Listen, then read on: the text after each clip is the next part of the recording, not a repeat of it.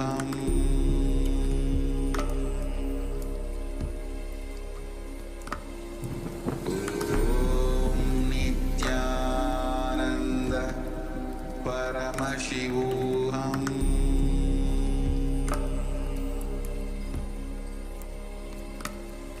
Om Nityananda Paramashivoham.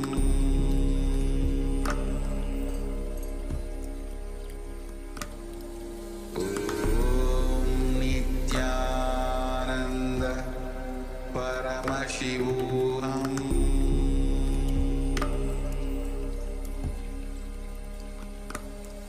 Om Nityananda Paramashivoham.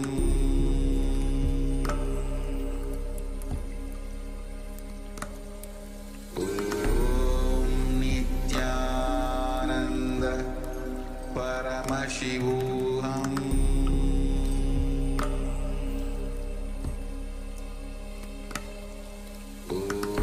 Om Nityananda Paramashivoham.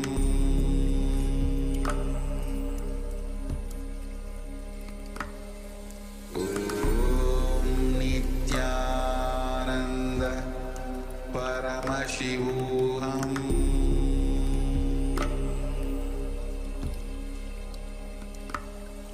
Om Nityananda Paramashivoham.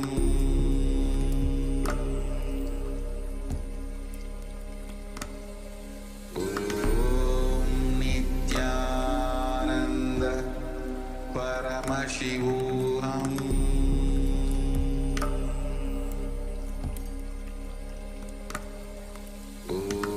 Om Nityananda Paramashivoham.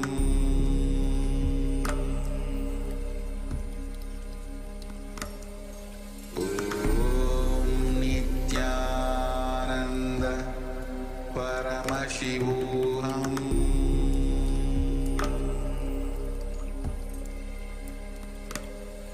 Om Nityananda Paramashivoham.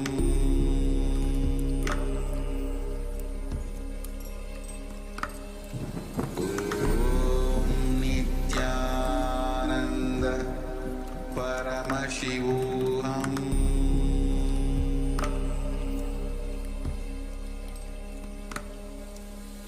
Om Nityananda Paramashivoham.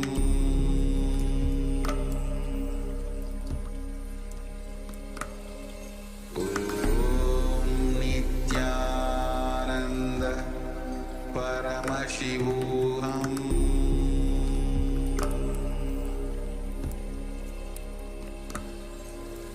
Om Nityananda Paramashivoham.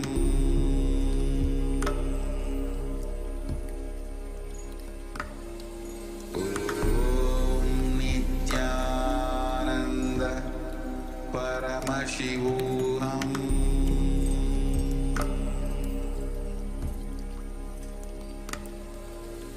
Om Nityananda Paramashivoham.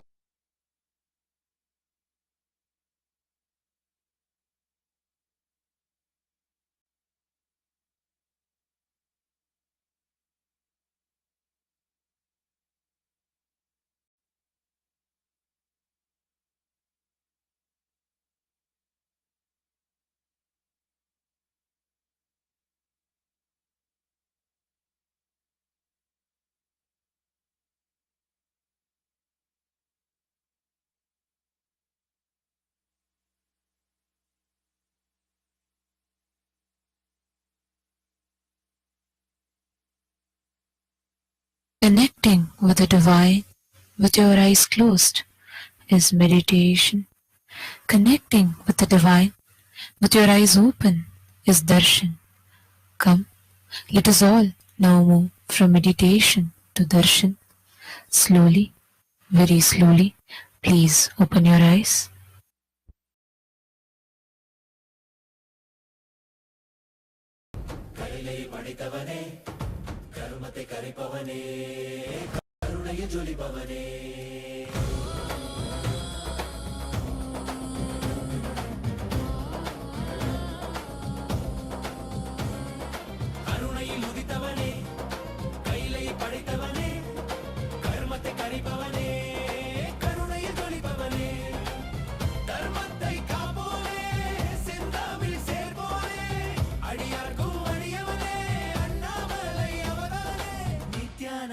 பரம்பொருளே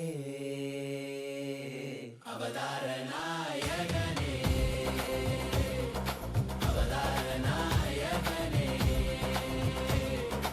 அவதார நாயகனே தென்னாடு உடையவனே செந்தமிழ் தலைவனே தென்னாடு உடையவனே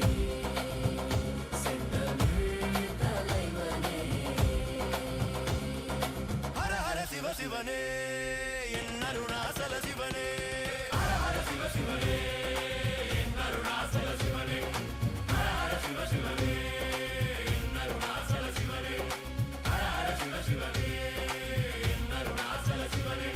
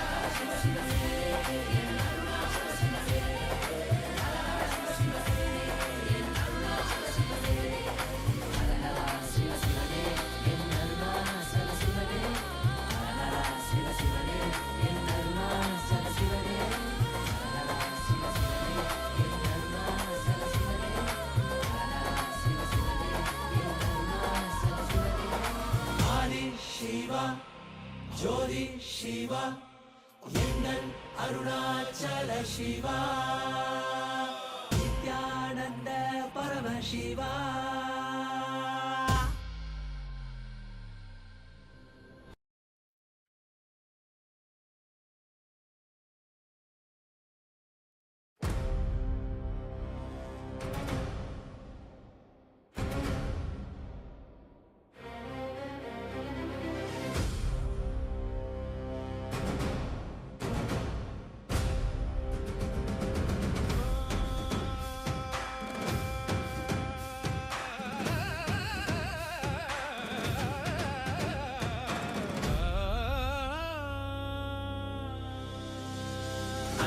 உதித்தவனே கைலையை படைத்தவனே கர்மத்தை கரிப்பவனே கருணையில் ஜொலிப்பவனே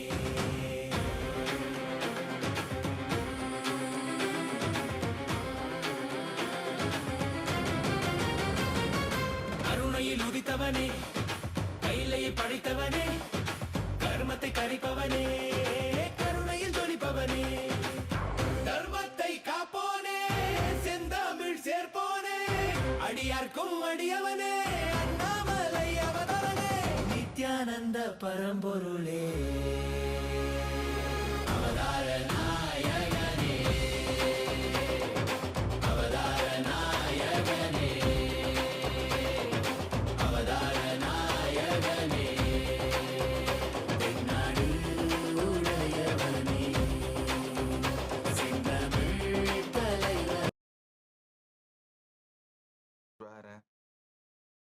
परमशिवसमारम्भाम् नित्यानन्देश्वरि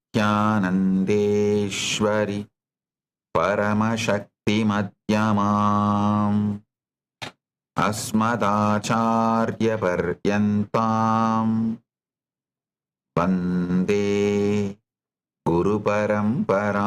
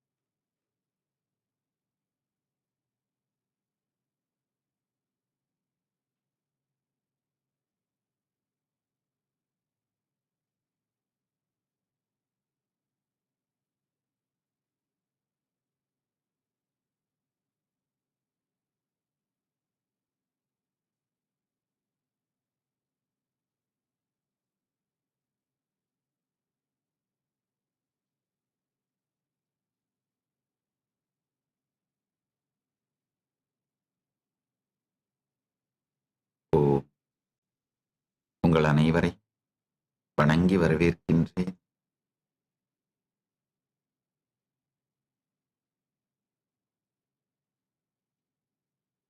கைலாச நித்யானந்த 49வது ஜெயந்தி மகோத்சவத்திற்காக 49வது நித்யானந்த ஜெயந்தி பிரம்மோத்சவத்திற்காக நித்யானந்தோத்சவத்திற்காக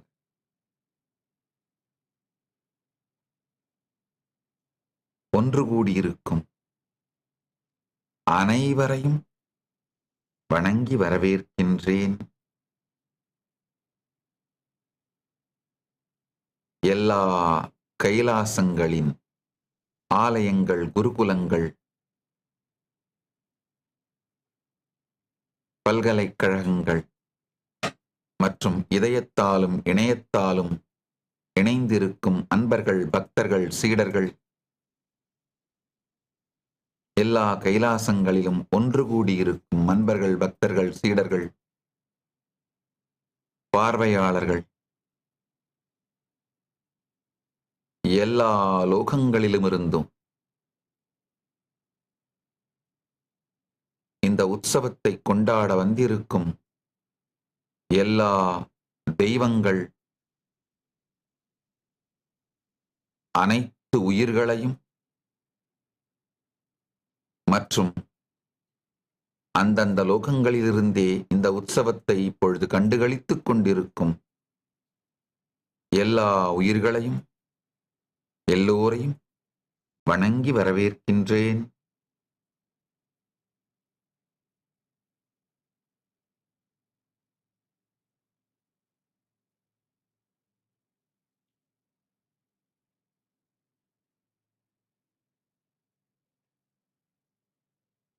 பரமசிவ பரம்பொருள்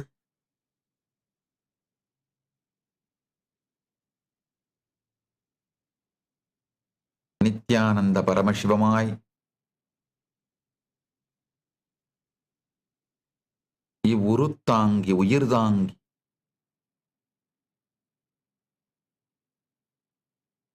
இதுவாய் வெளிப்பட்டு 48 ஆண்டுகள் முடிந்து 49வது ஆண்டு துவங்குகிறது.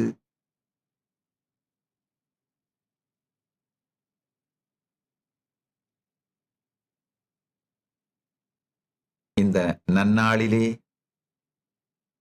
49வது ஜெயந்தி திருநாளிலே, அவதார தின திருநாளிலே பரமசிவ பரம்பொருளின் பரம வெளிப்பாடாக, பரம்பொருளின் பரம வெளிப்பாடாய் இருந்து அனைவருக்கும் பரமாத்வைதத்தை அருளி ஆசீர்வதிக்கின்றோம். அனைவருக்கும் பரமாத்வைதத்தை அருளி ஆசீர்வதிக்கின்றோம். பரமாத்வைத பிராப்திரஸ்து, சர்வ மங்கள பிராப்திரஸ்து, சர்வ ஐஸ்வர்ய பிராப்திரஸ்து, சர்வ ஆனந்த பிராப்திரஸ்து, தர்மார்த்த காம மோக்ஷ பிராப்திரஸ்து. ஞான சுக யோக போக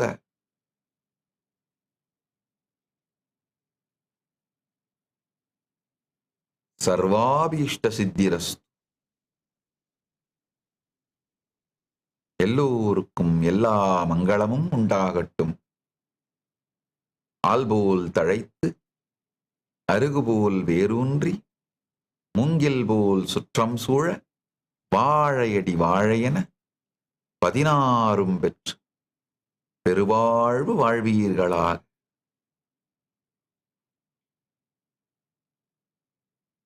கோப்ராஹ்மணேப்யோ சுபமஸ்து நித்யம்.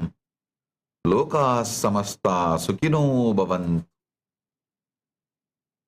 கோவும் பிராமணர்களும் சுபமாக இருக்கட்டும். உலகம் முழுமையும் சுபமாக இருக்கட்டும். எல்லோருக்கும் எல்லா மங்களமும் உண்டாகட்டும்.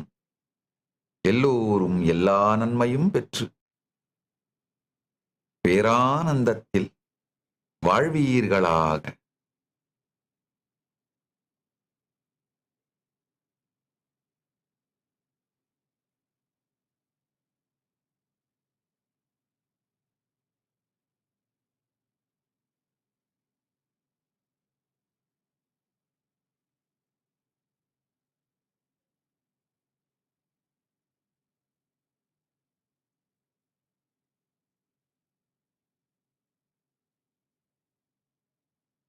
நாற்பத்து 49வது ஜெயந்தி திருநாளிலே, இந்த நன்னாளிலே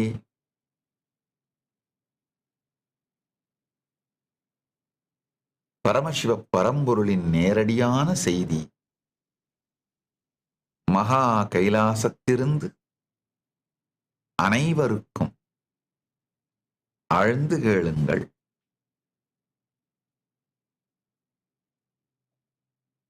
அகம் தனி உண்மை திரையாக நம் உள்ளம் நின்று நேரம் ஓடும் திரைப்படம் நாமே மறைந்தே காண்போம்.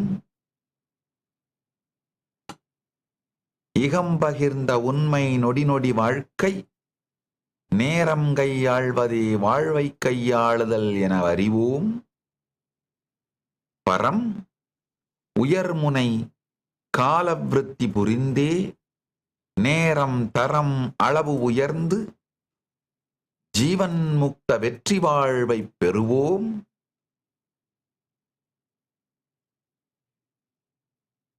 நித்திய நிகழ்வில் நிலைத்திருந்து மன நேரம் கடந்த எதிர்வினையில் அடிமைத்தான் அல்லாது சாதனையால் நேரம் மாற்றி பரமவிருத்தி கண்டு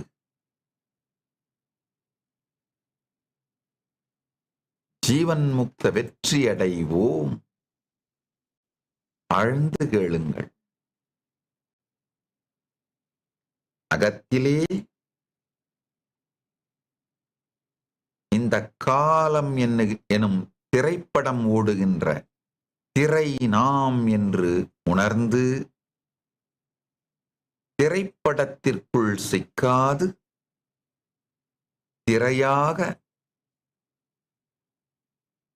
இந்த காலம் நம்மீது ஓடுவதை பார்த்து காலம் எனும் ரயிலில் அமர்ந்திருக்கும் பயணிகள் அல்ல நாம், காலம் எனும் ரயில் ஓடுகின்ற தண்டவாளம் நாம்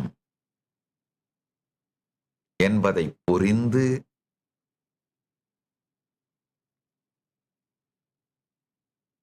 அகத்திலே ஜீவன் முக்தனாக முழுமையான சுதந்திரத்தோடு வாழ்தலும் இகத்திலே, அகம் அப்படிங்கிறது சப்ஜெக்டிவ் ரியாலிட்டி, இகம் அப்படிங்கிறது ஷேர்டு ரியாலிட்டி, பரம் அப்படிங்கிறது அல்டிமேட் ரியாலிட்டி. அகத்திலே காலம் எனும் திரைப்படம் ஓடும் திரை நாம் என்று புரிந்து,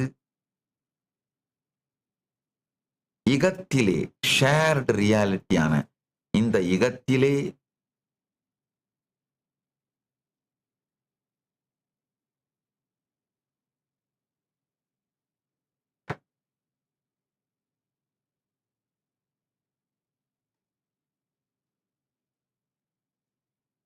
ஒவ்வொரு வினாடியும் நம் வாழ்க்கை என்பதை புரிந்து, ஒவ்வொரு வினாடியையும் மேலாண்மை செய்வதே வாழ்க்கையை மேலாண்மை செய்வது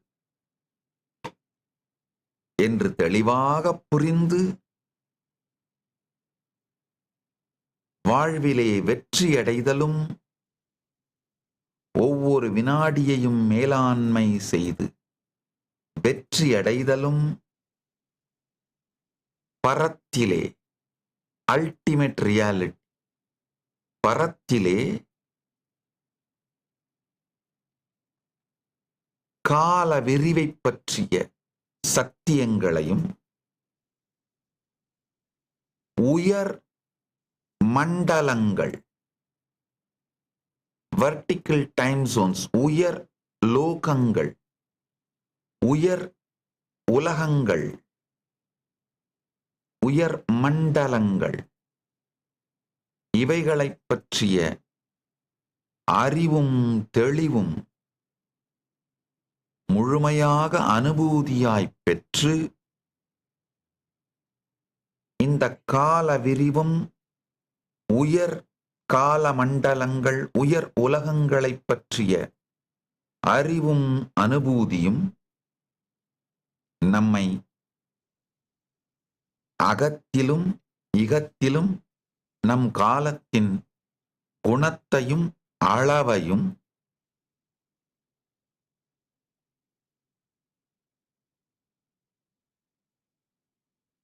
நமது விருப்பத்திற்கேற்றாற்போல் விரித்து ஜீவன் முக்த வெற்றி வாழ்க்கை வாழ்வீர்களாக. இதுதான் பரமசிவ பரம்பொருள் 49வது அவதார தினத்தில், அவதார தின மகோத்சவமாகிய இன்று, ஜெயந்தி மகோத்சவமாகிய இன்று அனைவருக்குமாக செய்தியாகவும் ஆசியாகவும், அனைவருக்குமான செய்தியாகவும் ஆசியாகவும் தீட்சையாகவும் சக்திபாதமாகவும் சக்தினீபாதமாகவும் பேரருள் ஆசியாகவும் அளிக்கின்றார்.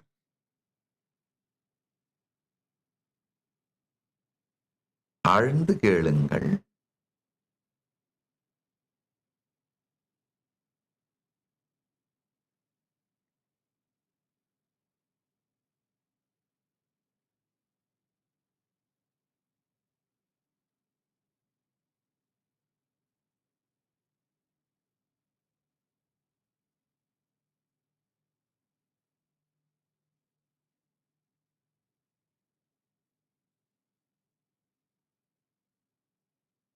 அகத்திலே சப்ஜெக்டிவ் ரியாலிட்டியில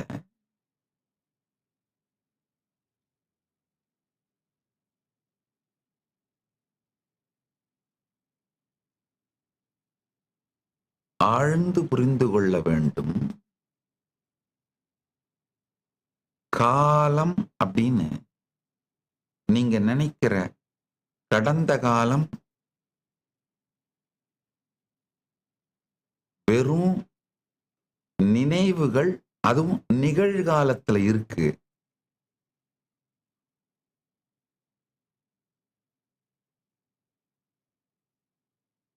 அதுவும் முழுமையான சத்தியம் இல்லை.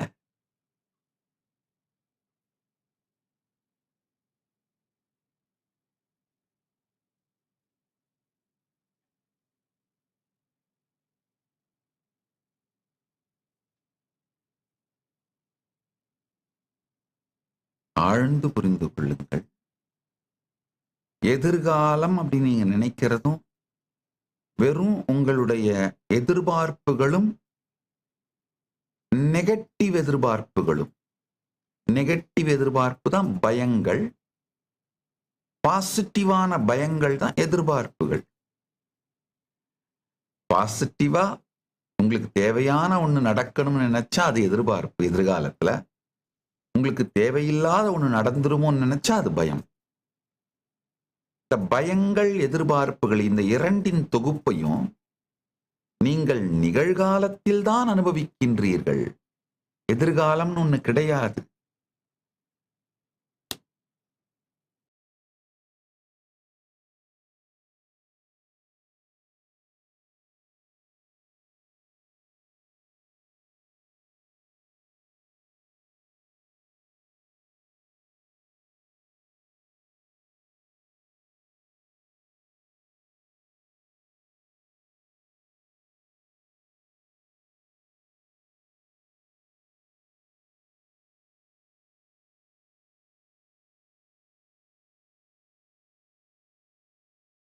ஆழ்ந்து கேளுங்கள்.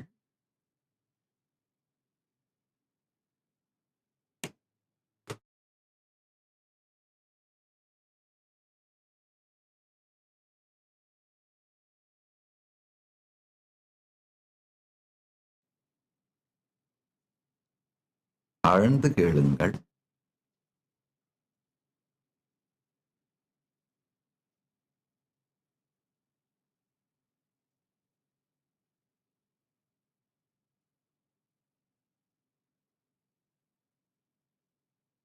பரம் அப்படிங்கிறது பரம சத்தியம், அல்டிமேட் ரியாலிட்டி.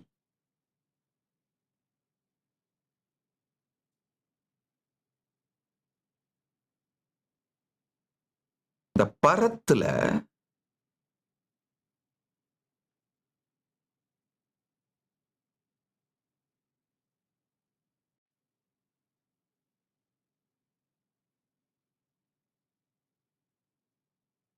எப்படி கால விரிவு நடக்குது. கடந்த 5 நாள் சத்சங்கத்துல ரொம்ப தெளிவாகவும் விளக்கமாகவும் எப்படி ஒரு லோகத்திலிருந்து மேல் உலகங்களுக்கு செல்லும் பொழுது கால விரிவு நடக்கிறது அப்படிங்கிறதையும், இத பல்வேறு புராணங்கள்ல இருக்கிற வரலாற்று தரவுகளை வைத்து அது எவ்வளவு கன்சிஸ்டண்டா இருக்குன்றத அறிவியல் பூர்வமாக கடந்த 5 நாட்கள் சத்சங்கங்கள்ல ஆழமா நிரூபித்துக் கொண்டே வந்து கொண்டிருக்கின்றோம். இன்னைக்கு அதோட சாரத்தை சொல்றேன், கேட்டுக்கோங்க.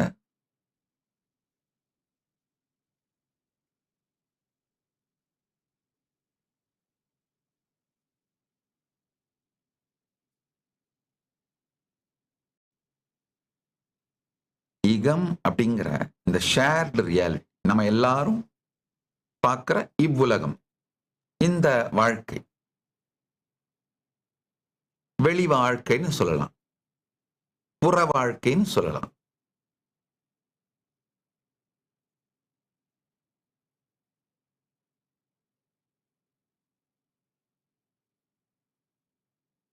இந்த புற வாழ்க்கையில நீங்கள் முழுமையாக கிளாக் டைம் சென்டர்டா, அதாவது வாட்சை உபயோகப்படுத்தி நாம எல்லாரும் டைம் பத்தி ஒரு அண்டர்ஸ்டாண்டிங் வந்திருக்கோம் இல்லையா? இதுல ஒவ்வொரு வினாடியையும் முழுமையாக உபயோகித்து ப்ரொடக்டிவா இருந்து, ஆனா உள்ள அகத்துல சர்வ சுதந்திரமா டைம்லெஸ்னஸ்ல நித்திய நிகழ்வுல இருந்து வாழ முடியும். அகமான சப்ஜெக்டிவ் ரியாலிட்டி.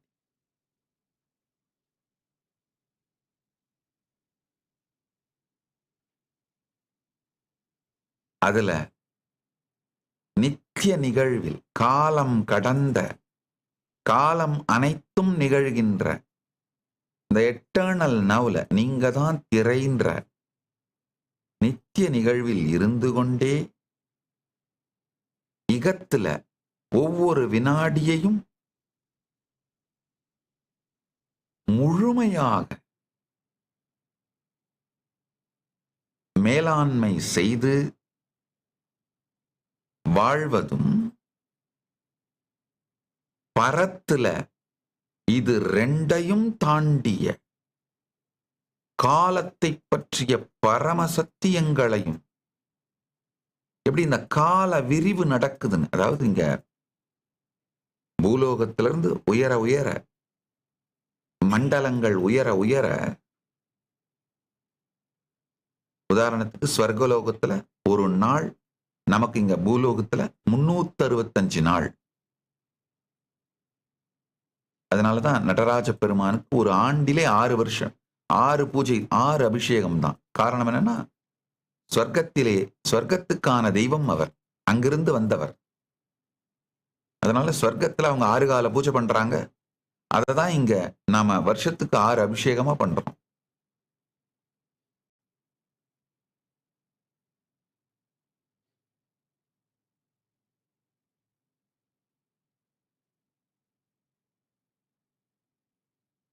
இந்த கால விரிவை பற்றி புரிந்து கொண்டோமானால் அது ரொம்ப சுலபம்ங்கய்யா. கொஞ்சம் அதுக்கு கான்சியஸா எஃபர்ட் போடணும், டைம் போடணும், அவ்வளவுதான். இது எப்படின்னாங்கய்யா, 10 ரூபா கொடுத்து ஒரு லாட்டரி வாங்கி 1000 கோடி ரூபா அந்த லாட்டரியில உங்களுக்கு பரிசு விழற மாதிரி தான். என்னன்னா, ஒரு நல்ல செய்தி, இந்த லாட்டரி வாங்குற அத்தனை பேருக்கும் பரிசு. நீங்க மொத்தமா ஒரு 4-5 மணி நேரம், ஒரு 2-3 சத்சங்கம் ஸ்ரத்தையோடு இந்த காலத்தை பற்றி புரிந்து கொண்டீர்களானால் நன்றாக புரிந்து கொள்ளுங்கள். என்னுடைய சத்சங்கங்கள் வெறும் வார்த்தை அல்ல, அனுபூதியின் வெளிப்பாடு. என் உயிர் என்னவாக இயங்கிக் கொண்டிருக்கிறதோ, என்ன ஃப்ரீக்வன்சில இருக்கோ, என்ன வைப்ரேஷன்ல இருக்கோ, அதை உங்களுக்கு திறந்து வைக்கின்றேன். அப்ப என்ன ஆகுதுன்னா, இந்த வார்த்தைகள் உங்களுக்குள் சென்று இயங்கும் பொழுதே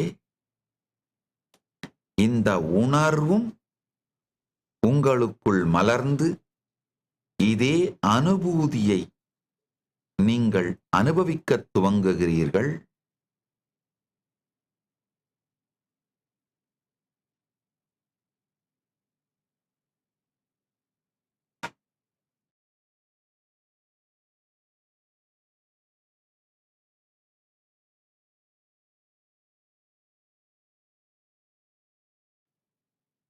ஆழ்ந்து கேளுங்கள்.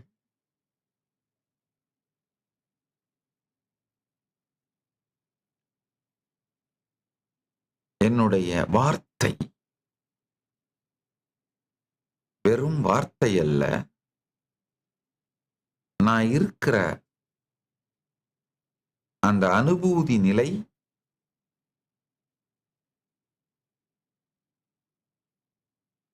அந்த எண்ண அலை, அந்த அதிர்வலையை இந்த வார்த்தைகள் மூலமாக உங்களுக்கு கொண்டு வந்து சேர்க்கின்ற சக்தி பாதம், சக்தினி பாதம். அதனால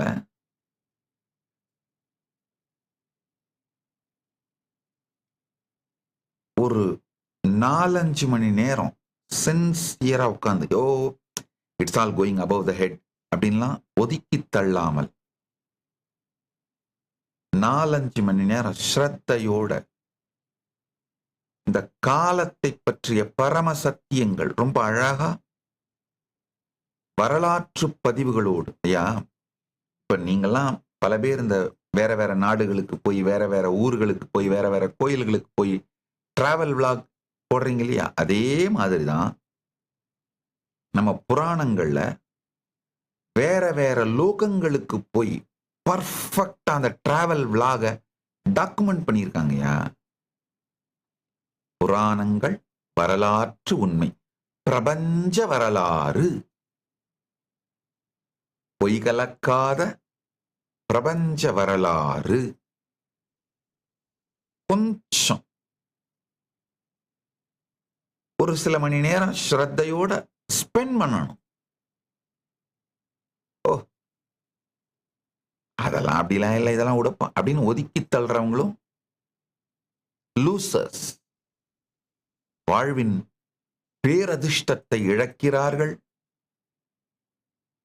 சாமி சொல்லிட்டு எல்லாம் சரியாதான் இருக்கும், அதை அப்படியே நம்பலாம் அப்படின்னு மேம்போக்கான நம்பிக்கையை பெறுபவர்களும் சில நாட்களில் அந்த நம்பிக்கையை இழக்கிறார்கள். கேட்பதை ஆழ்ந்து உள்வாங்கி தன் அனுபூதியாக மாற்றிக்கொள்பவர்களே வெற்றியாளர்கள். அவர்களே என்னுடைய சரியான சீடர்கள். அதனால தயவு செய்து ஆழ்ந்து கேளுங்கள், உள்வாங்கிக் கொள்ளுங்கள். கடந்த 5 நாள் சத் சங்கத்துல த டைம் டைலேஷன், கால விரிவு, அதை பத்தி எலாபரேட்டா விளக்கியிருக்கேன். புரிஞ்சுக்குங்க. இப்ப அதோட சாரத்தை சொல்றேன்.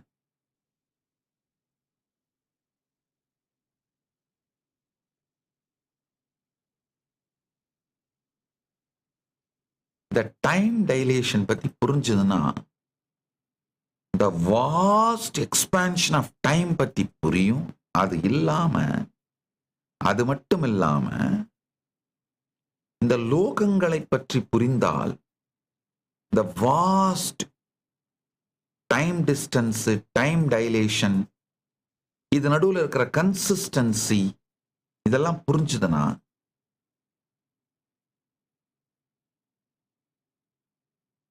மெதுவா அது அனுபூதியா மாற ஆரம்பிக்கும். அப்ப என்ன ஆகும்னா, உங்களுக்குள்ள இருக்கிற எல்லா கட்டுக்களுமே அருந்து போயிடுங்க. இப்போ உங்களுக்கு இருக்கிற எல்லா மிகப்பெரிய பிரச்சனையுமே வேற ஒண்ணுமே இல்லைங்க. உங்க பால்காரம் பாக்கி, இஎம்ஐ பாக்கி, இந்த லெவல் பிரச்சனை தாங்கய்யா. உங்களுக்கு மிகப்பெரிய, நீங்க இல்ல சாமி எனக்கு கேன்சர் வியாதியா இருக்கு, எப்ப சாவேன்னு தெரியாது,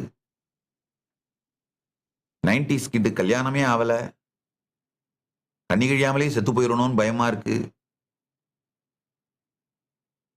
இல்ல சாமி படாத டிப்ரெஷன், எத்தனையோ வருஷமா மெடிசன் சாப்பிட்டுட்டு இருக்கேன், டிப்ரெஷன்ல இருந்து வெளியில வர முடியல சாமி, இல்ல சாமி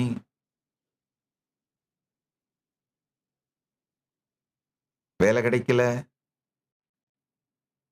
கிடைச்ச வேலையில ஒட்டி நிக்க முடியல.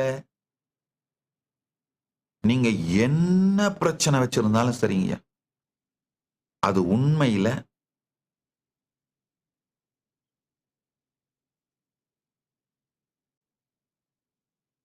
ஒருத்தனுக்கு 1000 கோடி லாட்டரியில் அடிச்சா அவனை பிடிச்சிட்டு இருக்கிற சகல விதமான பணம் சார்ந்த பிரச்சனைகள் காணாமல் போவது போல, அதுக்கப்புறம் அவன் பால் பாக்கி, இஎம்ஐ, இதை பத்தி எல்லாம் கவலைப்பட போறானா? கிடையாது.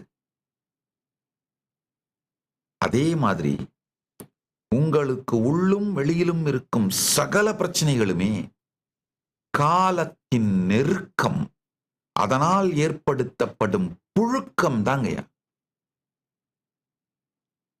காலம் உங்களை சஃபகேட் பண்ணி அதனால ஏற்படுற புழுக்கம் தான் உங்களுடைய அத்துணை பிரச்சனைகளும்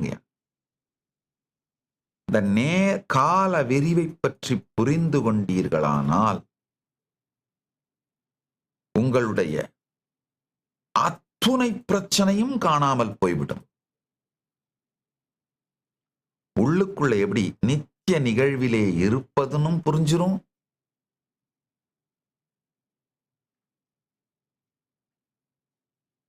அகத்திலே நித்திய நிகழ்வில் இருப்பதும் அனுபூதியாயிடும்.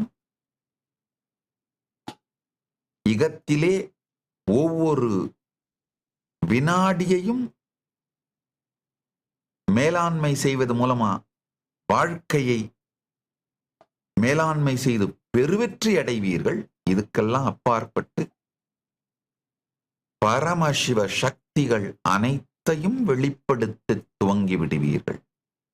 பரமசிவ சக்திகள் அனைத்தையும் வாழ துவங்கி விடுவீர்கள், வெளிப்படுத்த துவங்கி விடுவீர்கள். காரணம் என்னன்னா,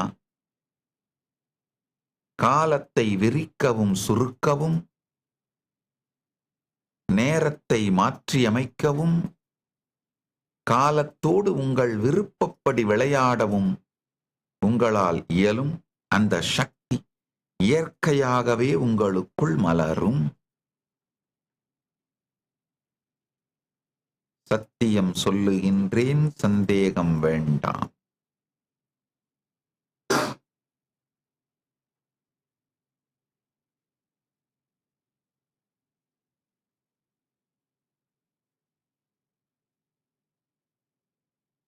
எதிர்காலத்தை தொட்டதே இல்லை, கடந்த காலத்தை வாழ்ந்ததே இல்லை. நிகழ்காலத்தை கண்டுபிடிக்க முயன்றாலும் நழுவும் நீர் போல சென்று கொண்டிருக்கின்றது.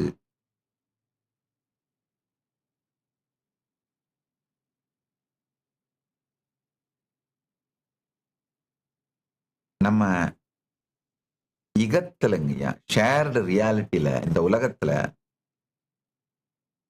மிக பெரிய மூட நம்பிக்கை என்ன தெரியுமா?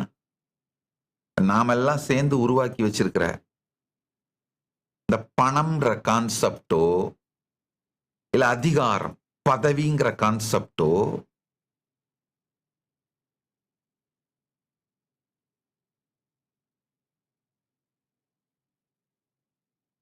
இல்ல ஓனர்ஷிப், இது என்னது அது உன்னது அப்படிங்கிற இந்த கான்செப்டோ, இதெல்லாம் கூட இல்லை. இதெல்லாம் விட பெரிய ஒரு மயக்கம், மதி மயக்கம், மன மயக்கம், மாயை, மூட நம்பிக்கை என்ன தெரியுமா? இந்த காலம் பற்றிய கான்செப்ட் தாங்க. காலம் பத்தி நாம உருவாக்கி வச்சிருக்கிற கான்செப்ட் தான் மிக மிக மிக மோசமான ஷேர்டு ரியாலிட்டி இல்யூஷன். இந்த ஷேர்டு ரியாலிட்டியில நமக்கு இருக்கிற மிகப்பெரிய இல்யூஷன் காலம் பத்தி தாங்க.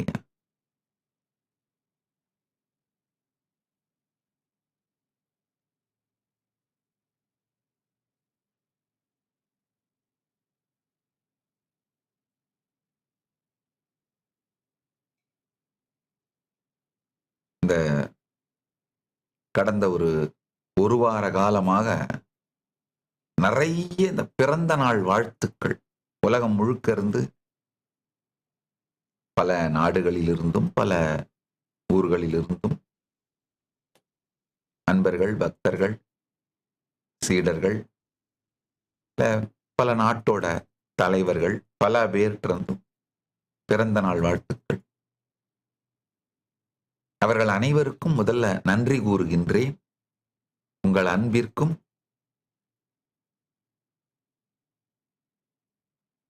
இனிமையான நல்வாழ்த்துக்களுக்கும் நன்றி.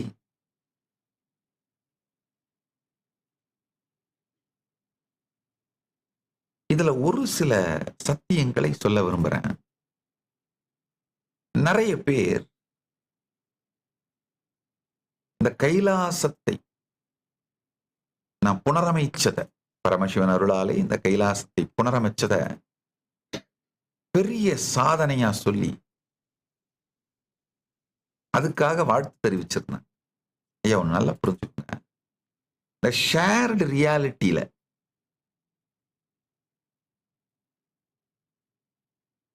இன்டர்நேஷனல் லா படி இந்த கைலாசம்ங்கிற நாட்டுக்கு பரமசிவன் அருளால நான் தான் தலைவன். அது சட்டப்படியாக இன்டர்நேஷனல் லாவோட ஸ்டாண்டர்ட் படி அது ஒரு நாடு.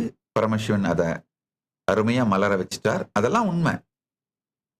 ஆனா இந்த ஷேர்டு ரியாலிட்டி சார்ந்து நடக்கிற எந்த விஷயமுமே எனக்கு பெருமையாக எனக்குள் பதியவே இல்லைங்கய்யா. நான் எதை பெருமையா நினைக்கிறேன்னா, பரமசத்தியம் அல்டிமேட் ரியாலிட்டியில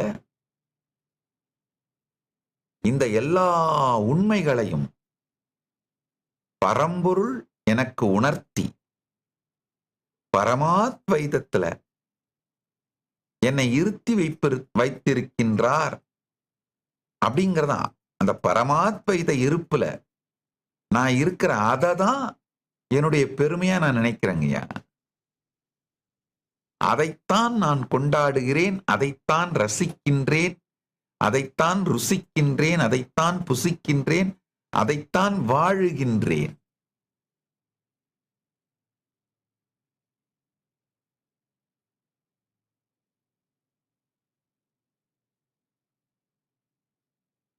ஆனா பல நேரத்துல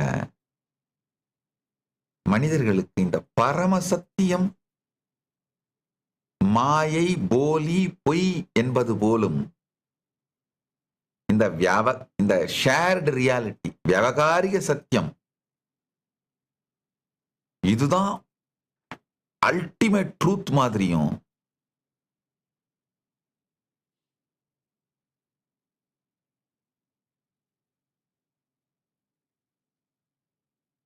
இந்த கைலாசத்தின் வெற்றிக்காக என்னை வாழ்த்தியவர்கள் உங்கள் அனைவருடைய அன்பை ஏற்றுக்கொள்ளுகிறேன், வாழ்த்தை ஏற்றுக்கொள்ளுகிறேன்.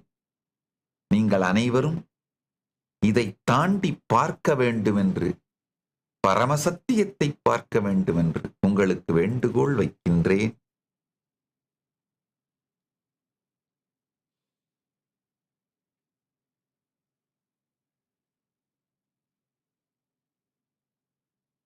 என்னங்கய்யா, இந்த பணம், அதிகாரம், ஓனர்ஷிப்பு, இது எல்லாமே ஷேர்டு ரியாலிட்டியில இருக்கிற டெல்யூஷன், நாம இன்வென்ட் பண்ண டெல்யூஷன்ஸ்ங்கய்யா. பிராக்டிக்கலா நம்ம இப்ப எப்படி இந்த டிராபிக் ரூல்ஸை இன்வென்ட் பண்றோம் இல்லையா? நீ இந்த பக்கம் போ, நீ இந்த பக்கம் போ, அப்பதான் ஒருத்தர் இடிச்சுக்க மாட்டோம். ரெட் லைட் போட்டா நின்னுடு, கிரீன் லைட் போட்டா போ, மஞ்சள் லைட் போட்டா தயாராகு போறதுக்கு சொல்லிக்கிறோம் இல்லையா? அண்டர்ஸ்டாண்டிங் வந்துக்கிறோம் இல்லையா? அது மாதிரியா நம்மளுக்குள்ள இருக்கிற ஒரு அண்டர்ஸ்டாண்டிங் தான் பணம், பதவி, அதிகாரம், அதிபர்.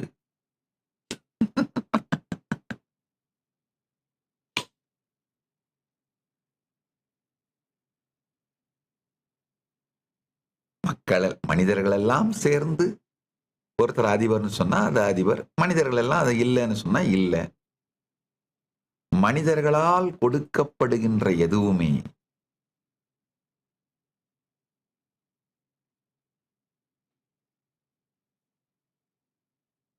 அவர்களுடைய அன்பு அதில் கலந்திருப்பதனால் அந்த அன்பை மறுக்க வேண்டாம் என்பதற்காக அவைகளை ஏற்றுக்கொள்ளுகின்றோமே தவிர அது என் இருப்பை தீர்மானிக்கின்ற, என் இருப்பின் பெருமையாக நான் கொண்டாடுகின்ற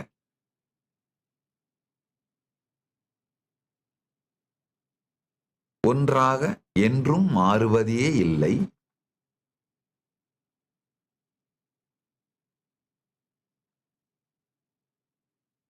அதனால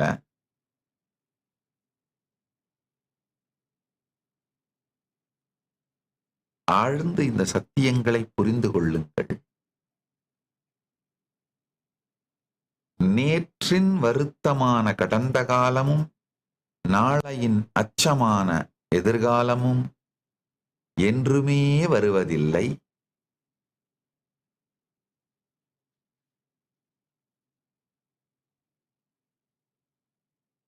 கடந்ததும் நிகழ்காலமும் எதிர்காலமும்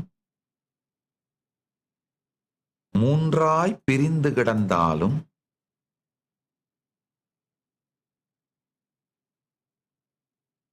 ஆழ்ந்து பார்த்தால் மூன்றுமே இல்லை என்று புரியும். ஆனா உபனிஷதத்தில் சமாதி பழகி சாட்சியாக இருந்தீர்களானால் இந்த மூன்றுமே உங்களுக்குள் நிகழ்வதை பார்ப்பீர்கள். இகத்தில் பார்க்க மூன்றுமே இல்லை, அகத்தில் இருக்க இந்த மூன்றும் உங்களுக்குள் வந்து செல்வதை அனுபூதியாய் காண்பீர்கள்.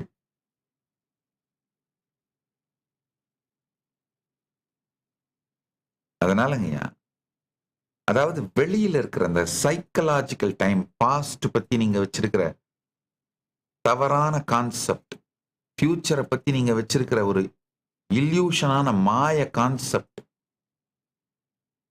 இதெல்லாம் வச்சுட்டு பிரசன்ட் எங்கன்னு தேடி தேடி கண்டுபிடிச்சு பார்த்தா அது பிரசன்ட் எங்க நீங்க அப்சர்வ் பண்றதுக்குள்ள பிரசன்ட் போயிடும். நீங்க அப்சர்வ் பண்றதுக்குள்ளே பிரசன்ட் பாஸ்ட் ஆயிடுது. இந்த குழப்பங்களிலே சிக்கி இருந்தீர்களானால்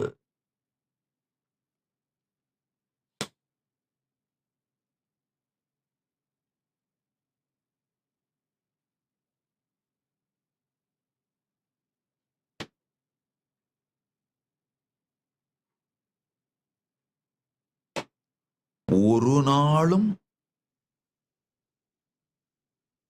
காலத்தை உணரவே முடியாது. அது ஒரு சக்தி என்பதை உணரவே முடியாது. அப்ப என்ன ஆகும்னா, காலங்கிற ட்ரெயின்ல உட்கார்ந்து இருக்கிற பேசஞ்சர் மாதிரி உங்களை எங்கேயோ தூக்கிட்டு போயிட்டு இருக்கு. எங்க போகுதுன்னு கேட்டாலும் எனக்கு தெரியாது, ட்ரெயின் எங்க போகுதுன்னு நீங்க ட்ரெயினுக்கு எடுத்து தெரிஞ்சுக்கோங்க அப்படிம்பீங்க. அப்படிதான் போயிட்டு இருக்கு பல பேருடைய வாழ்க்கை.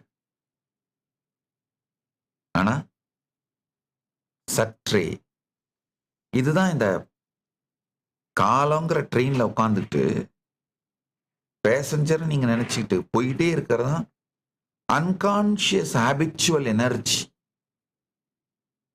உணர்வரு மனத்தின் வாழ்க்கை போக்கு.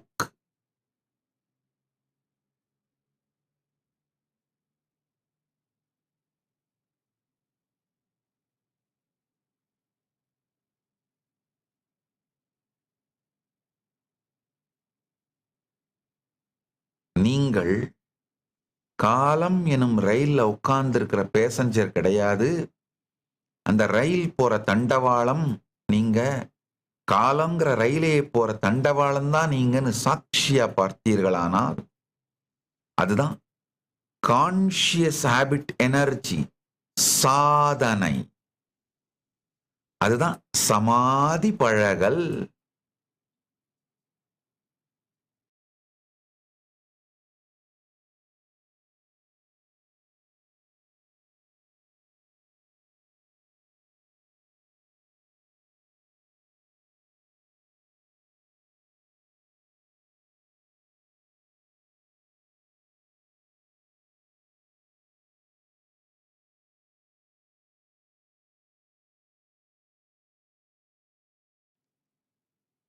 ஆழ்ந்து கேளுங்கள்.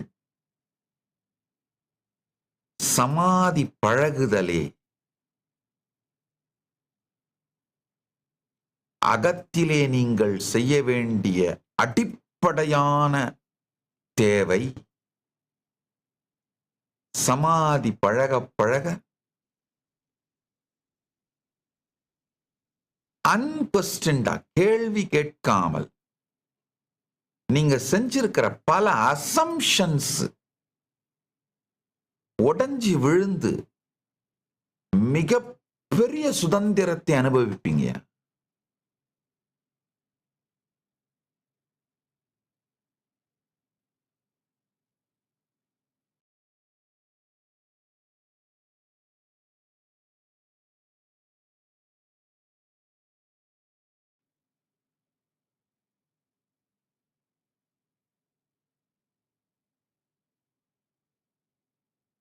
என்னுடைய வாழ்க்கையில் செய்ய வேண்டியதில்லை அப்படிங்கறதெல்லாம் செய்யறது நிறுத்தினேன். அவ்வளவுதான். அப்ப செய்ய வேண்டியதை தானாகவே நீங்கள் செய்வீர்கள். காரணம் என்னன்னா, ககனோ கர்மனோ கதிகி, நாம் இயற்கையாகவே செயல்படுவதற்காகவே வடிவமைக்கப்பட்டிருக்கின்றோம். செயல்படுவதற்காகவே வடிவமைக்கப்பட்ட கருவி நாம் என்பதனால் தேவையில்லாத செயல்களை செய்வதை நிறுத்தினாலே தேவையானவற்றை தானாக செய்து வெற்றியடைவோம். கடந்த காலத்தின் கவலைகளிலே மூழ்கி மணியை, நாளை, வாரத்தை, மாதங்களை, வருடங்களை, சில நேரங்களில் தசாப்தங்களை இழக்கின்ற அந்த வேலையையோ, இது தேவையில்லாத வேலை, அல்லது எதிர்கால கற்பனை கனவுகளில் மூழ்கி அந்த கனவுகளே சுகம் என்று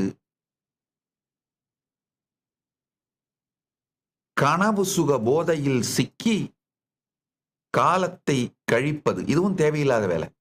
இந்த ரெண்டையும் செய்யாம விட்ட உடனேயே செய்ய வேண்டியவைகளை, சரியானவைகளை தொடர்ந்து செய்ததனால், பரமசிவ பரம்பொருளின் பேரருளால், அவர் இந்த ஞானத்தை சிறுவயதிலேயே எனக்கு கொடுத்தமையினால், பரமசிவ பரம்பொருளின் பேரருளும் என் குரு பரம்பரையின் ஆசியும் அவர்கள் அளித்த வாழ்க்கை முறையும்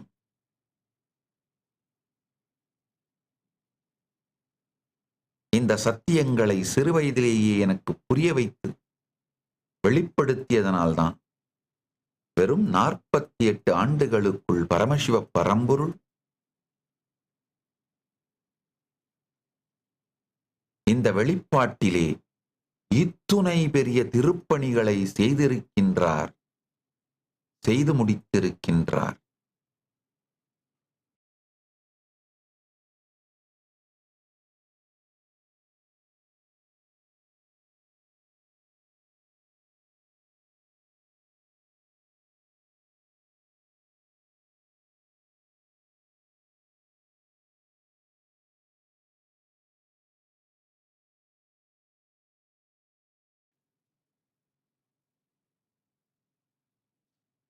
ஆயிரக்கணக்கான புத்தகங்கள் என் கைப்பட எழுதியிருக்கேங்கய்யா.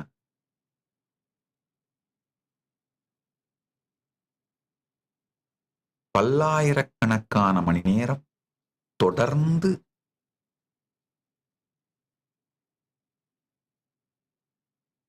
அஞ்சு வயசுல முதல் ஆன்மீக சத்சங்க மேடையில உட்கார வச்சு சத்சங்கம் நிகழ்த்த வைத்தார்கள் என் ஆச்சாரியர்கள். அன்றிலிருந்து இன்று வரை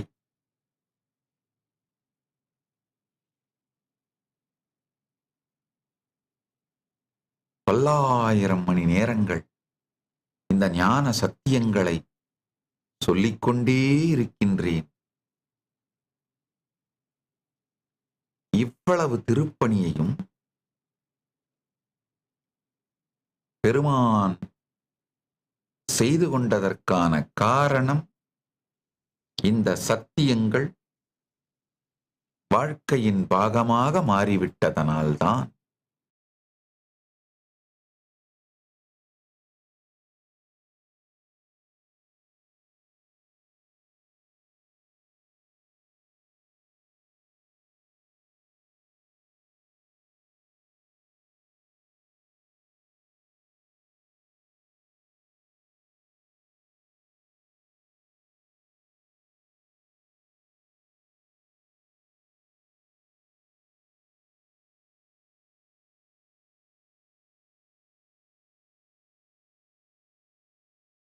ஆழ்ந்து கேளுங்கள்.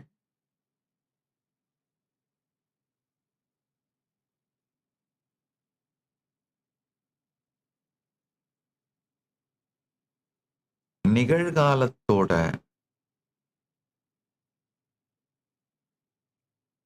அனைத்து அனுபவங்களையும் இந்த கடந்த காலம், நிகழ்காலம், எதிர்காலம் மூன்றுமே மொத்தமா இந்த காலம் அப்படிங்கிற ரயில் ஓடுகின்ற தண்டவாளம் தான் நாம அப்படிங்கிற தெளிவோடு பார்த்தீர்களானால்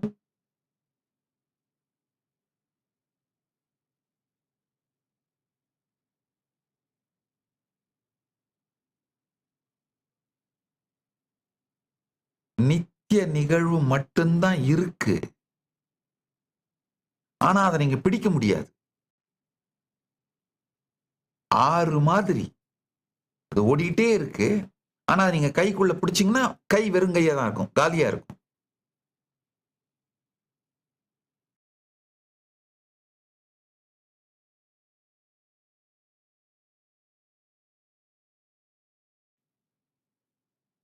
உபனிஷத்துல உட்கார்ந்து சமாதி பழகினீங்கன்னா தெளிவா பாப்பீங்க. கடந்த காலம், நிகழ்காலம், எதிர்காலம் எல்லாம் உங்களுக்குள்ள வந்துட்டு அப்படியே போயிட்டு இருக்கு. மாறி மாறி மாறி மாறி விளையாடிட்டு இருக்கு. சில நேரத்துல எதிர்காலத்திலே நீங்கள் கடந்த காலமாக எதை பார்க்கப் போகிறீர்களோ அதை கூட எதிர்காலத்திலே பார்ப்பீர்கள். கடந்த காலத்திலே நீங்கள் எதிர்காலமாக எதை நினைத்தீர்களோ அதை கூட நீங்கள் கடந்த காலத்து ஃபைல்ஸ்ல பார்ப்பீங்க. அப்போ காலத்தை பற்றிய ஆழ்ந்த தெளிவு, ஞான புரிதல், அறிவார்ந்த அனுபூதி உங்களுக்குள் நிகழும்.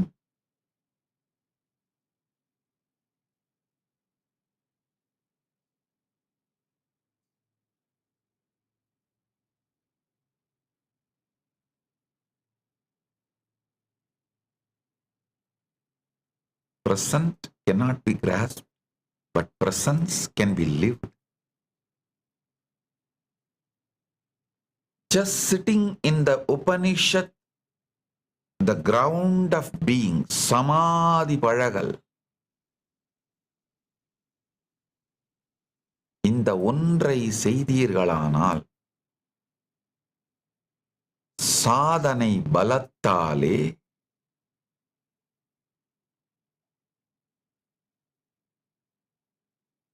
ஜீவன் முக்த தன்மையில் நிலை பெறுவீர்கள். அடுத்தது reversing the unquestioned usual assumption பத்தி புரிஞ்சுக்கோங்கயா.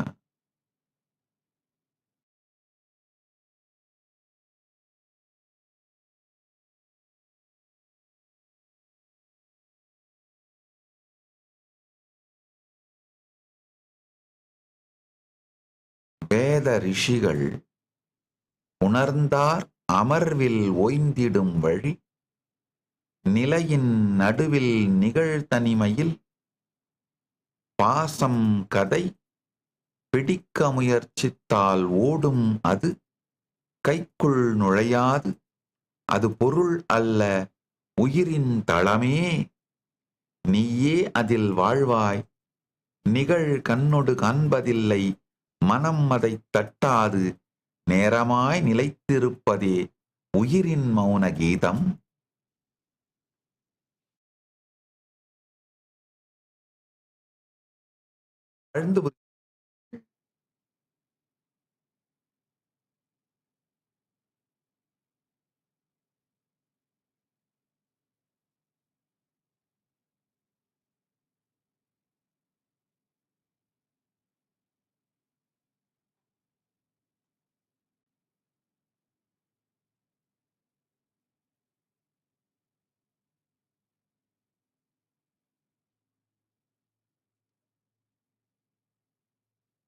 நம்முடைய வேதத்தோட உத்தமமான பாகம், மிக உயர்ந்த பாகம். அதுக்கு நம்ம ரிஷிகள் உபனிஷத்னு பேர் வச்சிருக்காங்க. அப்படின்னா என்ன அர்த்தம்னா ஒண்ணுமே இல்லைங்க, ஜஸ்ட் சிட்டிங், அமர்தல், அவ்வளவுதான் உபனிஷத்னா அர்த்தம். அமர்ந்தால் சாட்சியாக பார்த்தால் உள்ளுக்குள்ளும் வெளியிலையும் நடக்கிறத அப்படியே அமர்ந்து பார்த்தீங்கன்னா இந்த கடந்த காலம், நிகழ்காலம், எதிர்காலம் இதெல்லாம் உங்களுக்குள்ள ஓடுறத பார்ப்பீங்க. அப்படி பார்க்கும் பொழுது பல்வேறு மிக உயர்ந்த ஞான புரிதலும்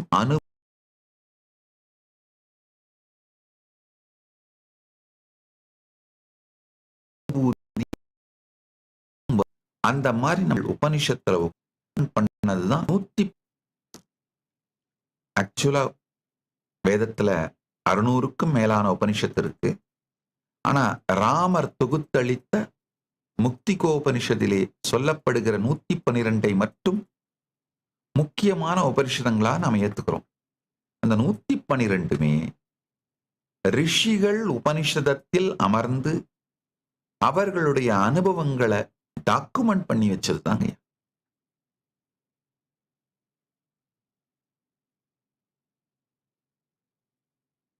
உட்காந்தீங்கன்னா அந்த உபனிஷத்துல கேள்வியே கேட்காமல்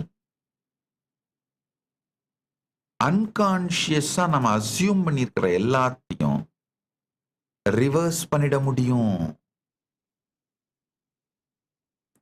நாம் நினைக்கும் காலம் கடந்ததும் எதிர்காலம்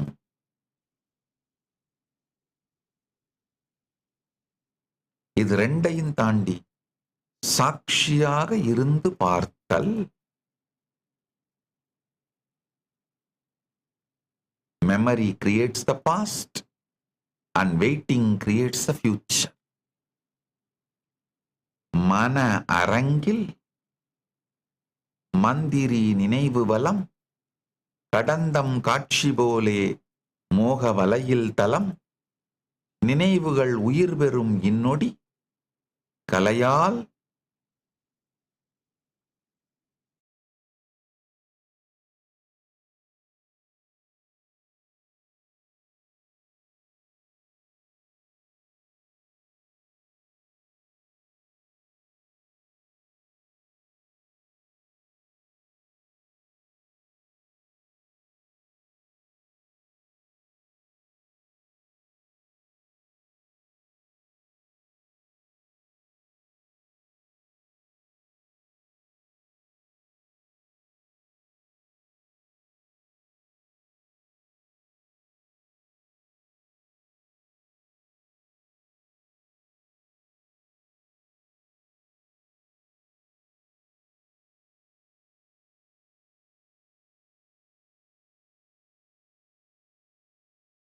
மையோடு கேளுங்கள். மன அரங்கில் மந்திரி நினைவு வலம், கடந்தம் காட்சி போலே மோக வலையில் தலம், நினைவுகள் உயிர் பெறும் இன்னொடி கலையால், இன்றைய நம்பிக்கையால் உருவம் மாறும் தலைவால், குழந்தை நினைவுகள் வளர்வதோடு மாறும், சகோதரர்கள் அதே காட்சியை வேறுபாடோடு காணும், நிகழ்வு இல்லாதது நினைவில் தோன்றினால் அது கதையின் அலை, நிஜம் அல்ல. நம்மனம் கூறும் வண்ணம் நான் அனுபவித்தவன் எனச் சொல்லும் பொழுது மணல் போல் அடையாளம் மாறும். யார் நான் எனக் கேள்வி எழும் பொழுது நினைவு உணவு பட்டியல் அல்ல, உணவு அல்ல, அது கடந்தம் நினைவாய் மட்டுமே இன்றே உருவாகும் கதையது.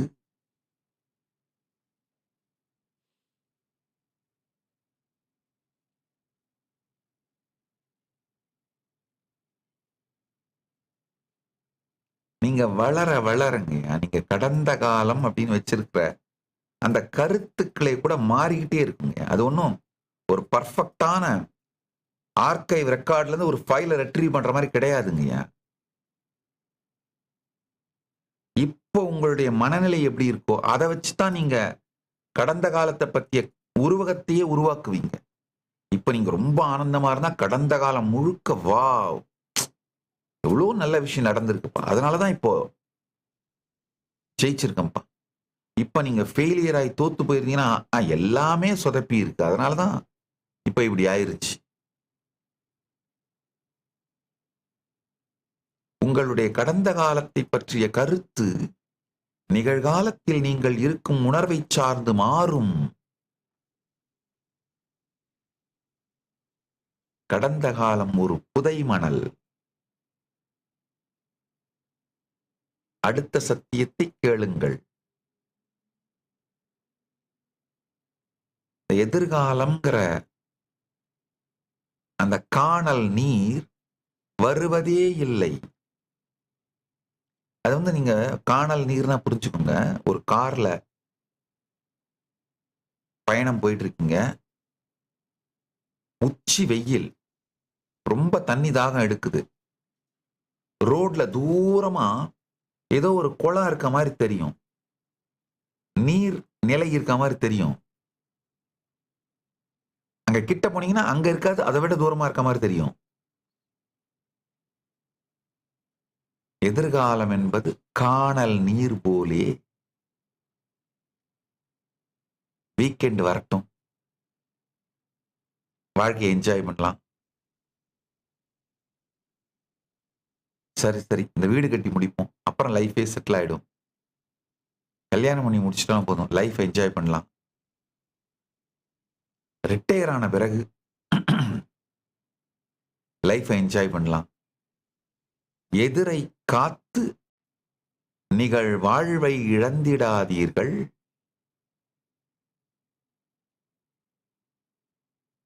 அடுத்த சத்தியத்தை கேளுங்கள்.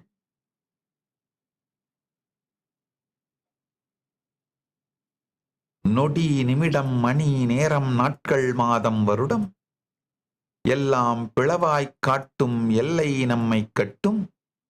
கடிகாரம் நாட்கட்டளை கருவி அனுபவம் ஓடும் நதி. என் கொண்டு நதியை அளக்க முடியாது தொடர்ச்சியில் வாழும். ஒரு மணி நேர களைப்பும் ஆர்வமும் சமமானது அல்ல. அனுபவத்தின் தன்மையில் அது வேறு, அளவீடும் கருவிகளில் தன்மையில் அது ஒன்று. அதனால் அனுபவம் சார்ந்து வாழுங்கள்.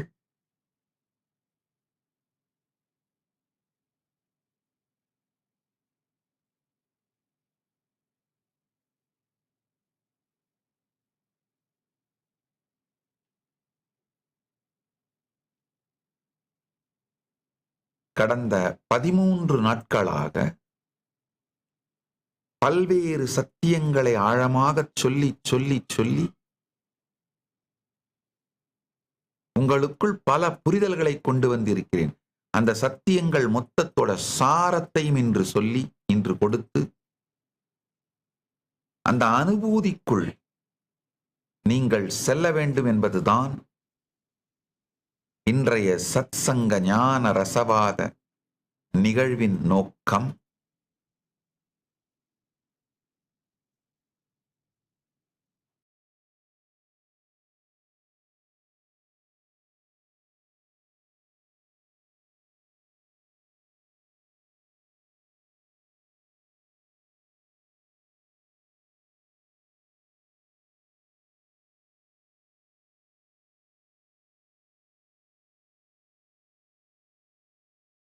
இன்னொரு முக்கியமான தெரிஞ்சுக்கணும்.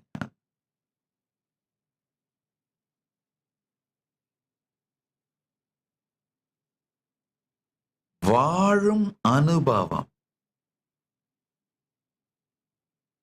அதுதான் உங்களுடைய வாழ்க்கையை முடிவெடுக்கின்ற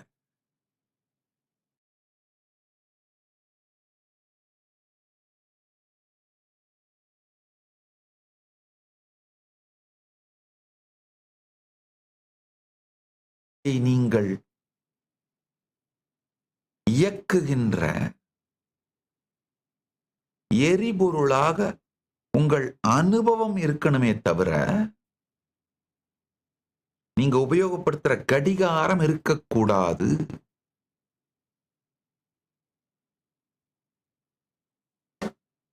அதனாலதான் பல பேரால தங்களுடைய தினசரி வாழ்க்கையை நடத்தவே முடியறதில்லை. ஷேர்டு ரியாலிட்டியில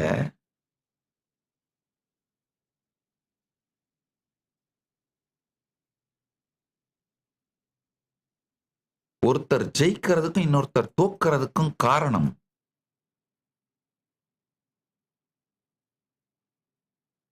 தங்கள் கான்ஷியஸ்னஸ் சார்ந்து வாழ்க்கையை வடிவமைத்துக் கொள்ளாது இருத்தல்.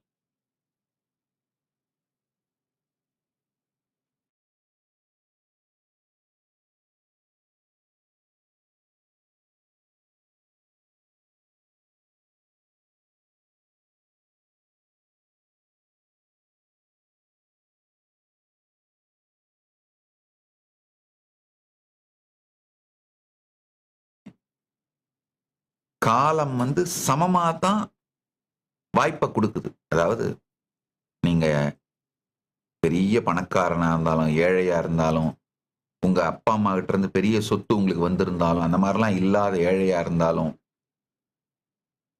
இல்ல ஒரு நாட்டோட அதிபரா இருந்தாலும் இல்ல ஒரு ஏழையான குடிமகனா இருந்தாலும் என்னவா இருந்தாலும் சரிங்க, நம்ம எல்லாருக்கும் காலையில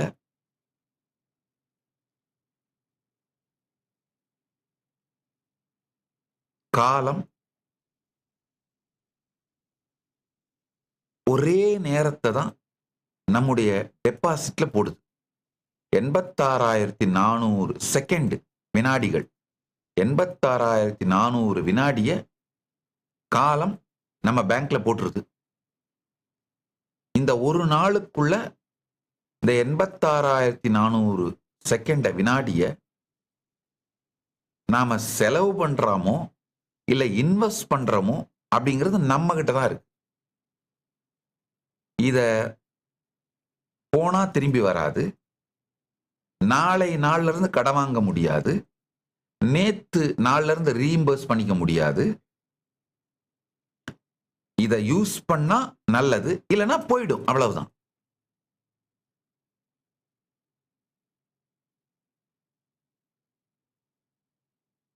இந்த நேரத்தை ஸ்பெண்ட் பண்றவெல்லாம் லைஃப்ல ஒண்ணுமில்லாத மஞ்சக்கடிதாசு கொடுத்துட்டு போற அந்த புரோக் ஆயிடுறாங்க, தோல்வி அடைகிறார்கள். இந்த நேரத்தை இன்வெஸ்ட் பண்றவங்க எல்லாம் வாழ்க்கையில் பெருவெற்றி அடைகிறார்கள்.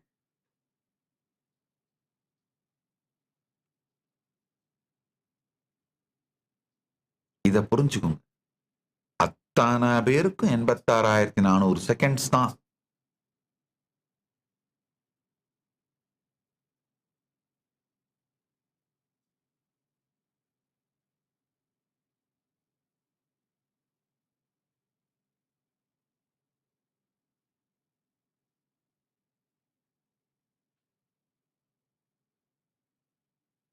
இந்த எனக்கு நேரம் இல்லைன்னு சொல்றாங்க பாருங்க, அது எல்லாமே பொய். நேரம் இல்லைன்னு சொல்றது அத்துணையும் பொய். இப்போ யோகா பண்றதுக்கு நேரம் இல்ல, உங்களுக்கு யோகா பிரையாரிட்டி இல்லைன்னு சொல்லுங்க.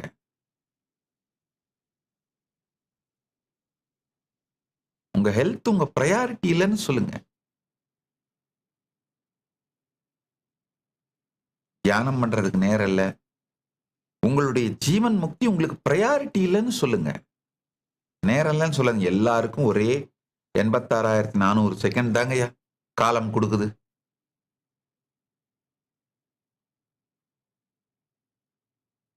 வாழ்விலே வெற்றியாளர்கள் காலை நேரத்தை முழுமையாக உபயோகிப்பார்கள், இன்வெஸ்ட் பண்ணுவாங்க.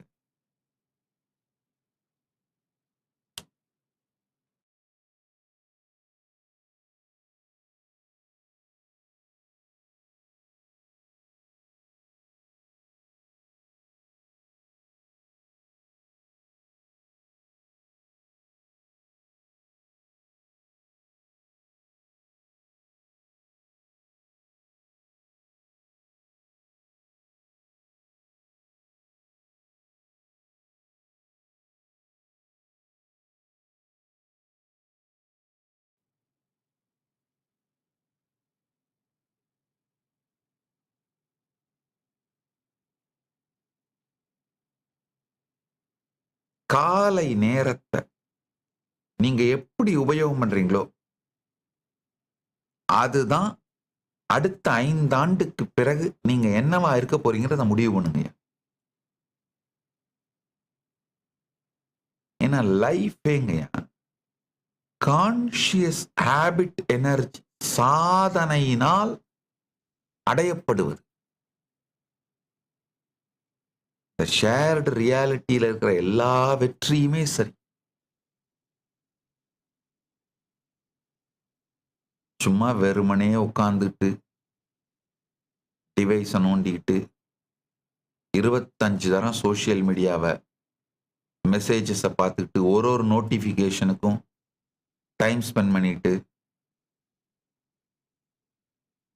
இல்லை டெலிவிஷன்ல இருக்கிற அத்தனை சீரியலையும் விடாம பார்த்துக்கிட்டு,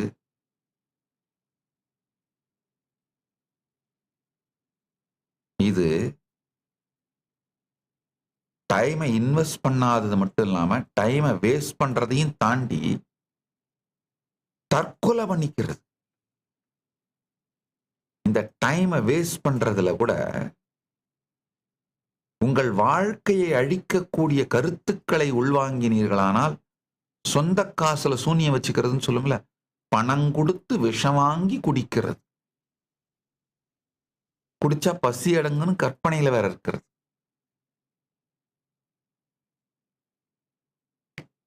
இதை நிறுத்துங்கள்.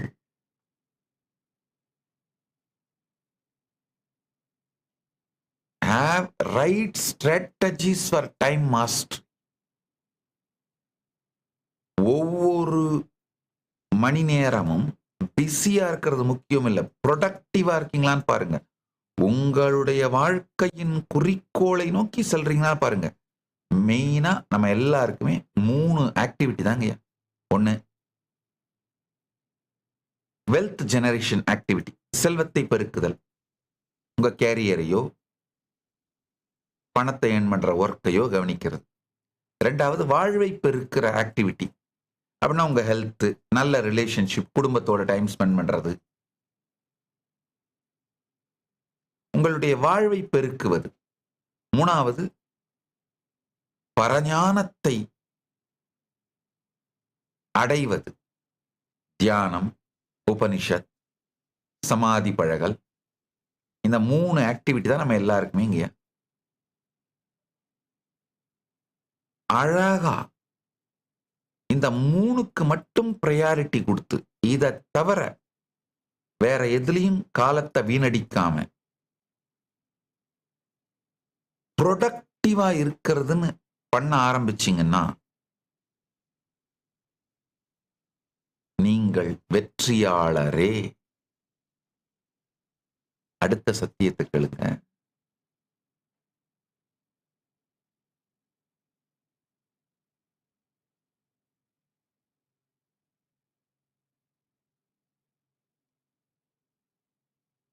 உங்களுடைய வருமானத்தை பெருக்குகின்ற நடவடிக்கைகள் உங்கள் வாழ்வை பெருக்குகின்ற, அதாவது உடல் ஆரோக்கியம், மன ஆரோக்கியம், இனிமையான உறவுகள், இதை பெருக்குகின்ற நடவடிக்கைகள், ஜீவன் முக்தி, பரம வாழ்க்கையை வெளிப்படுத்தும் நடவடிக்கைகள். இது தவிர வேற எதுலையும் நேரத்தை ஸ்பெண்ட் பண்ணாதீங்க. அந்த ஒரு முடிவுக்கு இன்று வாருங்கள்.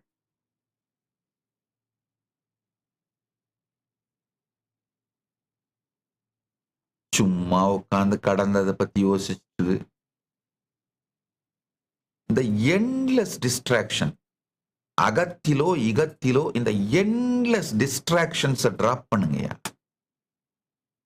ஒரு நெக்ஸ்ட் 24 ஹவர்ஸ்க்கு இதை ட்ரை பண்ணி பாருங்க. எட்டர்னல் நவ் எக்ஸ்பெரிமெண்ட் சேலஞ்ச் 24 ஹவர்ஸ்க்கு ட்ரை பண்ணுங்க.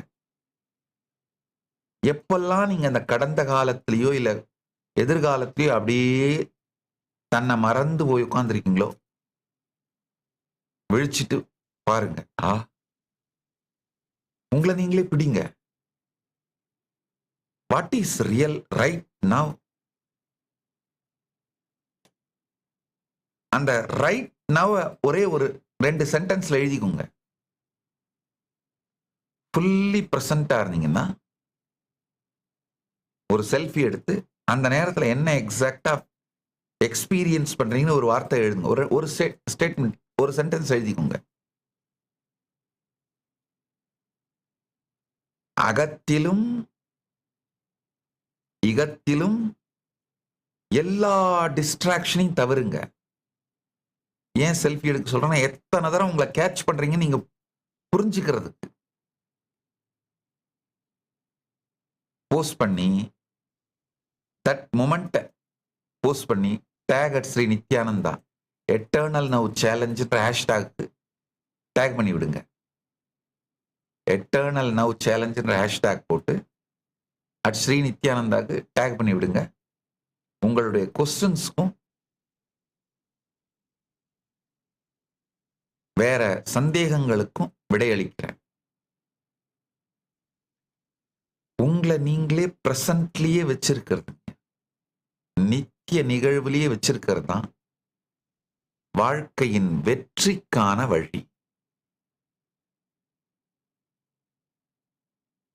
அடுத்த சத்தியம், இந்த பிரபஞ்சத்தின் காலத்தை பத்தி நான் சொன்ன கால விரிவு, பல்வேறு கதைகளை இந்த கடந்த 13 நாட்கள் 12 நாள் சத்சங்கத்துல விளக்கிக்கிட்டு இருந்தேன். அதாவது எப்படி இந்த ரேவதி காகுத்மி இவங்க 2 பேரும் பிரம்மலோகம் போயிட்டு வந்தாங்க.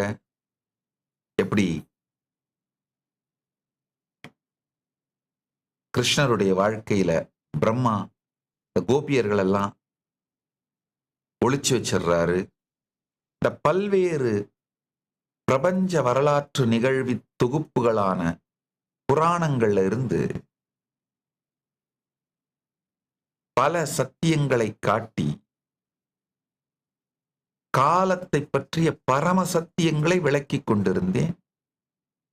அதெல்லாம் கொஞ்சம் டைம் எடுத்து ஆழ்ந்து பார்த்து புரிஞ்சுக்கோங்க. புரிஞ்சுக்கிட்டீங்கன்னா நீங்க இப்ப வச்சிருக்கிற அகத்திலும் இகத்திலும் காலத்தை பத்தி வச்சிருக்கிற கருத்தும் அறிவும், அதாவது காலத்தோட குவான்டிட்டி குவாலிட்டி ரெண்டுமே வேறையாயிடும். அப்போ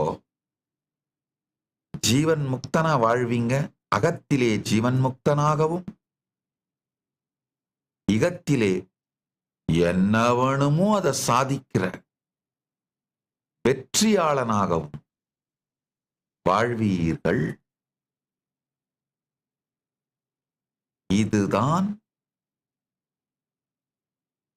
வாழ்க்கையின் உச்சம். அடுத்த சத்தியத்தை கேளுங்க.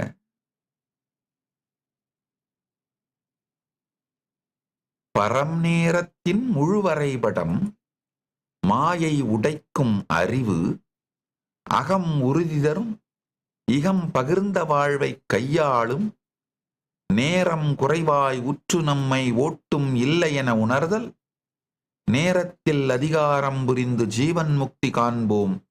பரப்பும் நேரம் எல்லையில்லா சிந்தனையில் விரியும் முழுமை உணர்வில் வாழ்வு நேரத்தை மீறும்.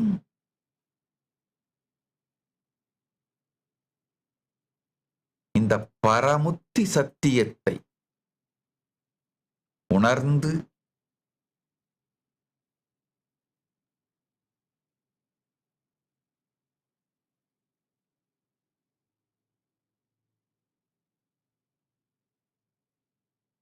பரமானுபூதியில் நிலைத்திருத்தலும் பரம சக்திகளை வெளிப்படுத்தலுமே வாழ்வின் வெற்றி. அடுத்த சத்தியத்தை கேளுங்கள்.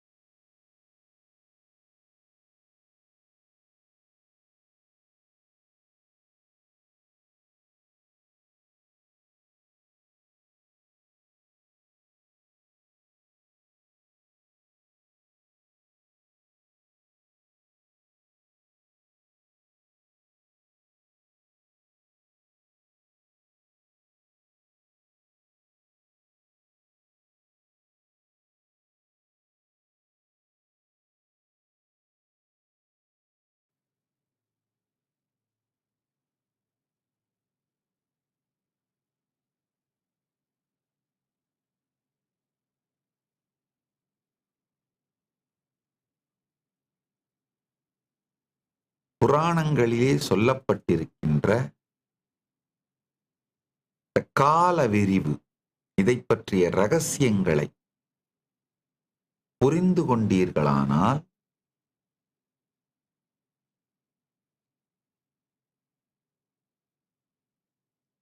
அகத்திலும் இகத்திலும்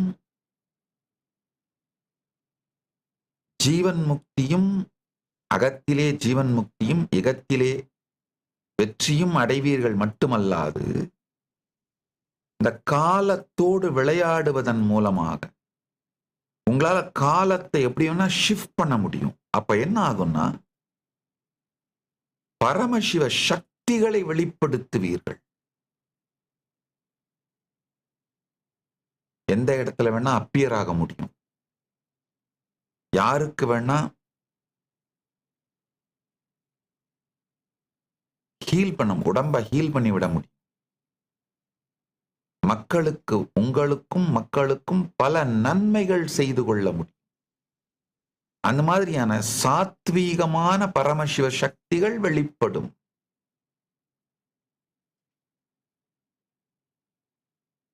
அதனால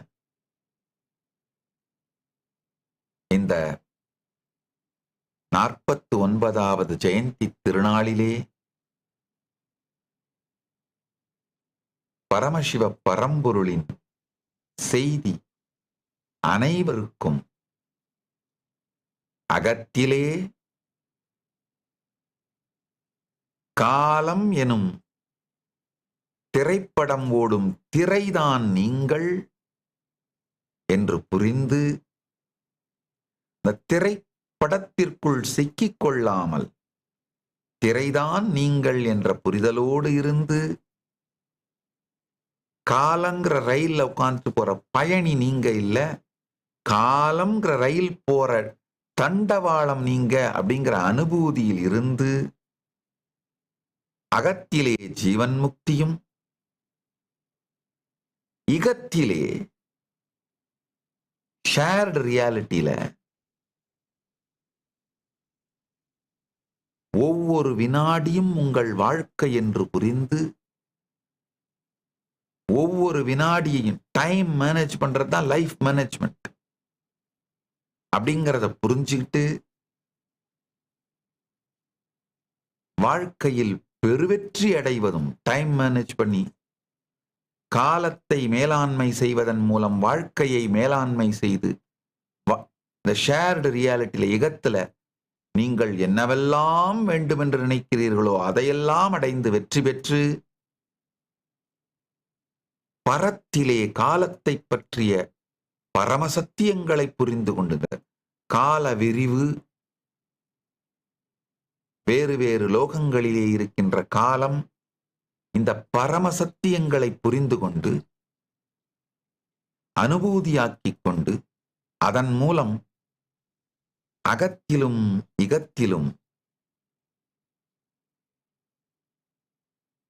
ஜீவன் முக்தியும் வெற்றியும் அடைவது மட்டுமல்லாது உங்களுடைய காலத்தோட குவாலிட்டி குவான்டிட்டி ரெண்டையும் அல்டிமேட்டா பரமநிலைக்கு கொண்டு சென்று பரமசிவ சாயுச்சியத்தை, பரமாத்வைதத்தை, பரமசக்திகளை, பரமசிவ சக்திகளை வெளிப்படுத்தி வாழ்வீர்களாக.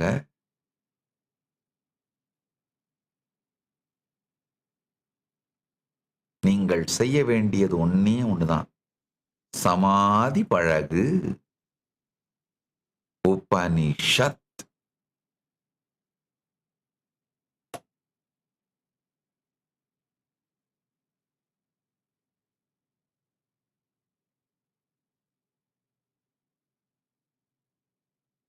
இந்த பரமசத்தியத்தை நீங்கள் எல்லோரும் உள்ளுணர்ந்து எல்லோரும் இதை அனுபூதியாய் அடைந்து வாழ்ந்திட ஆசியருள்கின்றோம்.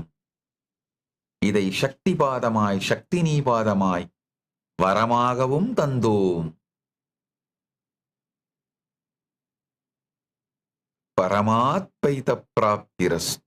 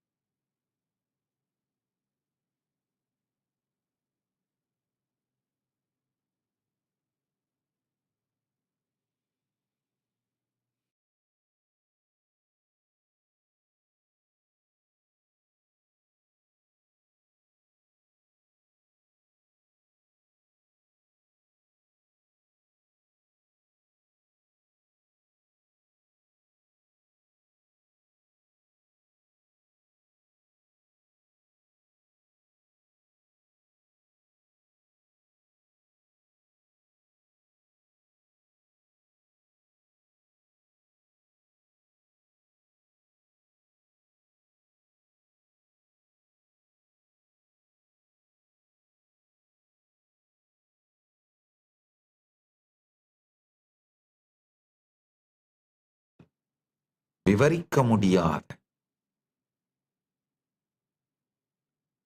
பரமசத்தியத்தின் ஆழத்தை இந்த சக்தி பாதத்தாலும் சக்தினி பாதத்தாலும் உங்களுக்குள் மலரச் செய்கின்றேன்.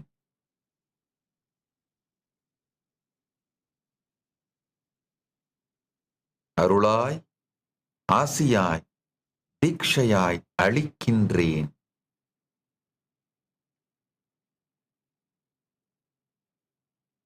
ஆழ்ந்து உள்வாங்கிக் கொள்ளுங்கள்.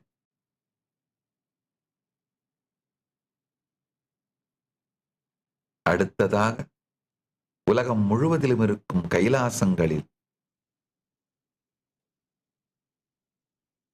நித்யானந்த ஜெயந்தி மகோத்சவம், கைலாச நித்யானந்த 49வது ஜெயந்தி மகோத்சவம் உற்சவங்கள் நிகழ்கின்றன. அதற்கடுத்து சந்நியாச தீட்சை நிகழப்போகின்றது. எல்லோரும் இணைந்திருந்து எல்லாவற்றையும் கண்டு அனுபவித்து கலந்து கொண்டு பரமசிவ பரம்பொருளின் பேரருளும் குருவருளும் பெற்று ஆனந்தமாக வாழுங்கள். இந்த பரமசத்தியங்கள் உங்கள் எல்லோருக்குள்ளும் மலர்ந்து பரமாத்வைதத்தில் நிலை பெற்று நித்யானந்தத்தில் நிறைந்து நித்யானந்தத்தில் மலர்ந்து நித்யானந்தமாகிட ஆசீர்வதிக்கின்றேன். ஆனந்தமாக இருங்கள்.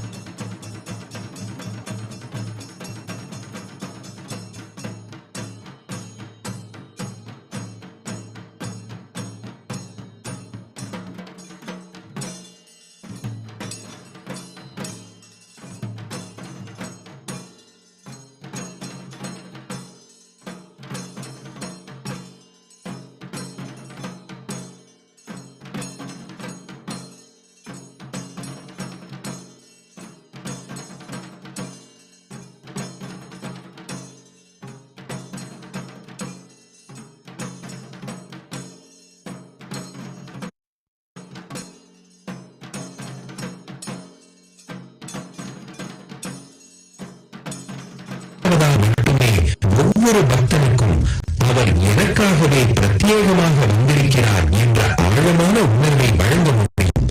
உபநிடதங்கள் கூறும் பிரம்மண்யம் பகுபுத்திரதாம் என்ற பேருண்மையை நமக்கு நிஜமாக்கி காட்டியவர் பகவான்.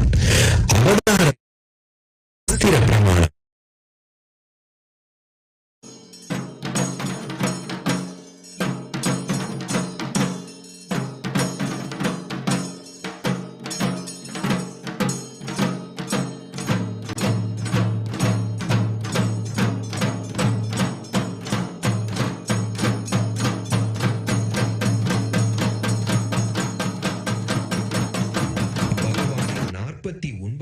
ஜெயந்தி மகோத்சவம் ஒரு தெய்வீக கொண்டாட்டம். கைலாசாவின் உன்னத திருவிழாவான நித்யானந்தோத்சவத்தின் 13ஆம் நாளில் உங்கள் அனைவரையும் அன்புடனும் பேரானந்தத்துடனும் வரவேற்கிறோம். இந்த விஸ்வாவசு ஆண்டில் இன்று ஜனவரி 11, 2026 சனாதன இந்து தர்மத்தின் ஜெகத்குரு மகா சன்னிதானம் பகவான் ஸ்ரீ நித்யானந்த பரமசிவம் அவர்களின் 49வது ஜெயந்தி மகோத்சவத்தை நாம் கொண்டாடுகிறோம். இது பரமசிவ பரம்பொருளே பரம அவதாரமாக நமது பகவானின் திருவுருவில் பூமிக்கு எழுந்தருளிய உன்னத அவதார லீலையாகும். கைலாசா நவீன உலகிற்கு வழங்கப்பட்ட ஆன்மீக கொடை. இன்றைய நவீன உலகில் மனித குலத்தையும் சனாதன இந்து தர்மத்தையும் பாதுகாக்க கைலாசா எனும் ஒரே இந்து தேசத்தை நமக்காக பகவான் உருவாக்கி தந்துள்ளார். எண்ணற்ற அண்ட சராசரங்களுக்கு அதிபதியான பரமசிவன் தனது உன்னத நிலையிலிருந்து இறங்கி வந்து நமக்கு உணர்வு பூர்வமான இறையாண்மையை வழங்கியுள்ளார். அவர் நமக்காக தாயாகவும் தந்தையாகவும் குருவாகவும் தோழனாகவும் அனைத்தாகவும் திகழ்கிறார். பூர்ணாவதாரம் எனக்காகவே வந்த இறைவன் பகவான் ஒரு பூர்ணாவதாரம். ஒரு பூர்ணாவதாரம் மட்டுமே ஒவ்வொரு பக்தனுக்கும் அவர் எனக்காகவே பிரத்யேகமாக வந்திருக்கிறார் என்ற ஆழமான உணர்வை வழங்க முடியும். உபநிடதங்கள் கூறும் பிரம்மண்யம் பகுபுத்திரதாம் என்ற பேருண்மையை நமக்கு நிஜமாக்கி காட்டியவர் பகவான். அவதார திருநாள் சாஸ்திர பிரமாணம். ஸ்ரீமத் காரண ஆகமத்தில் பரமசிவன் அருளியவாறே அவர் உருவமற்றவராக இருப்பினும் உலகை காக்கவும் ஆன்மீக தேடுபவர்களின் நலனுக்காகவும் தனது சங்கல்பத்தினால் திருவுரும் கொள்கிறார். அந்த வகையில் திருவண்ணாமலையின் புனித மண்ணில் பிங்கள ஆண்டில் சூரியன் தனுசு ராசியிலும் சந்திரன் கன்னி ராசியில் சித்திரை நட்சத்திரத்தில் இருந்த சுப வேளையில் திரு அருணாச்சலம் மற்றும் திருமதி லோகநாயகி அம்மையாருக்கு 2வது மகனாக பரமசிவன் அவதரித்தார். உலகளாவிய அமைதி மற்றும் உரிமைகளுக்கான குரல். கைலாசாவின் அதிபதியாக பகவான் அவர்கள் உலகமெங்குளும் உள்ள 200 கோடி இந்துக்களுக்காகவும் பூர்வகுடி கடற்களுக்கும் மேலாக அயராது பாடுபட்டு வருகிறார். மத சுதந்திரம் மற்றும் கலாச்சார பாதுகாப்பிற்காக அவர் முன்னெடுக்கும் போராட்டங்கள் பரமசிவனின் அனுகிரகத்தை உலக நாடுகளின் உயர்மட்ட தளங்களுக்கு கொண்டு சென்றுள்ளது. இது உலகளாவிய அமைதிக்கான வேதகால கனவின் நனவாகும். 49வது ஜெயந்தி கொண்டாட்டங்கள். இன்று இந்த 49வது ஜெயந்தி மகோத்சவத்தில் நமது அன்பையும் பக்தியையும் பகவானின் பாத கமலங்களில் சமர்ப்பிக்கிறோம். சிறப்பு சேவைகள், பிரத்யட்ச பாத பூஜை, நித்யானந்த ஹோமம், துலாபாரம், சித்திரை நட்சத்திர உற்சவம், புஷ்பயாகம் மற்றும் பகவானின் பட்டாபிஷேகம் என பலவிதமான வைபவங்கள் வெகு சிறப்பாக நடைபெற்று வருகின்றன. அறிவியல் உண்மை. இன்றைய தினத்தில் நாம் செய்யும் கேகள் நமது நரம்பு மண்டலத்தை பகவானின் அதீத விழிப்புணர்வு நிலைக்கு மாற்றுகிறது. பரமசிவனின் கருணையை தன்னுள் கொண்டு நமக்காகவே உருவெடுத்து வந்த சனாதன இந்து தர்மத்தின் ஜெகத்குரு பகவான் ஸ்ரீ நித்யானந்த பரமசிவம் அவர்களின் 49வது ஜெயந்தி விழாவில் கலந்து கொண்டு பகவானின் முழுமையான அருளாசியை பெற்று மகிழுங்கள். பூஜை என்பது நமது மூளையில் நடக்கும் ஒரு உயர்நிலை செயல்பாடு. இது உயர்கால மண்டலங்களின் நரம்பியல் செயல்பாட்டை பிரதிபலிக்கிறது. இப்போது சனாதன இந்து தர்மத்தின் ஜெகத்குரு மகா சன்னிதானம் பகவான் ஸ்ரீ நித்யானந்த பரமசிவம் அவர்களுக்கும் உலகமெங்குளும் உள்ள கைலாசாவின் தெய்வங்களுக்கும் இந்த பூஜையை சமர்ப்பிப்போம்.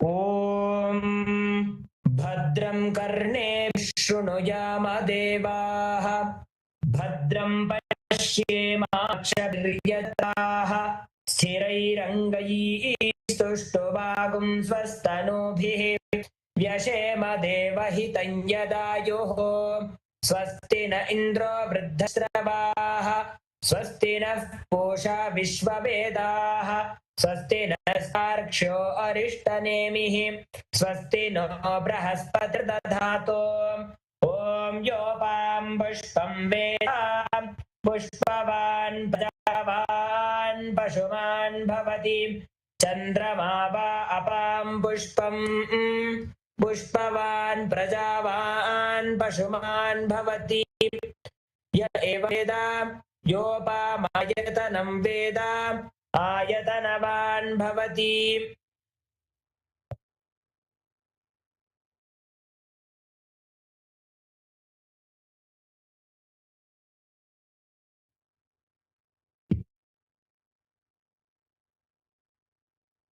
अग्निर्वा अपामायतनम् आयतनवान् भवति योऽग्निरायतनं वेद आयतनवान् भवति आपो वा अग्निरायतनम् आयतनवान् भवति य एवं वेद योपामायतनं वेद आयतनवान् भवति वायुर्वा अपामायतनम् आयतनवान् भवति यो वायोरायतनं वेद आयतनवान् भवति आपो वै वायोरायतनम् आयतनवान् भवति य एवं वेद योपामायतनं वेद आयतनवान् भवति असौ वै तपन्नपामायतनम् आयतनवान् भवति यो मुष्यतपत आयतनं वेद आयतनवान् भवति आपो वा अमुष्यतपत आयतनम् आयतनवान् भवति य एवं वेद योपामायतनं वेद आयतनवान् भवति चन्द्रमा वा अपामायतनम् आयतनवान् भवति आपो वै चन्द्रमस आयतनं आपो वै चन्द्रमस आयतनम् आयतनवान् भवति य एवं वेद योपामायतनं वेद आयतनवान् भवति नक्षत्राणि वा अपामायतनम् आयतनवान् भवति यो नक्षत्राणामायतनं वेद आयतनवान् भवति आपो वै नक्षत्राणामायतनम् आयतनवान् भवति य एवं वेद योपामायतनं वेद आयतनवान् भवति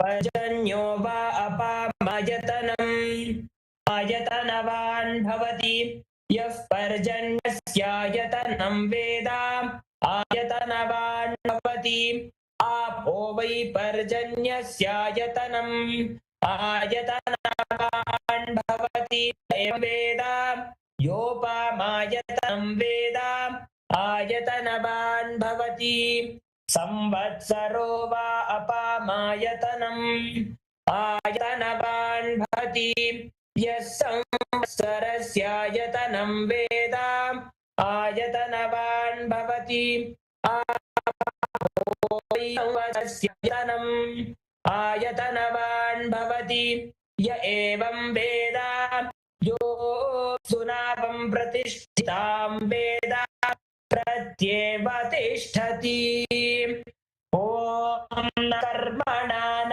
प्रजया धनेन त्यागेनैके अमृतत्वमानशुः परेण नाकं विहितं गुहायां विभ्राजते यद्यतयो विशन्ति वेदान्तविज्ञानसुनिश्चितार्था सन्न्यासयोगाद्यतयः शुद्धसत्त्वाः ते ब्रह्मलोके तु परान्तकाले परामृतात् परिमुच्यन्ति सर्वे दह्रं विपापं परमेश्मभूतं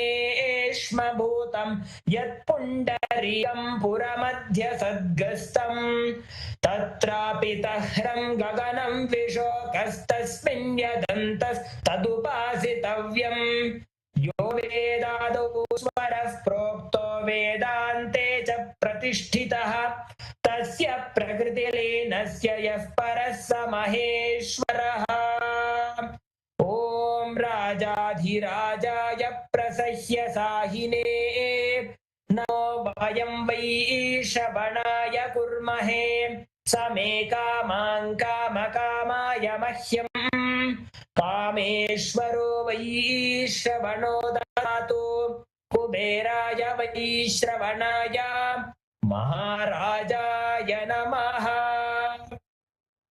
ॐ शन्नो वरुणः शन्नो भवत्वर्यमा शन्न इन्द्रो बृहस्पतिः शन्नो विष्णुरुक्रमः नमो ब्रह्मणे नमस्ते वायो त्वमेव प्रत्यक्षं ब्रह्मासि त्वामेव प्रत्यक्षं ब्रह्मावादिशं प्रथमवादिशं सत्यमवादिशं तन्मामावीत् तद्वक्तारमावीत् आवीवाम् आवीद्वक्तारम् ॐ शान्तिः शान्तिः शान्तिः ॐ नमो ब्रह्मणे नमो अस्त्वग्नये नमः पृथिव्यै नमः औषधीभ्यः नमो वाचे नमो वाचस्पतये नमो विष्णवे व्रते करोमि ॐ शान्तिः शान्तिः शान्तिः ॐ यश्छन्दसां वृषभो विश्वरूपः छन्दोभ्योऽध्यमृतात् सम्बभूव समेन्द्रो मेधया स्पृणोतु अमृतस्य देवधारणो भूयासं शरीरं मे विचर्षणं जिह्वा मे मधुमत्तमा कर्णाभ्यां भूरिविश्वं ब्रह्मणः कोशोऽसि मेधया पिहितः श्रुतं मे गोपाय ॐ नमो वाचे याचोदिताय चानुदिता तस्मै वाचे नमो नमो वाचे नमो वाचस्पतये नमः ऋषिभ्यो मन्त्रकृद्भ्यो मन्त्रपतिभ्यो मामामृषयो मन्त्रकृतो मन्त्रपतयः प्रादुर्मा हमृषीन् मन्त्रकृतो मन्त्रपतीन् परादां वैश्वदेवीं वाचमुद्यासगुं शिवामदस्तां जुष्टां देवेभ्यः शर्म मेद्यौ शर्म पृथिवी शर्म विश्वमिदं जगत् शर्म चन्द्रश्च सूर्यश्च शर्म ब्रह्म प्रजाति भूतं वदिष्ये भुवनं वदिष्ये तेजो वदिष्ये यशो वदिष्ये तपो वदिष्ये ब्रह्म वदिष्ये सत्यं वदिष्ये तस्मात् अहमिदमुपस्तरणमुपस्तरणं मे प्रजायै पशूनां भूयादुपस्तरणमहं प्रजायै पशूनां भूयासं प्राणापानो मृत्युर्मापातं प्राणापानो मामाहासिष्ठं मधुमनिष्ये मधुजनिष्ये मधुवक्ष्यामि मधुमदिष्यामि मधुमतीं देवेभ्यो वाचाद्यासकं शुश्रूषेण्यां मनुष्येभ्यस्तं मा देवा अवन्तो शोभायै पितरो नुमदन्तो ॐ शान्तिः शान्तिः शान्तिः ॐ मां मे मनसि प्रतिष्ठिता मनो मे वाचि प्रतिष्ठितमाविराविर्म एधि वेदस्य माणीस्थः श्रुतं मे मा प्रहासेरनेनाधीतेनाहोरात्रान् सन्दधाम्यृतं वदिष्यामि सत्यं वदिष्यामि तन्मामवतु तद्भक्तारमवतत् मामवतु भक्तारमवतु भक्तारम्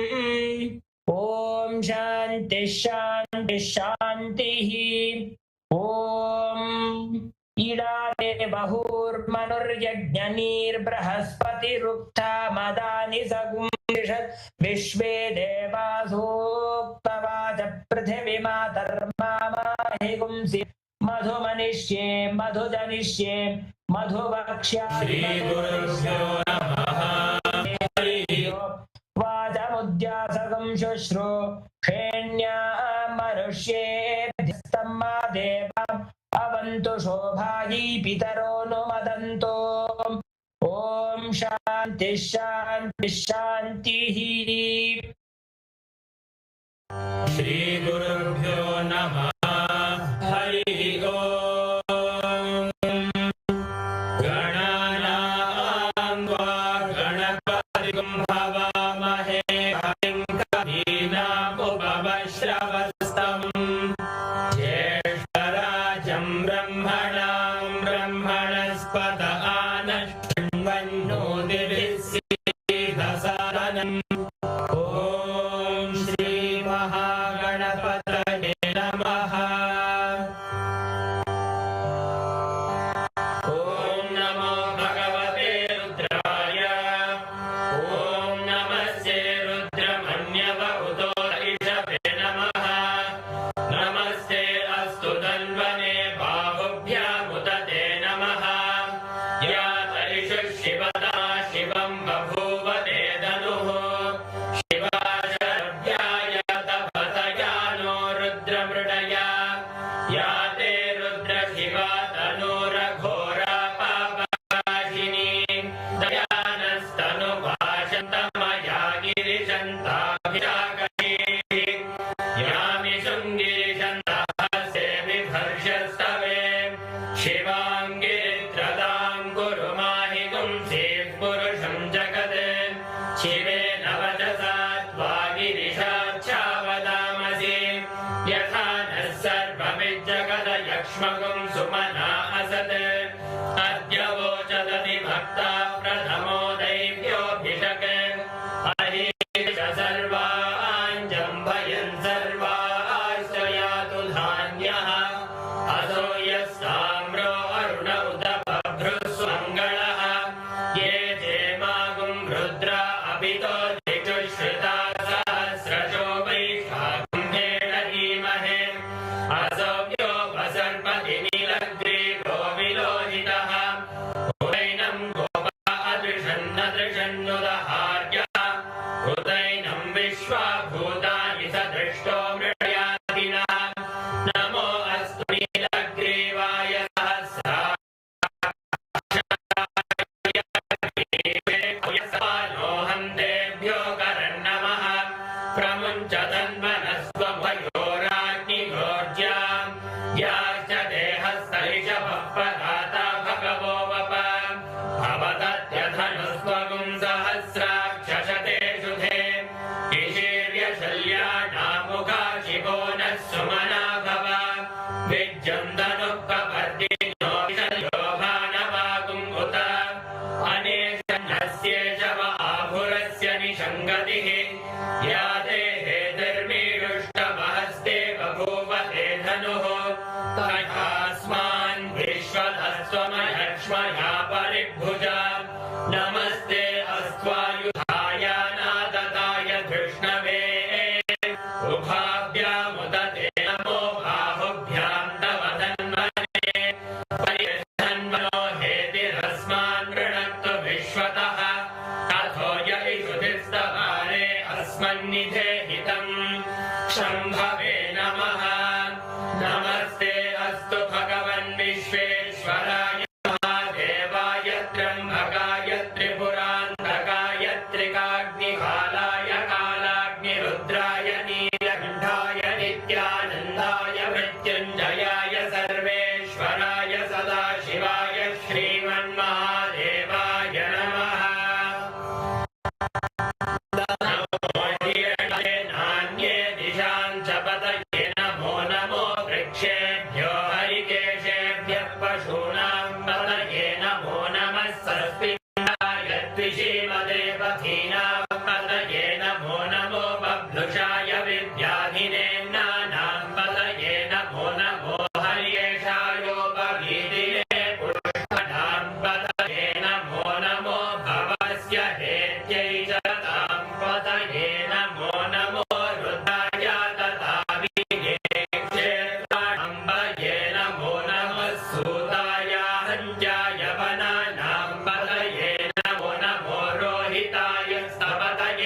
कक्षाणां पतये नमो नमो मन्त्रिणे वाणिजाय कक्षाणां पतये नमो नमो भुवन्तये वारिवस्कृतायौषधीनां पतये नमो नमः उच्चैर्घोषाय क्रन्दयते पत्तीनां पतये नमो नमः कृत्सगीताय धावते सत्त्वनां पतये नमः नमः सहमानाय निर्व्याधिन आव्याधिनीनां पतये नमो नमः प्रभुहाय शृङ्गिरे सेनानां पतये नमो नमो निषङ्गैषुधिपते तस्कराणां पतये नमो नमो वन्दते हरिवञ्चते सयुणां पतये नमो नमो निचेतवे परिचरायाञ्जानां पतये नमो नमः सृगाभिभ्यो दिवागुंसद्भ्यो मुष्णतां पतये नमो नमो सीमभ्यो नजरभ्यः प्रकृतानां पतये नमो नमः उष्णीने गिरिधराय कुलुञ्जनां पतये नमो नमः ईशुमध्यो धन्वारिभ्यश्च वो नमो नमः धन्वारेभ्यः प्रतिदधानेभ्यश्च वो नमो नमः आयच्छभ्यो विभ्यश्च नमो नमोऽस्यभ्यो विद्यभ्यश्च वो नमो नमः आसीनेभ्यश्च शयनेभ्यश्च वो नमो नमः स्वपद्भ्यो जाग्रभ्यश्च वो नमो नमः स्तिष्ठभ्यो तावद्भ्यश्च वो नमो नमः सभापतिभ्यश्च वो नमो नमः अश्वेभ्यो श्वपतिभ्यश्च वो नमः नमः व्याधिनीभ्यो विद्यन्तेभ्यश्च वो नमो नमः उगणाभ्यस्त्रिगुंहतिभ्यश्च वो नमो नमो घृत्सेभ्यो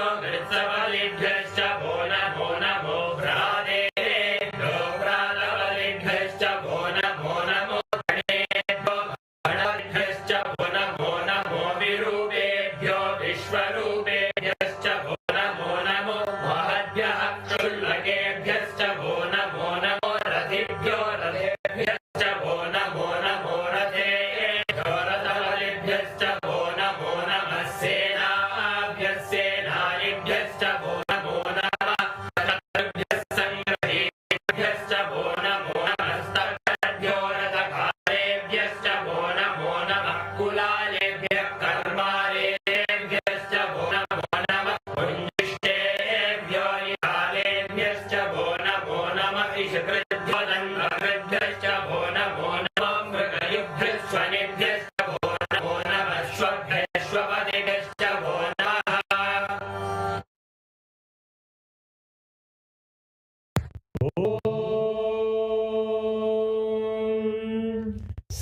सहस्रदलाङ्गजे सखशीतरश्मिप्रभम् पुष्पाम्बरम् प्रसन्नवदनेक्षणं सकलदेवतारूपिणम् स्मरे शिरहंसं तदा ध्यानपूर्वं कुर्वन् अथ धूपः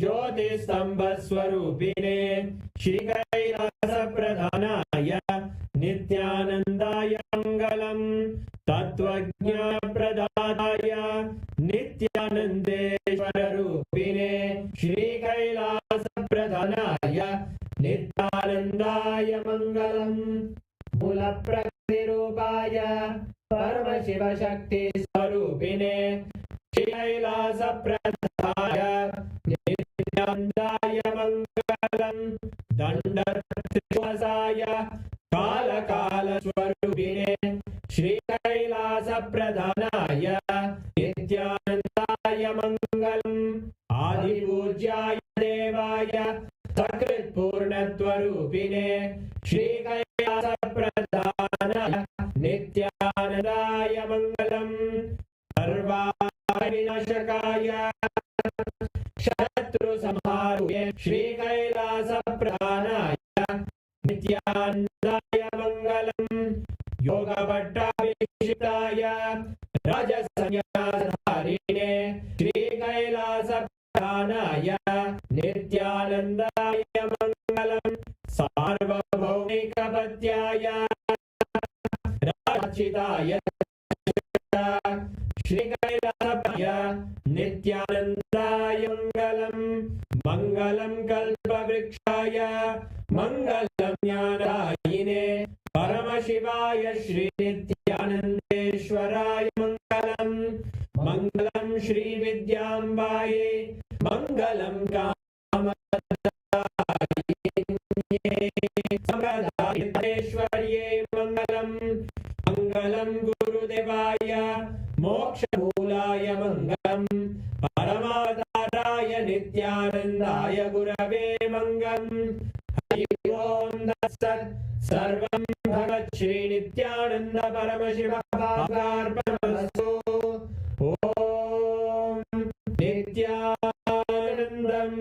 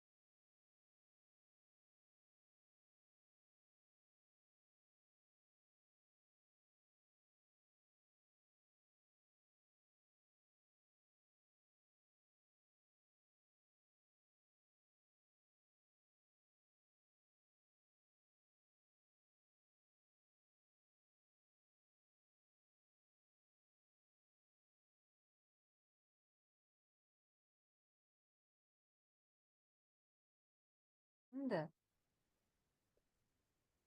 அவதார தினோத்சவ திருநாளன்று பரமசிவ பரம்பு நேர்பாடாக எல்லோருக்கும் அருளுகின்ற இந்த திருமேனி தாங்கி நம் எல்லாருக்குமே குரு வந்து அவதரிச்சிருக்கிற நம்ம சுவாமிஜி சுப்ரீம் பாண்டிஃப் ஆஃப் பகவான் நித்யானஷம் அவர்களின் அருளையும் ஆசைகளையும் பெற்று இன்றைய சத்சங்கத்தில் சுவாமிஜி மிகவும் சக்தி வாய்ந்த பவர்ஃபுல்லான ரெவலேஷன்ஸ் நம்ம எல்லாருக்குமே கொடுத்து நம்மளுக்கு எல்லாருக்கும் இந்த தீட்சை கொடுத்திருக்காரு. இந்த காலத்தை பற்றி, அந்த காலம் என்பது என்ன, அந்த காலம் எப்படி வந்து காலம் என்பது நம்மை இழுத்து செல்லும் ரயில் அல்ல. அந்த அந்த காலம் என்பது ஒரு ரயிலாகவும் அதில் நாம் செல்லுகின்ற ஒரு பயணியாகவும் தான் நாம் பெரும்பாலானோர் அதை அனுபவித்துக் கொண்டிருக்கின்றோம். ஆனால் சுவாமிஜியோ மிக சக்தி வாய்ந்த இந்த பரமசத்தியத்தை வெளிப்படுத்தினார். எப்படி அந்த ரயில் செல்லும் தண்டவாளம், காலம் என்னும் ரயில் செல்லும் தண்டவாளமே நாம், ரொம்ப பவர்ஃபுல்லான ரெவலேஷனை கொடுத்தாரு. அதே மாதிரி எப்படி கடந்த காலம் நினைவுகளாகவும் எதிர்காலம் எதிர்பார்ப்புகளாகவும் நமக்கு பயம் வந்து அந்த பயம் வந்து நெகட்டிவான இதுதான். பயமே Established since 2002 in the United States of America. இந்த மாதிரி பல பரிமாணங்களில் Established since 2002 in the United States of America, the United Ancient Nations is an intergovernmental organization currently made up of 160 plus members and indigenous nations. The UAN and its work are guided by the purposes and principles contained in its founding charter. The UAN is a manifestation of the profound connection amongst indigenous peoples across the world, including African, Andean, American, European, Caribbean, Oceanic, and Asian regions, rooted in shared wisdom, sustainable practices, and deep reverence for the earth. The United Ancient Nations serves as an international cultural and diplomatic organization focused on uniting indigenous cultures globally. Our governance structure is council-based without territorial claims, led by a collective leadership through our General Secretariat. As a non-state entity with UN-style advocacy, we focus on several key areas: cultural and digital heritage preservation, indigenous diplomacy, revival of indigenous knowledge systems to solve humanity's problems, global peace, environmental preservation, health and wellness, sustained economic development, indigenous and cultural tourism. While the UAN represents numerous indigenous cultures, the United States of Kalasa serves as the first indigenous nation specifically for Hindus.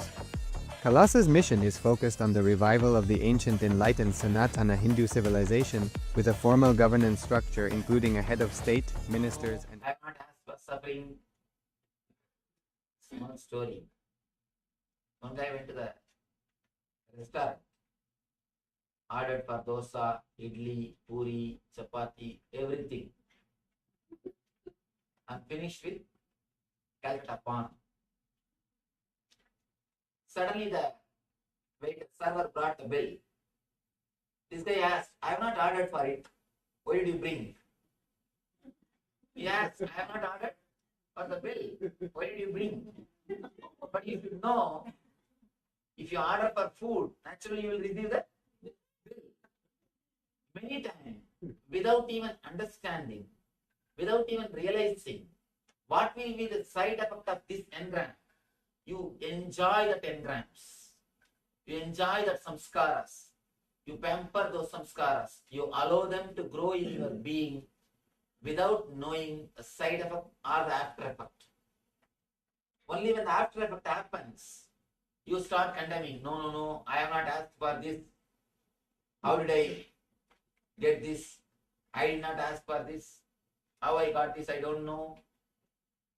If you look into your being deeply, you can understand wherever you create the root cause of suffering, either you will be having a self-contradicting samskara or the samskara which you created for some purpose, creating misery also as side effect. If you can analyze your being, you will be able to understand the truth of what I am expressing. Now we will do a very small exercise, because this exercise will make you understand what I am saying. It will help you to internalize the concepts which I am expressing. You will just find at least 10 samskaras which is self-contradictory, which you are continuously using in your life. You can find 10 in 10 minutes, because you have at least few hundreds. At least few hundreds you have. You can have a notebook. We will be giving you a notebook and pen. It's only for your purpose. You will carry the notebook later on. It's only for your purpose, so you can write it. You can write. It is just to give an idea to yourself, to internalize this concept, how you create these self-contradicting engrams. Please write down some 10 self-contradicting engrams which you create for yourself. Then we will work how to straighten it. And then the third thing, a simple meditation technique to throw away all the negative self-contradicting engrams which you created for your being. Can you move the camera or put the chair here? Or the people will, I can't get, people will be blocking if I put the rows. That's the problem. Please have a paper and pen. Volunteers. Please write a paper. Jyoti. You got the paper and pen? Start writing. It is for yourself, so please don't show to the next person. And you can write it, nobody is going to read, it is only for your purpose. If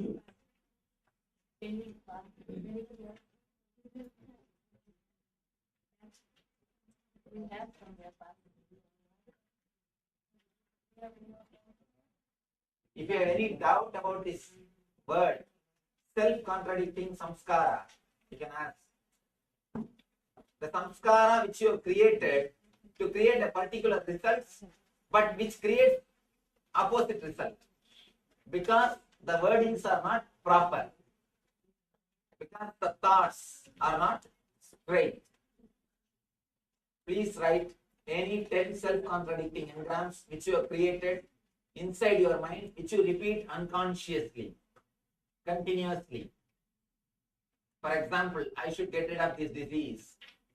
I should get rid of this back pain. I should get rid of this problem. I should get rid of this addiction. Get rid of this desire. All these things are negative engrams. You can write. Then we will do a simple meditation technique to throw them away from your consciousness, from your space. And then a simple technique, how to straighten them, how to make them into positive engrams.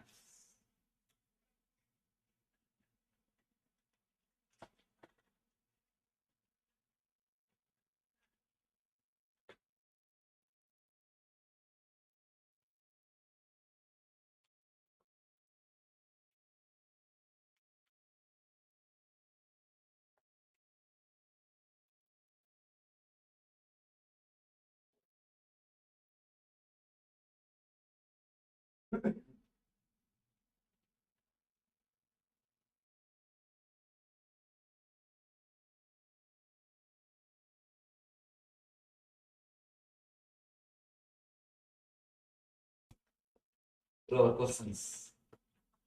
Then we will go into the meditation technique of removing the self-contradicting or negative engrams from our consciousness.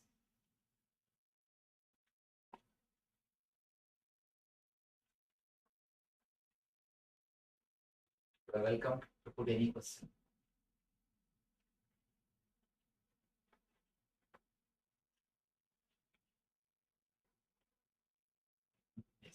You said that we walk through for our dreams and you make them. The dream just comes, you do not feel that I don't make the dream. So how do you Two things. When I made that statement, I meant that dreams of waking dreams means that your thoughts. Another one thing, even your dreams, which you are having in the dream state, you are having in the night time, even that is created by you. If you look deeply into the dreams, you can understand they are nothing but suppressed desires and fear. Suppressed desire and fear. And if you see your daytime thinking, that is also nothing but the expression of the night dreams. We should understand little deeply how we think. There's a beautiful word called association by Sigmund Freud. He says, we don't think, we only associate. Here's a beautiful example. For example, you see a dog in the street. Immediately you will remember your pet dog with which you played when you were child. Then you will remember your teacher under whom you studied. Then you will remember the place where your teacher used to stay or where your school used to be. So just your thoughts will move. There is no logical connection between the dog which you have seen in the road and your teacher. Just your mind is moving through mere association. When your mind is moving through mere association, you don't even know what you are thinking. Suddenly you realize simply thoughts are going. Even your thinking is association. So naturally your dreams also will be association. But the root is always created by you. The root is fear and greed, suppressed desires and suppressed fears. That's the root. From the root, different combinations are created. It's like a rainbow colors are there, the 7 colors. They are the root. From that you can create thousands of shades. Your dreams are like thousands of shades, but the root 7 colors are created by you only. From that, thousands of shades are created. Every day, every night, you see different shades. You can't say, no, this shade I have not created. Root of those shades are created by you only. It is you who created all the 7 colors. Out of that, these different shades are created. You are seeing the different shades. The root thoughts, the root engrams are your creation. Whether it is daydreaming or night dreaming.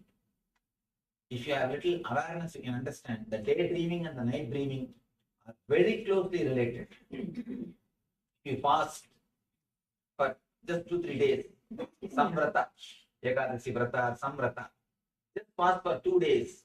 3rd day in the night, dream you will have feast.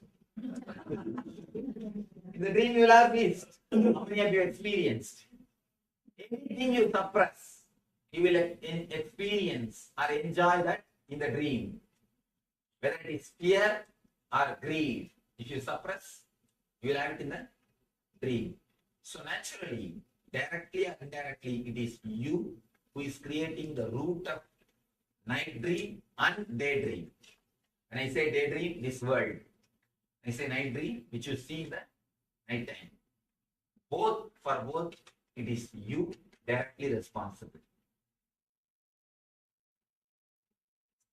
You said we should create level words like big, 40, 50, rather than get rid.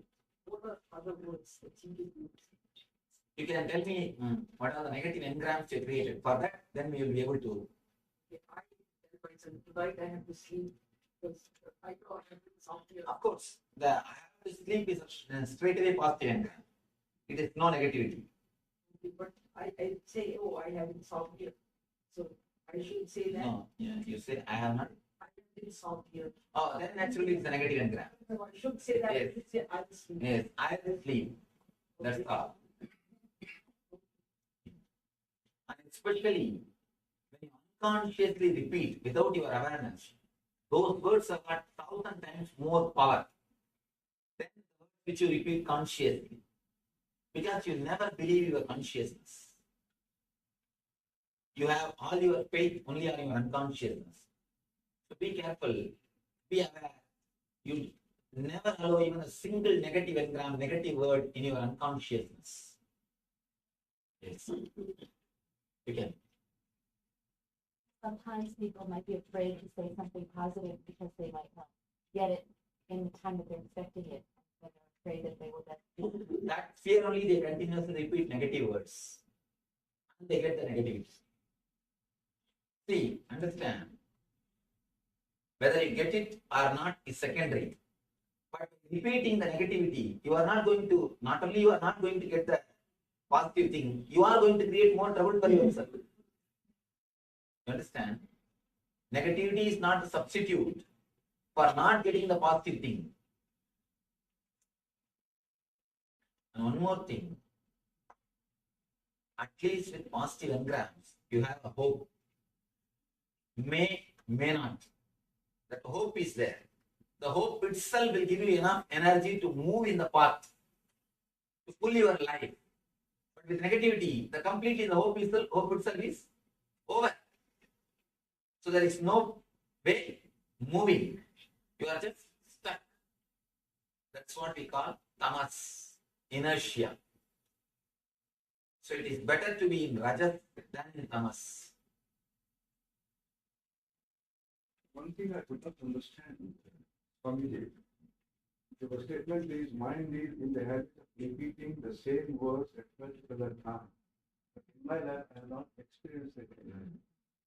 For example, if you are addicted to coffee, exactly at the time of 7 o'clock, even if you don't see the clock, inside the bell will go coffee.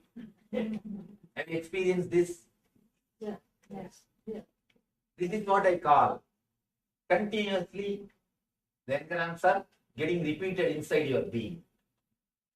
You may not have experienced the example which I give, but naturally you will have this type of experience.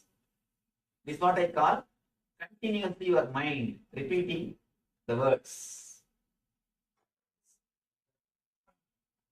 Swamiji, there is always a struggle to become vegetarian.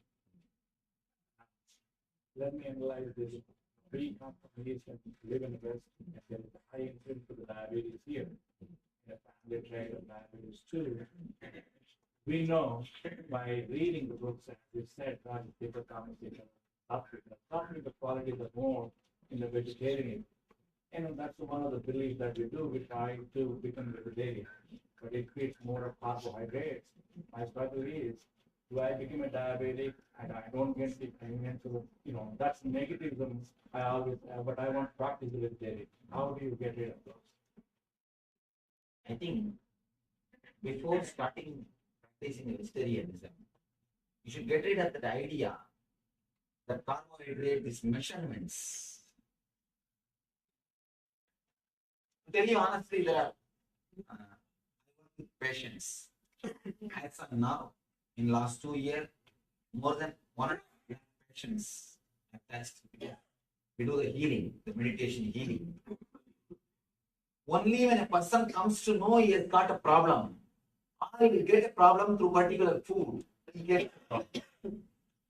Of course, what I am saying will be very difficult to understand because for your lifestyle, for your education, according to your education, according to your understanding, it will be totally different.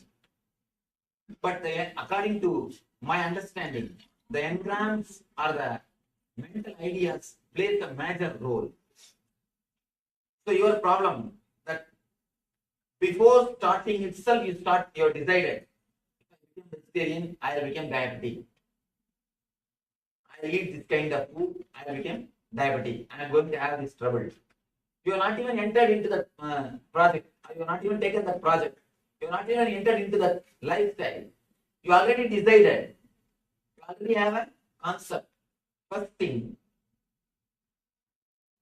becoming vegetarian or not is nowhere related to spiritual growth. Please understand that. It is nowhere related to spiritual growth. There are many non-vegetarian people who become enlightened. So you don't have to force yourself to become a vegetarian. Next thing, that idea, the moment if I become vegetarian, I will naturally have only this type of food, I will become diabetic, all these things. I can say, surely, it's not reality. It is more like a, that's what I understand this one thing. Sometimes we listen all the arguments and pass judgment. Sometimes we create judgment, collect arguments just to support the judgment. Here, if you analyze it deeply, somehow, through some belief, some faith, one thing be very clear. Just like there are some superstitions in the religion part, there are enough of superstition in the science part also. There are enough of scientific superstitions. A lot of time, we don't even understand. We just start believing just because some researcher or some scientists have said that. We don't even look into the matter. We don't even see deeply. We just started believing. So maybe some scientific superstition has entered into your head. You start believing, by the vegetarian food, I am going to become diabetic. Surely, you will not become diabetic by vegetarian food. Maybe a particular food which you are thinking. And one more thing, you don't have to take only the food which creates, it will make you diabetic. There are enough of different kinds of food which will not make you diabetic, which is vegetarian. So you can go for that options. It is just how much we are aware without allowing these things into our mind. First thing, you don't have to force yourself. Next thing, even if you decide, you don't have to have the prejudice that if I become vegetarian, I will become diabetic. I'll ask you a direct question. Are you vegetarian?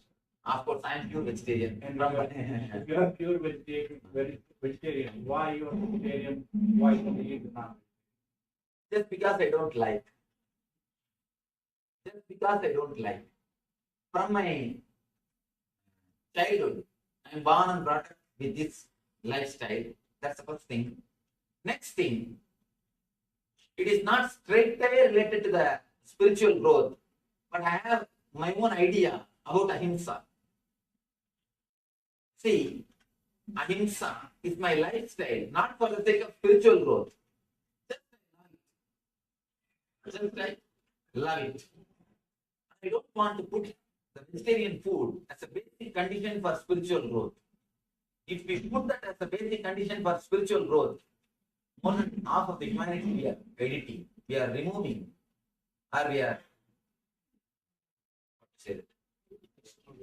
eliminating half of the humanity from the spiritual life. That's the reason I don't want to put vegetarian food or vegetarianism as a basic condition for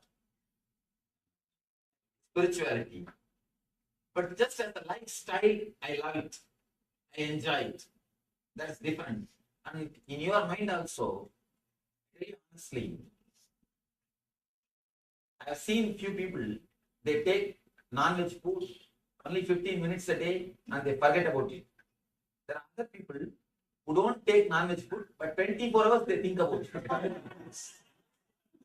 So it is better to have 15 minutes non-veg food than 24 hours having mentally non-veg food. And one more thing, the continuous idea, and that's some more problems. When you start doing all these practices, you become more egoistic.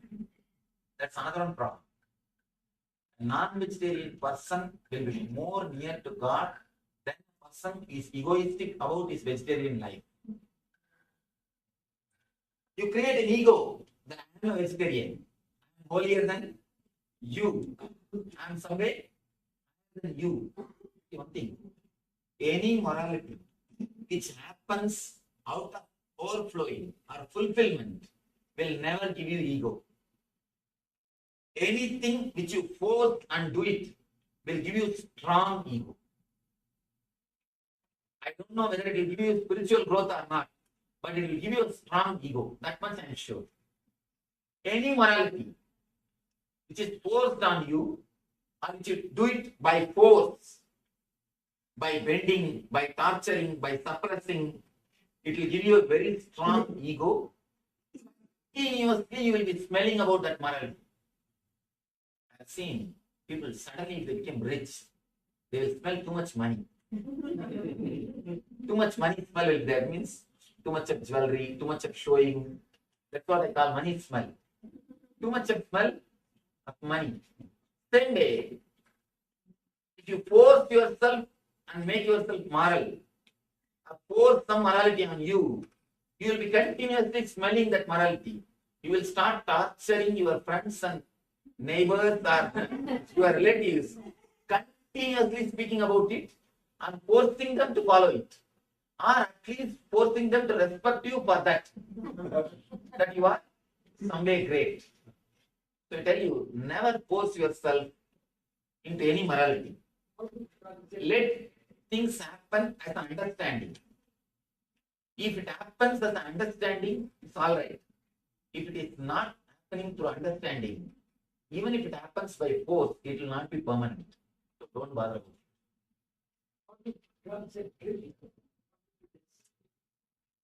Again, one thing, only two things. Either you understand and drop, or you will continue. Even if you force yourself and drop, you will drop 11 times a year. I have seen one person came and told me, Swami, in last 1 year, 11 times I have stopped smoking. You will be doing the same thing. 11 times you will stop drinking. 11 times you will stop smoking. Any morality should happen only out of understanding. Only out of deep understanding.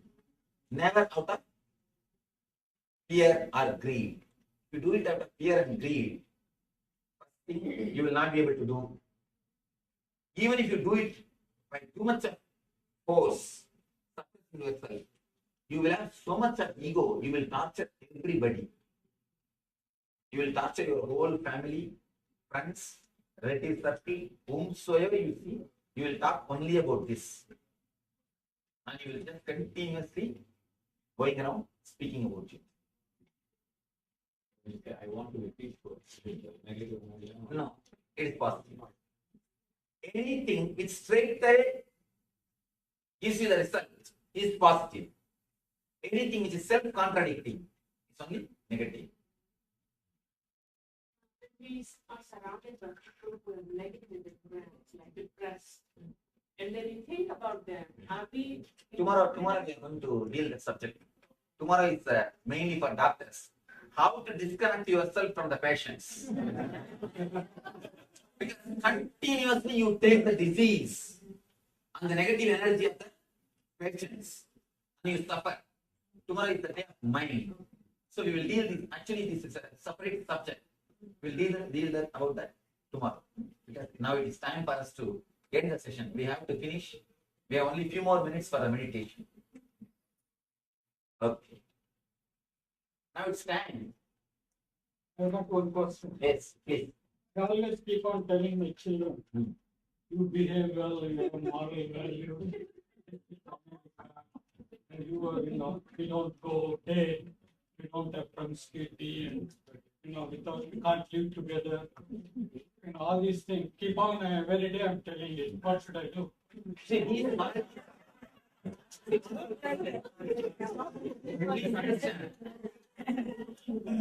This morality is such beautiful things. You should not give them as morality, you should give them as understanding. Tell them, if you now itself start going down, you will get too much of fantasies. Too much of fantasies will never let you live with anybody happily. We don't have an equivalent word in Sanskrit for divorce. They say that you are old fashioned, you are Victorian time. Let me finish what I am saying. See, let me finish what I am saying. In Sanskrit, we don't have equivalent term for divorce. The reason in those days we are not infused or bombarded with fantasies. When you are flooded, bombarded with fantasies, you can't live happily with anybody. Even if you get the Miss World or the Mr. World, you can't live with them. You can't live happily with them. So tell them the reason, tell them the reason. See the whole India, complete, if you read the reports, only 1% of the Indian population takes any depression medication or any medicine related to mind. You know, in this country, I don't have to tell you, you know the statistics. What is the reason? And 50% Loneliness. more than 50% are single parents. What's the reason? Too much of fantasy. Lack of acceptance. In That's India, what, we see, don't accept. what lack of acceptance? Too much of fantasy. No. Lack of acceptance that you are depressed in India. Here they accept and take medicine. So there is depression there also. In India? Yes. They don't accept it. See, one thing, let me be very clear. Please understand, I work with villagers. I work with villagers of India. I work with villagers. I can be sure India is at least 10 times less depressed than any other country. 10 times less depressed. First thing. Next thing, don't say medicines are not available. Today, in the modern day, through so many social organizations and non-profit organizations, medicine and education is almost available in every village. Almost available in every village. Don't think, just seeing some media or press report that India is not having medicine or education. I am working in village. At least 3,000 villages have got our direct representatives from our institution, from our organization.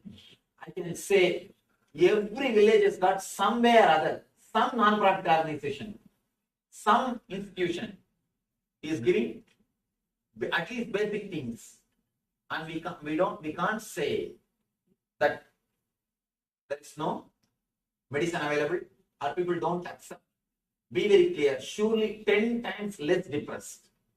I can be sure of that.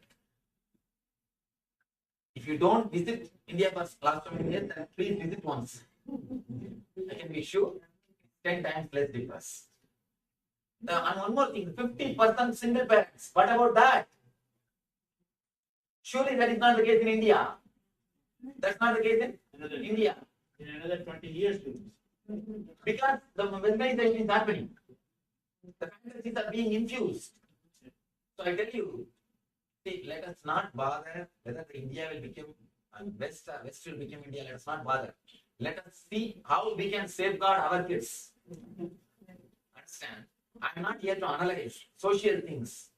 How whether after 20 years India will become like other country, or other country will become like India, that I don't know. That I don't know. Let us see how we can safeguard ourselves and our next generation. Tell them it is just because of fantasies, aloneness, how worst way, depressed way people die. The idea of Saptapadi in Indian marriage system. In the Saptapadi, you take the vow. When you take the marriage vow, Saptapadi vows, either someone dies or you take sannyas. There is no other way to escape from marriage. There is no other way from escape. There is no other way from. There is no other way to escape from marriage. That's the way of life. Because there is no fantasy. Too much of fantasy will naturally depress you and disturb you. It is time. Comment I just think- on that, yes. because, you, my children are born and raised in this country, and you tell your child what you think is right, and even they, they give you argument, you are old-fashioned and all that. When time will come, and tell them also, think about it if you're in a situation like that. That's all. If you are right and wrong, they will follow and they will listen. When the time will come, they will do it what is right. That's my experience. So, one more thing. See, we also should take a little more time to sit with them, talk to them. We should have little patience and intelligence both to work with them. And we expect just by telling once they should follow our command. That's not simply impossible. You should take enough time to work with them because they are more intelligent. What can be done? They are more intelligent. There are more options, more possibilities. Naturally, they will question. No other way. Either we take enough time to sit with them, spend, give them our ideas, give them logically, give them with a complete understanding, give them as an understanding. Don't give them anything as a rule. When you give us a rule, no other way, they will naturally break. You see, understand, it's a very simple meditation technique based on the visualization capacity. You need to use your visualization capacity completely. It's almost like a japa. Yesterday I was speaking about japa. Japa means the repetition of some sound or word with visualization. Here, we are going to do a simple visualization technique to throw the self-contradicting or negative engrams from your being. According to our yoga system, all these negative engrams, all the self-contradicting engrams are printed in a chakra called Swadhisthana, means just below the navel chakra, just below the navel center. That's the area where we have chitta or memory. That is the space, that's the area in which we have recorded our self-contradicting engrams, from which our inner chanting starts. Now we will be creating a mantra to cleanse that energy center. Just to cleanse that energy center, so that we will have more awareness when you think. Actually, when you think, if you have more awareness, you will never create self-contradicting engram.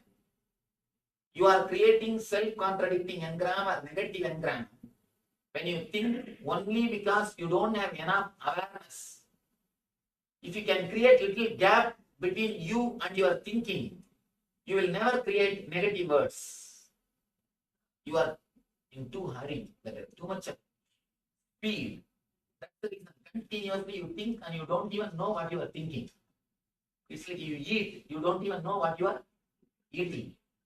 Same way, we are continuously thinking without even knowing what we are thinking. Now let us do this simple technique just for 5 minutes. In the home, if you are trying to do it for 20 minutes. Now we'll do only for 5 minutes because we are going to work only on this 10 engram which you have written, which you wrote in your paper. In home, if you are working, at least take 1 hour, all the engrams, whatever you can remember, do this technique for at least 20 minutes. Let me describe the technique. Let me completely give the instruction, then you can do it. 3 instructions. First, we will close our eyes and concentrate in the Swadhisthana area, means just below the navel. We will concentrate. Next, second instruction, we will create the sound of Bhumkara. O.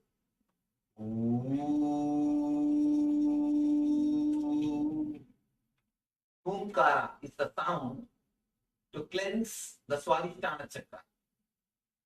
The third thing, when you create that sound, visualize you are exhaling all your negative engrams. Understand? Here you need to engage both the capacity, verbalization capacity and visualization capacity to cleanse your being. You will verbalize and visualize together. You will verbalize the Humkara, H-O-O mantra. Visualize you are throwing away all the negative engrams. Now we will do it just for 5 minutes. Before entering into meditation, you can read the chapter which you have written. Because you have to visualize, you are throwing away all those things. Please read it.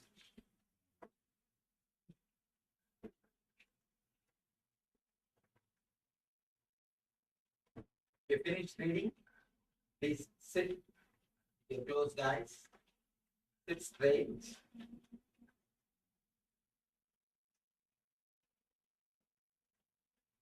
Sit straight. Close your eyes.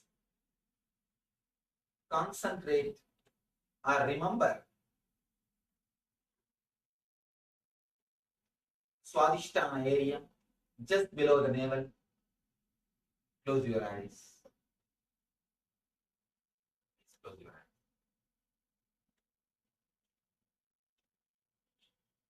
Just remember the Swadhisthana area.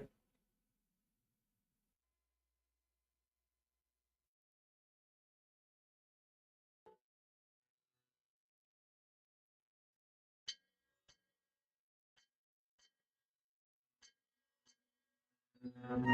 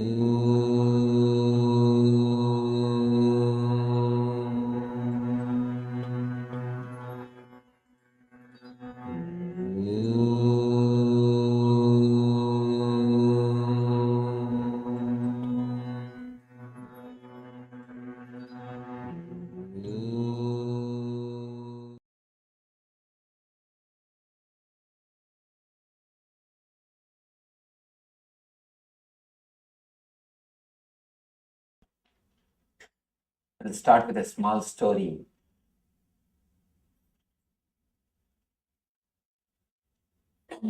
Young man from America went to London, was traveling in a train. The elderly British lady and gentleman. Lady had a pet dog. Suddenly, the dog jumped on this guy and vomited. This lady, instead of apologizing, he started patting the dog. Oh, what happened to you? I don't know. You have bad stomach. I should take you to the doctor. The young man kept quiet, did not speak much. After a few minutes, again this dog jumped on him and hissed. Again this lady, instead of apologizing, she started saying, oh, I should take you to the doctor immediately. I don't know what happened to you today. After a few minutes, again the dog jumped on him. Now you know what he would have done. Again this lady did not even care to say a word sorry. She just started petting the dog. I should take you to the doctor. And she started giving some food, medicine. She started taking care of the dog. Now it's too much. The young man silently got up, just picked the dog and threw out of the window. All this time, the old man was keeping quiet. Now he stood up and shouted, you Americans drive in the wrong side, measure with wrong scale, now threw the wrong bitch out of the window.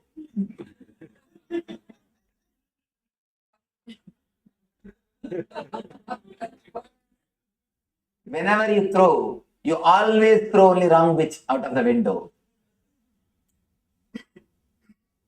All our choice, all our decisions always end in dilemma.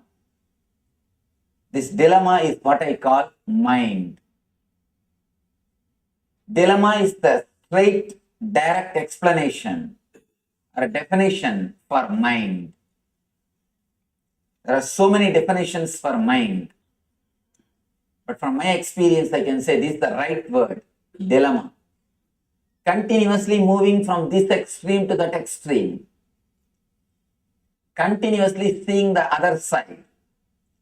Continuously thinking, I should have done that, I should have done this, I should have taken that type of decision, I should have taken this type of decision. Continuously not accepting the present moment is what is the root of the mind. When you close your eyes, whatever happens in your space, whatever you think and whatever you can think, whatever you visualize, whatever you can visualize, whatever you experience, whatever you can experience, everything, the whole is what I call mind. The root of the mind is dilemma. If you can just accept this moment, the whole reality, the existence as it is, simply you will go beyond mind. You will go beyond mind. You will reach, experience the state which we call enlightenment or superconsciousness. Mind, the root of the mind is dilemma. Because you are continuously in dilemma, all your choices, I tell you, when I say all, I mean all. Capital letter ALL. All our choices end in suffering. Bliss is choicelessness.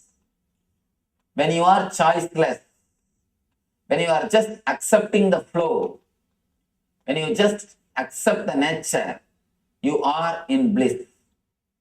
Actually, bliss is nothing but accepting the reality as it is. But we always say, I accept everything, Swamiji. Everything is beautiful. Just it's one thing. It is around the corner. Let me correct this one thing. Tomorrow I will be happy. When we are in India, we think if we just get visa, it will be really great. Once we get the visa, if we can have a house in the States, it will be really Great. Then green card. Then citizenship. Then car. One by one, by the time you have a family, already you have mortgaged your life. Already the life is mortgaged. We just postpone. Just after this, I'll be happy. Postponing the bliss, postponing the ecstasy, postponing the joy, which is continuously happening in you, which is your nature, is the root of the mind. Understand? In bliss, you can't have mind. Because bliss happens to you when you are choiceless. In the choicelessness, bliss starts happening. Whenever you choose, you always choose misery. Any choice is nothing but misery. People ask me, Swamiji, should I continue my spiritual life or my material life? For which I should give more importance? It's a very big question. $1 million question. Every so-called spiritual seeker asks this question. Please understand, only so-called spiritual seeker, never the real seeker. Just like professional lawyers, professional doctors, there is a group of people who think themselves as a professional seekers. Their only job is continuously reading some book and window shopping from master to master, from group to group, and gathering here and there something, thinking that they are great seekers. I have seen thousands of these so-called great seekers. They always come up with one question. Should I put more energy, more time on my material life or in my spiritual life? I tell you, the moment you choose, you have started suffering. The moment you choose, you have started suffering. Whether you choose spiritual life or material life. If you choose the material life, you will always feel, oh, I am missing the spiritual life. You will be visualizing what you are missing. If you choose the spiritual life, you will always miss the material life. I tell you, there is no need to choose. Material life is horizontal line. Spiritual life is vertical line. We always have a dilemma, which one to choose. If you look little deeply into your being, of course, looking little deeply into your being is what I call meditation. If you meditate little bit, you will understand, experience. You don't have to choose horizontal line or vertical line. You have the capacity to grow in both directions at a time. That is what I call quantum spirituality. You can explode in the horizontal direction and in the vertical direction at a time, in same space. Real spirituality, a real meditation is living in this moment. When you start living in this moment, naturally you will explode. You will just express yourself in your so-called material life and spiritual life. Life is only one thing. Whether you live with awareness or without awareness, that is the only choice you have. You don't have any other choice called spiritual life or material life. Don't think just because somebody has become a spiritual person, he eats something from the other world. He eats the same material which you are eating. He sleeps in the same bed in which you are sleeping. He uses the same way as you use the bathroom. Everything is same. Of course, the problem is, in our ancient scriptures, we have not recorded whether Krishna used the bathroom or not. That is the problem. We always have an idea about spiritual figure, we have a particular kind of a frame. Any spiritual figure, we put them into that frame, into that idea, and we distance ourselves from them. We distance ourselves from them. There is no need to choose. The moment you choose only suffering. All choices are nothing but suffering.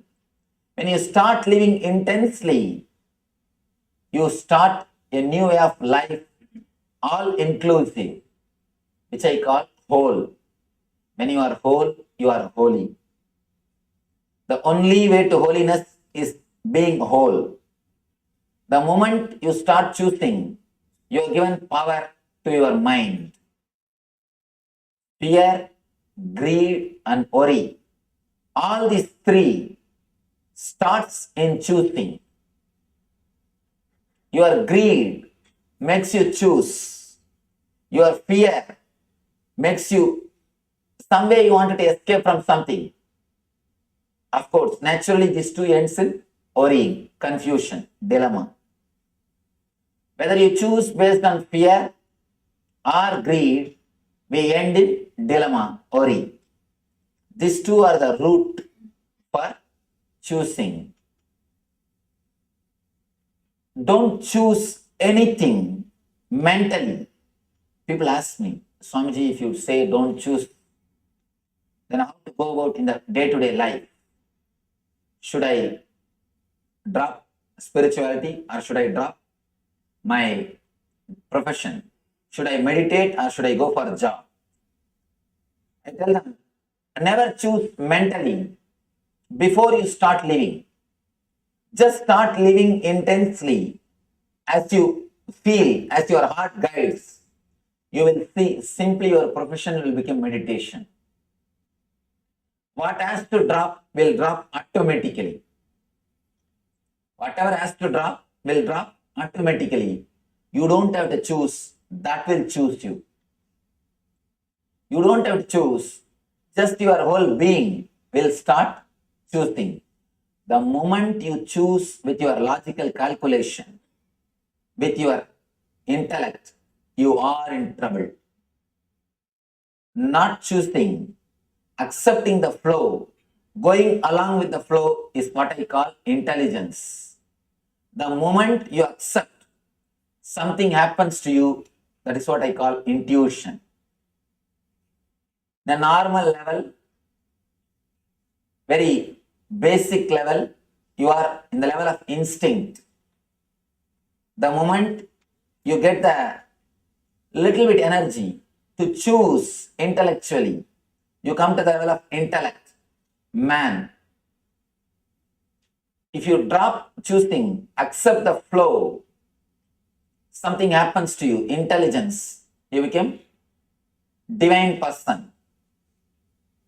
When you stay in this level, that same energy, something more happens to you, which I call intuition. You become divine. Step by step, from instinct to intellect, from intellect to intelligence, from intelligence to intuition. Usually, almost we are all stuck, 90% of us are stuck in intellect level. Of course, we are not in instinct level, we are in intellect level. Continuously fighting with yourself, continuously creating conflicts. That is the reason we need so much of entertainment. Why do you think continuously we need partying, drinking, TV, movie, everything? When I was first brought to this country, when I came first to this country, they showed me all this Universal Studio and Disneyland and whatnot, all those entertainment things. The devotee who took me around thought I'll feel very happy after seeing everything. But somehow I felt very sad. And I came out, they asked me, why Swamiji you are feeling so sad and you are silent? You didn't enjoy all these things. I said, If so much of entertainment is needed, means this country must be joyless. You need so much of entertainment, so many nightclubs, just because we are joyless. We are just joyless. That is the reason. Again and again and again, we go out. Some way or other, we try to grab, we try to snatch joy. Trying to snatch joy from the outer world is nothing but trying to make thread out of stone. Trying to take thread out of stone. You see in India, out of this banana tree, they will make thread to make flower garlands. The banana trees, the outer shell of the banana tree, out of that they will make threads to make garlands. Same way, if you try to make a thread out of stone, what will happen? Out of a rock, out of a boulder, you try to make a thread. All our work to get joy out of the outer world, out of these outer entertainments, is nothing but trying to make thread out of boulders. Of course, you can escape from yourself. These are all just techniques to escape from yourself. But you can never think that you are joyful or blissful by these things. Unless a person is totally comfortable with himself, unless a person is totally eased with himself, unless somebody is totally relaxed with himself, I don't think he can find joy in anything from the outer world. How much you try, all you can try is you can just escape. That's what. Until around the age of 40 to 45, you come upon a new phase in your life, which I call depression of success. You got what you want, but you have not got what for you want. Achieving what you want and not achieving what for you want. At that moment, you face a phase called depression of success. That is the time we take major decisions in our life. People try to change cars, houses, wives. You continuously try to change. That is the age you decide or you think of changing cars, houses, spouse. You try to change everything. Either you go for outer change or you become addicted. Means you try to escape from yourself. Escaping from yourself can happen in many ways. Not only through alcohol or drugs.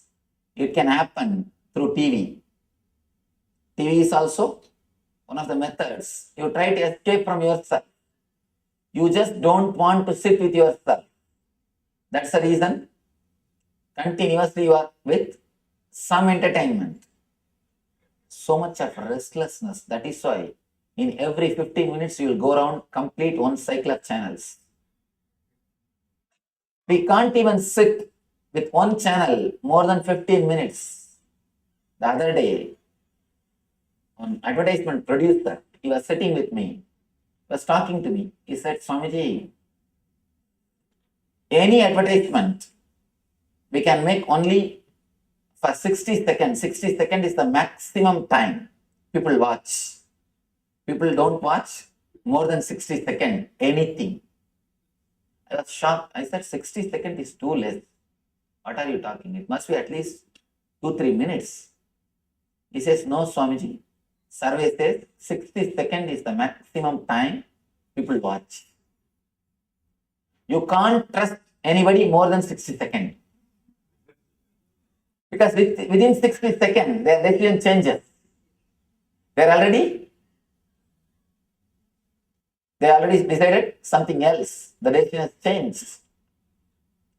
Continuously, we are restless because we are not eased with ourselves. All our so-called joy is nothing but escaping from ourselves. Some way, if somebody helps you to escape from yourself, you call that person as a good entertainer. You call that program as a good entertainment. We don't understand how long you can escape from yourself. How long you can postpone facing yourself. The more you postpone, the more you will feel emptiness inside. That is why many people come and tell me, I have seen hundreds of people coming and telling me, Swamiji, I have everything which a man can ask. I have everything, but I just feel I have nothing. I don't feel I belong to this. I don't feel I'm at home. What is happening to me? What is wrong with me? We always think bliss is dependent on our outer life. That is why we try to make our outer life perfect. We miss one important thing. It is not based on the quantity, it is based on the quality. It is based on your inner quality. How much you can sit with yourself. How much you are comfortable with yourself. How much you can face yourself. How much you are relaxed within yourself. That decides how much you can be blissful. How joyful you are. It is the quality, not the quantity.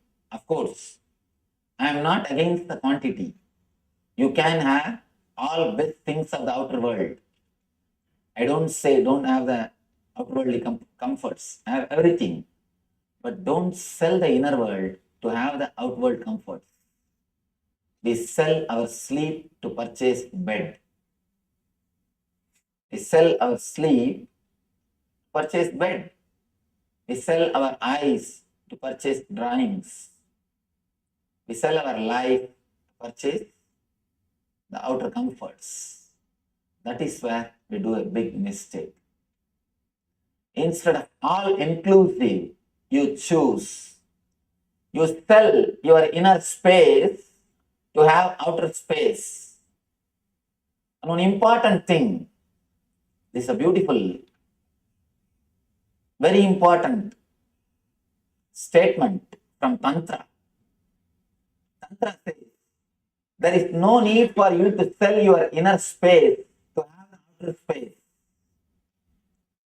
There is no need to disturb, damage your inner space to develop the quality of your outer space. There is a technique, there is a method. You can create enough of energy, richness, quality in your inner space along with creating the outer space. The technique create the quality in your inner space, maintain the quality of your inner space is what I call meditation. If you can spend at least 20 to 30 minutes in your life to enrich your inner space, to maintain the quality of your inner space, continuously you will be radiating bliss. And I tell you, you can surely excel in your profession. When you radiate bliss, you understand what for you are here, what you need, what you want, and what is your space, what is your role in this universe. Unless you experience deep easiness with yourself, you will not even know what for you are running. Most of us, by the time we ask the question, what for I am running, we already finished our life. We already finished our life. We have finished our race. After finishing, we ask, what for? I ran. What I am doing? It's a beautiful statement. The worst thing in the rat race is, even if you win, you are a rat. Even if you win, you are a rat. I don't think anybody wants to be a rat just for the sake of winning. If you choose to be a rat just for the sake of winning, it is up to you. It's actually our decision. Next thing, somebody was asking me yesterday how to clear the negativity. This is a very important thing. Today I wanted to address about this, especially for doctors. Continuously, you swallow negativities of the patients. Continuously, you are hearing about the problems. You are hearing about diseases. You are meditating on negative things. Please be very clear. For others, people who are in the other professions, for them, meditation is a luxury. If they want, they can have, otherwise there is no need. For doctors, it is a basic necessity. If you don't meditate, be very clear, we are going naturally towards depression. Because every day we are meditating on negative things.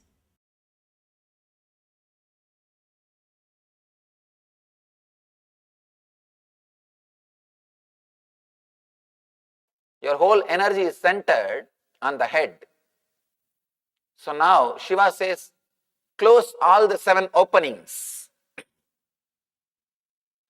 2 eyes, 2 nostrils, 2 ears, and the mouth. Close all the 7 openings. Then immediately the outgoing energy which is constantly flowing outside, will be stopped and it will be concentrated as one beam light, one light beam. Then now you can use that energy to penetrate your third eye.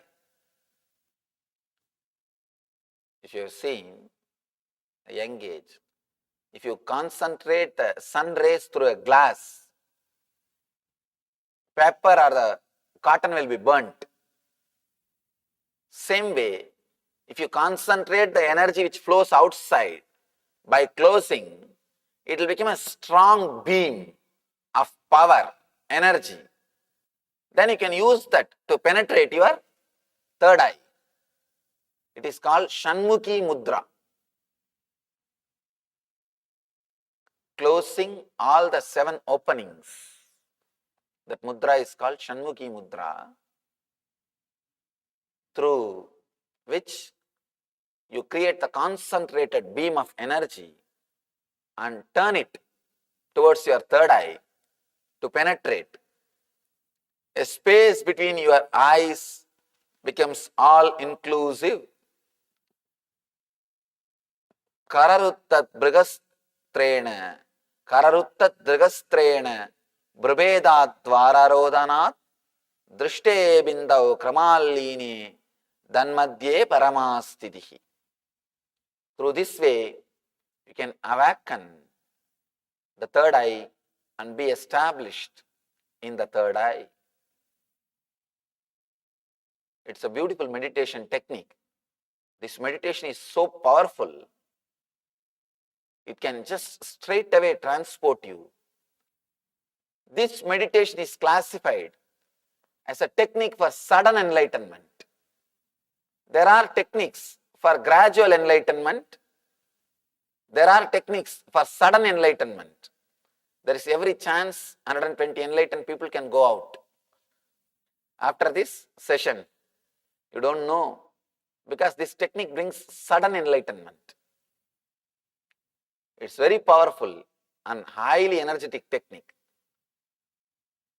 You should understand the truth of sudden enlightenment. Sudden enlightenment means where you don't need any preparation. Simply in single moment you are awakened. Then you will be able to establish yourself in that experience. Gradual means you practice for a long time. Then you establish yourself in that experience. The sudden enlightenment is always good because it gives you the glimpse and the conviction about the possibility happens in your being. Then you won't have much doubts and problems. All our problems are nothing but our doubts. Is it really available, or will I be able to have? Will that be successful? I don't know what will happen to this. I don't know what will happen to my husband. I don't know what will happen to my wife. I don't know who will run away where. All these doubts are the problem. When you have at least one glimpse, sudden enlightenment, all these problems will disappear. It will be a lot more easy for you to travel on your journey. All great masters, fortunately, directly, with understanding or without understanding, had the glimpse of sudden enlightenment. Sudden enlightenment. So, it is time for us to go inward and work on the Ajna Chakra to have the glimpse of enlightenment. Today we will spend a little more time on the meditation because it's a very powerful technique. Let me describe the technique. It's a very powerful technique. Please understand the instruction slowly but clearly, then we will do it. You are supposed to close all the 7 openings with your 2 hands. Let me first describe, show, and then you can close. 2 thumbs on your ears, 2 fingers on your eyes, and 1 finger from each hand on your nose, and mouth you can just keep it shut. That's enough. Let me describe the technique clearly. Do not close the nose completely, then do not block it completely, but reduce the airflow.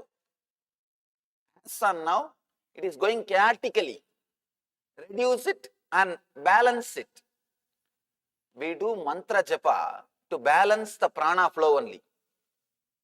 Many people will be always doing mantra japa. Actually, it regulates your prana flow. It helps you to go towards the little more higher space or consciousness. So, let me describe, later on you can do, you can just please understand completely first, then you can do later on. See it clearly. And this is called Shanmukhi Mudra. When you close like this, the energy flow which is going outside, actually through the face, through the 7 openings, constantly energy is going out. Your hands are very powerful. These energy centers are so powerful, it can stop the energy flow going outside and turn it towards inside. Turn it towards inside. We are doing 2 things. First, stopping the energy flow outside and turning it inside, and concentrating the beam of energy which is turned inside towards the Ajna. First we are stopping the energy flow towards outside, then we are turning it inside, and third, concentrating the turned energy on your third eye. So that as on now 80% of your energy is going through the face. You are gathering data through the head, 80%. 80% of your Jnanendriya activities are happening through the face. Now you stop all that energy flow out and turn it towards in and center on the third eye. 3 steps. I'll guide you step by step. First understand this mudra, Shanmukhi Mudra.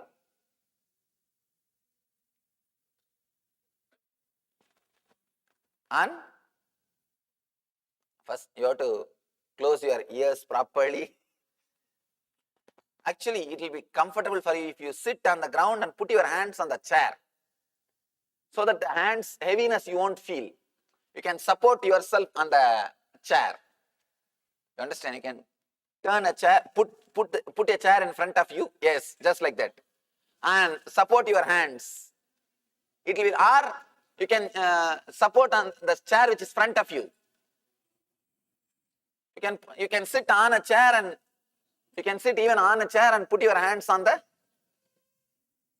so that it will be, you will not have that shoulder pain. Yes, that's the right thing. You won't have shoulder pain. One more thing, please understand.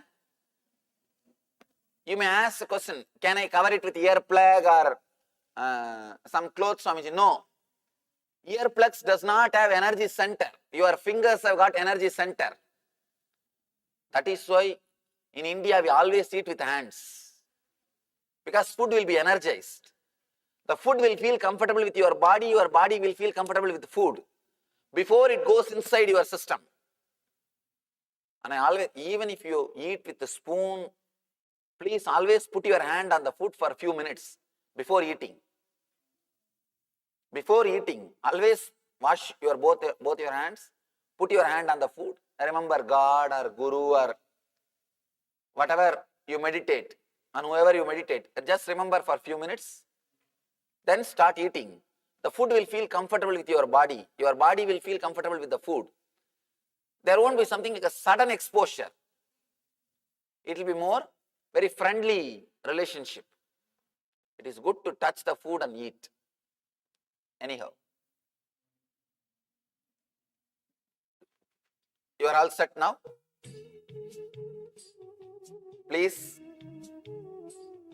close your all the 7 openings in the face. If you are wearing specs, remove that. Do not try to put your fingers under the specs.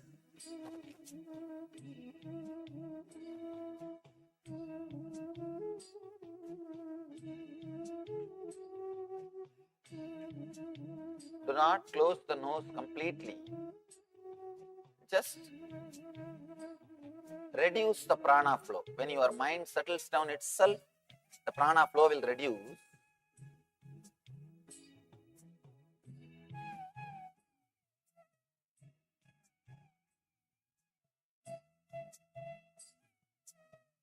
In this same Shanmughi Mudra, inhale and exhale as slowly as possible. As slowly as possible. Inhale and exhale.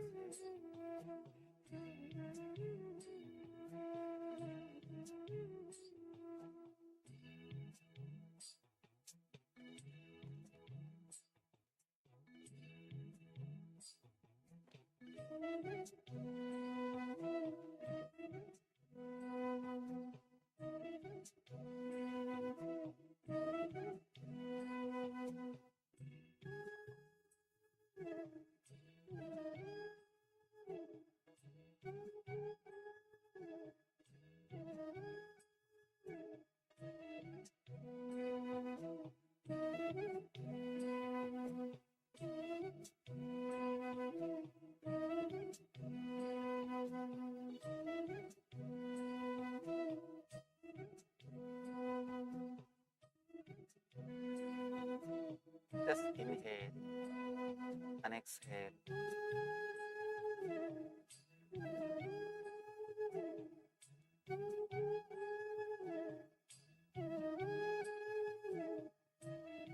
As slowly as possible.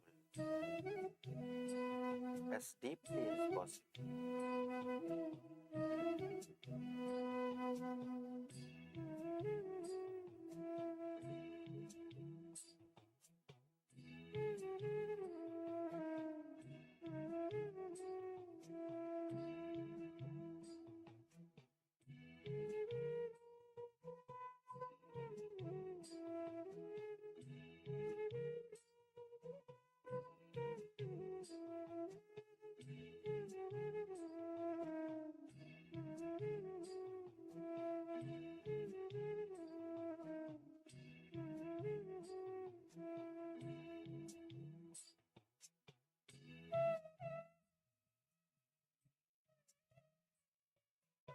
Let your mouth be.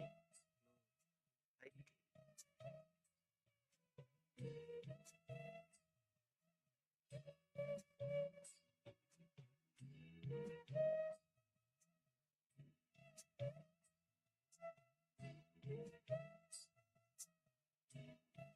Visualize.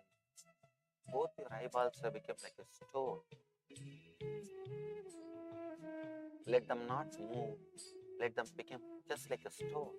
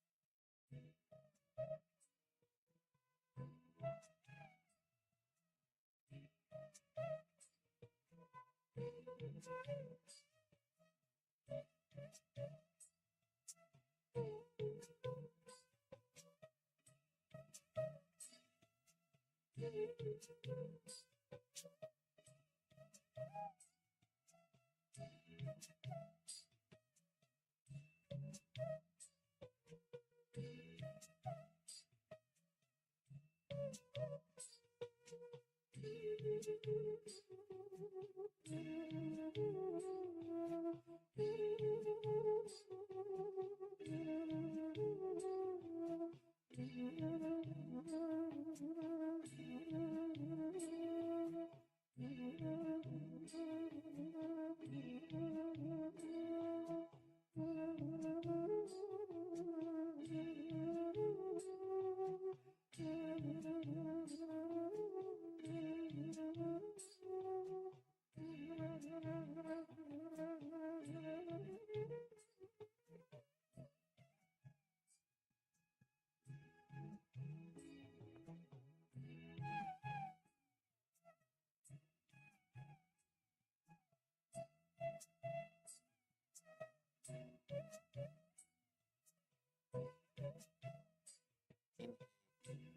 and exhale as slowly as possible, as deeply as possible.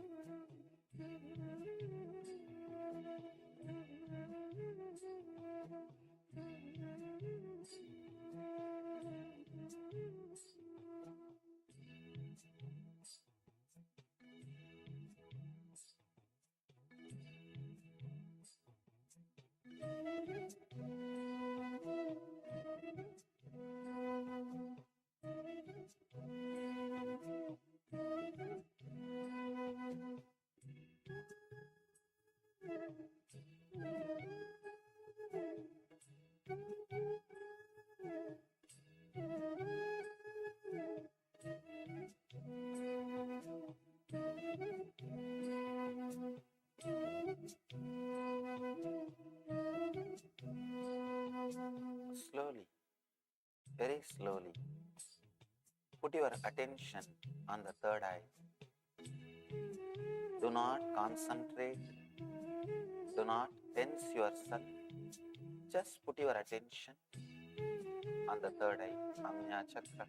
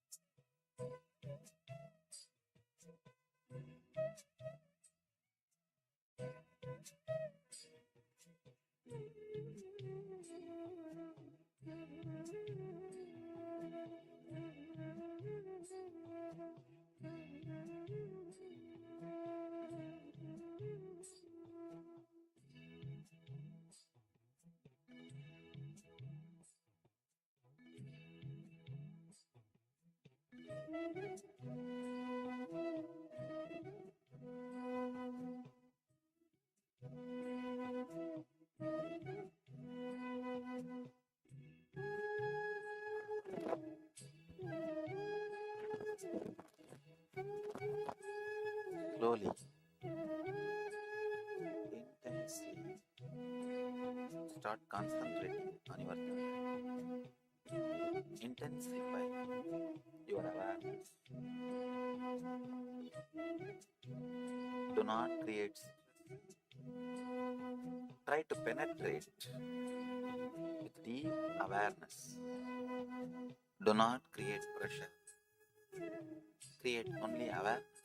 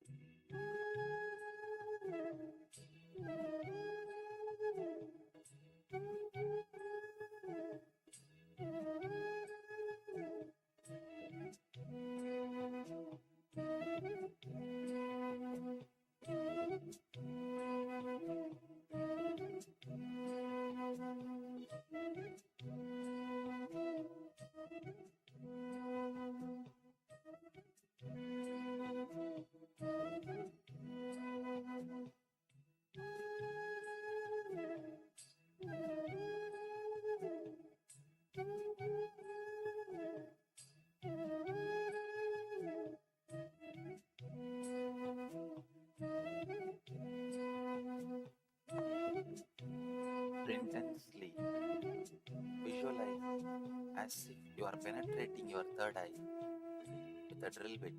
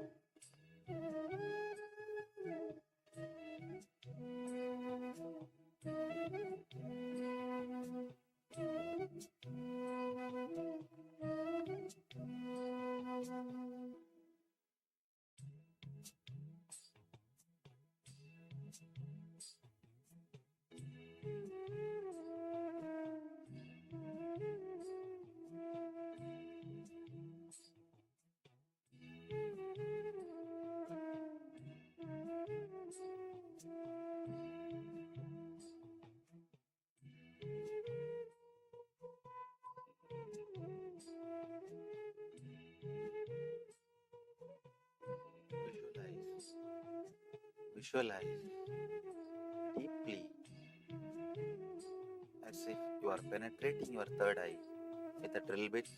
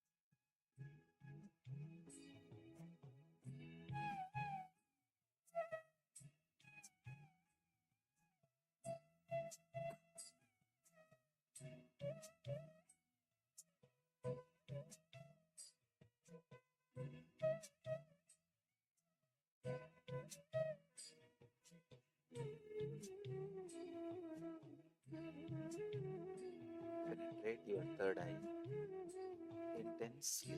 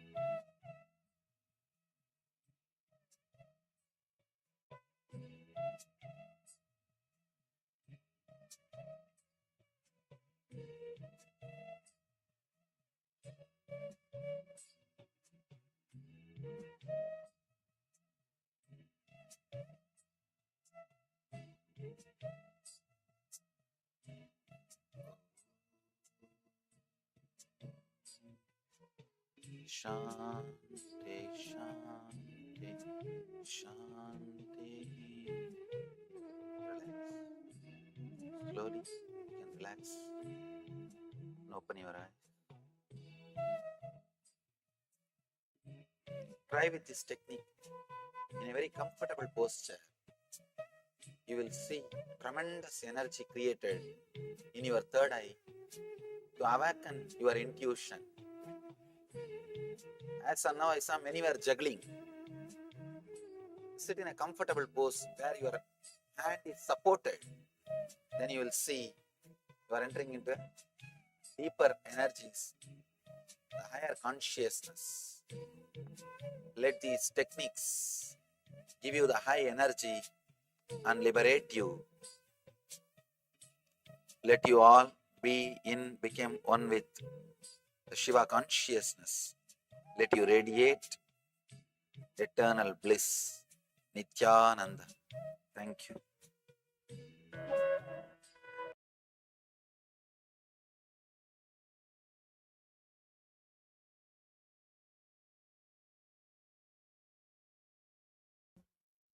Now, yoga for spirit, being.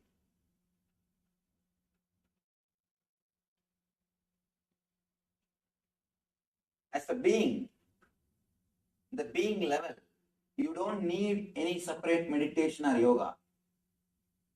All our yoga or meditation is to reach that level. That's all. If you can experience that level or stay in that level, you don't need any meditation or yoga. The aim of the yoga is reaching the level being or the spirit. First thing, what do I mean by the word being or spirit? Let's analyze. Let's analyze what do I mean by the word being. In Sanskrit, we call Atman. You can translate it in a very superficial way as consciousness. Consciousness is not equivalent or exact translation of Atman, but we have no other way. We have to use the word consciousness. Soul is much poor word. Consciousness is at least a little better than soul. So I am using the word consciousness. Actually, being cannot be expressed by a single word. You can say what is not being and make people understand what is being. But you can't pinpoint and say what is being. Because whatever you can pinpoint is only related to mind. You can't say anything about the being because it is something beyond mind. It is something above your intellect, it is something beyond your logic. Again and again, our masters declare it is beyond the body, beyond the pranamaya, beyond the manomaya, beyond the vijnanamaya, the different sheets, different koshas.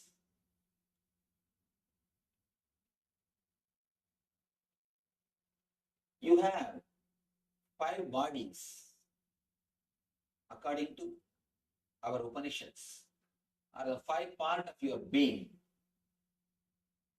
First thing, physical body, which you are having, made out of flesh and bones, you know.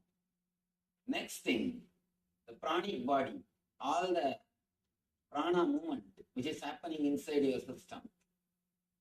Inhaling, exhaling, all the other prana movements in your system. Third thing, your inner chattering, that is called manomaya. Fourth thing, the deep sleep state, what they call Vijnanamaya, which you experience at the time of deep sleep. Fifth thing, Anandamaya, of course, which you experience very rarely when your mind is totally in peace, when your mind is totally in silence. It is very rare people experience this Anandamaya Kosha. It's like if you are continuously asking for something, for example, a sweet, particular sweet, continuously you are thinking about it. You want to have it. You are working for it. Suddenly one day you get that sweet. When you put that in your mouth, the restlessness which you had for that sweet, or continuous thinking which you had for that sweet, it disappears. It comes down. Your mind becomes a little calm for a few moments. That few moments you experience Anandamaya Kosha. You experience the joy which is from your being. But unfortunately, your mind starts thinking that joy is from the sweet. Then you start running behind it. You think if you create a same situation or a same atmosphere, you will be able to experience the same joy. If that is the case, continuously the sweet must give you the same joy. But it is not giving. 4 sweets, okay. 5th, it's all right. 6th, you say, I think, no, too much. 7th, you try to escape from it. If it is from the sweet, it must only continue or grow. If it is from particular space or particular situation, it must continue or grow. But it is not our experience. Sometimes you go to the beach, you feel sudden peace, calmness in your mind. If you think, oh, the beach is associated with peace and calmness, you go every day, but you start experiencing. You will sit there and start your regular worries. That's what I always tell people. It is not the outer space which decides. It is the inner space which decides.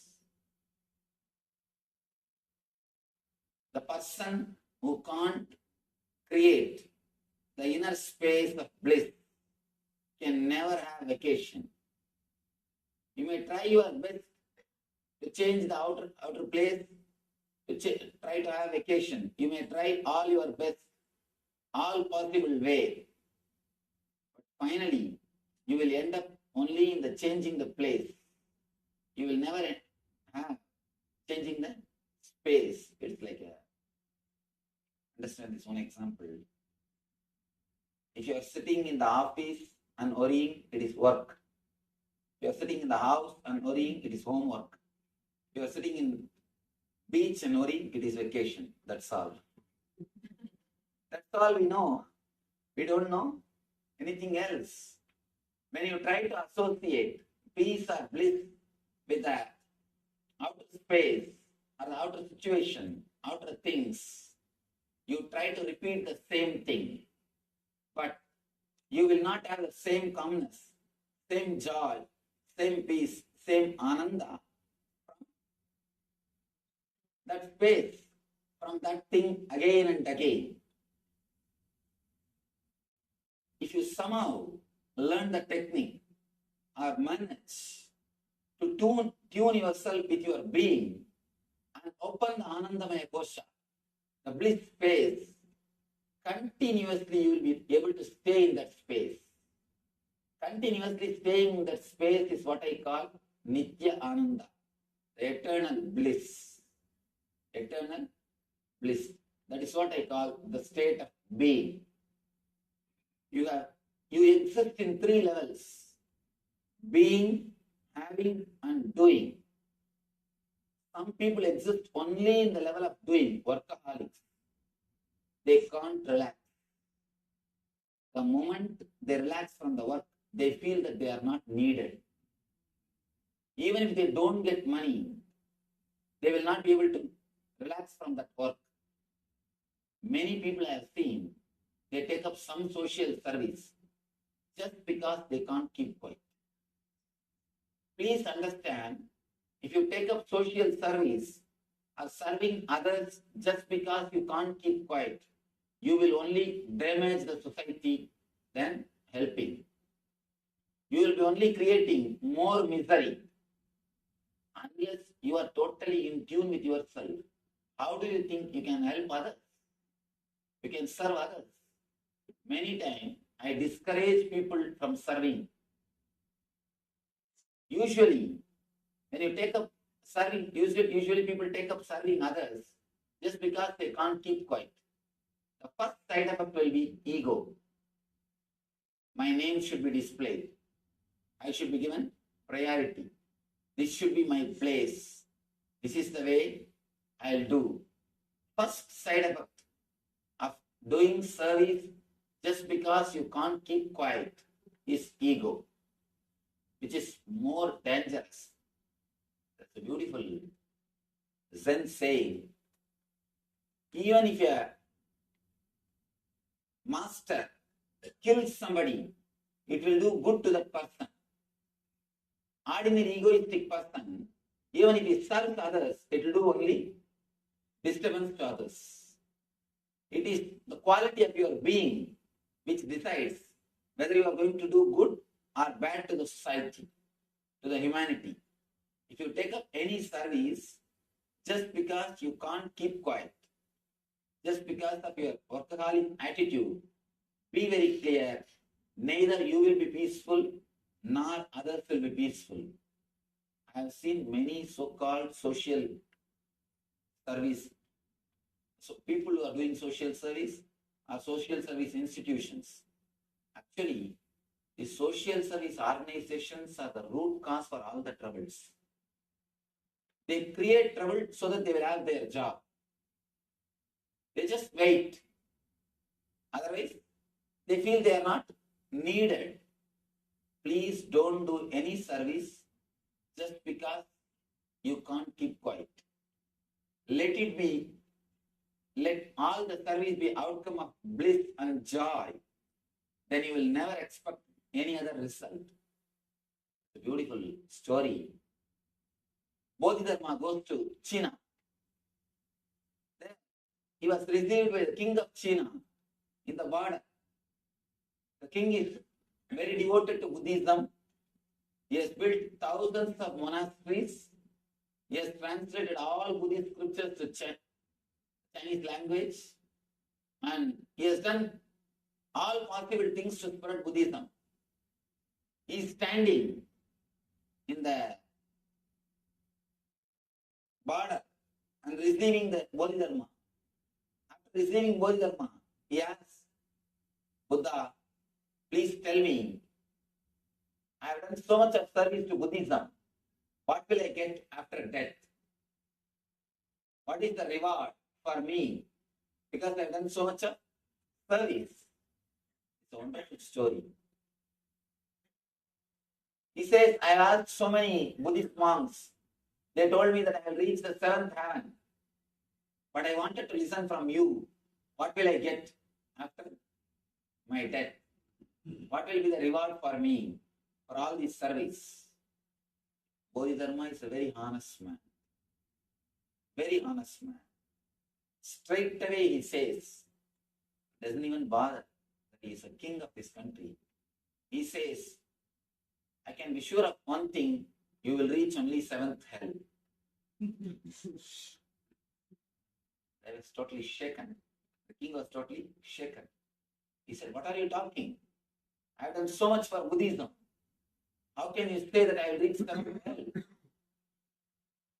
Bodhidharma makes a beautiful statement.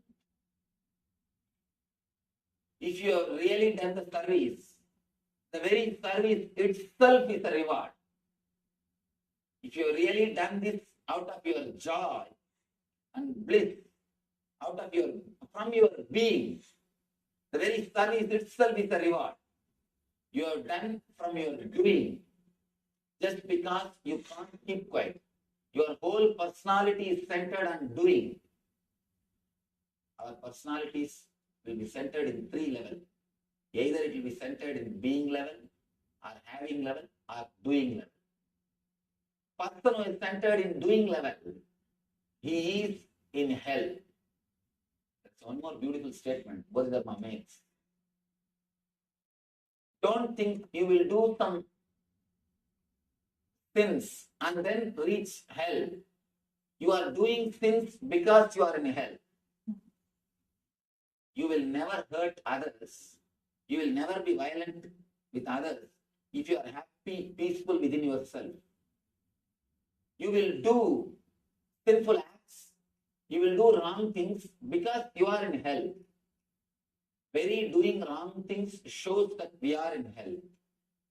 Very doing right things shows that we are in heaven. Don't think you will do some sinful acts, then go to hell. You are in hell because of that you do sinful acts.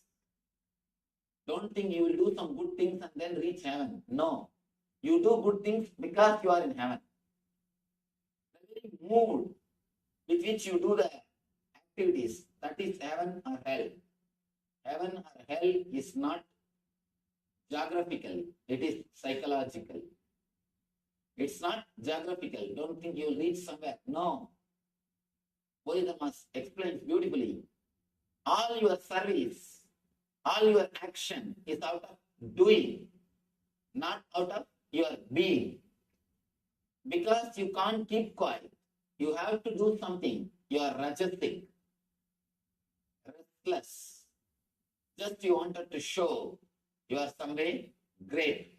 Whatever you take up, you do it in a very big way. Why do you think the so-called religious people install tall structures?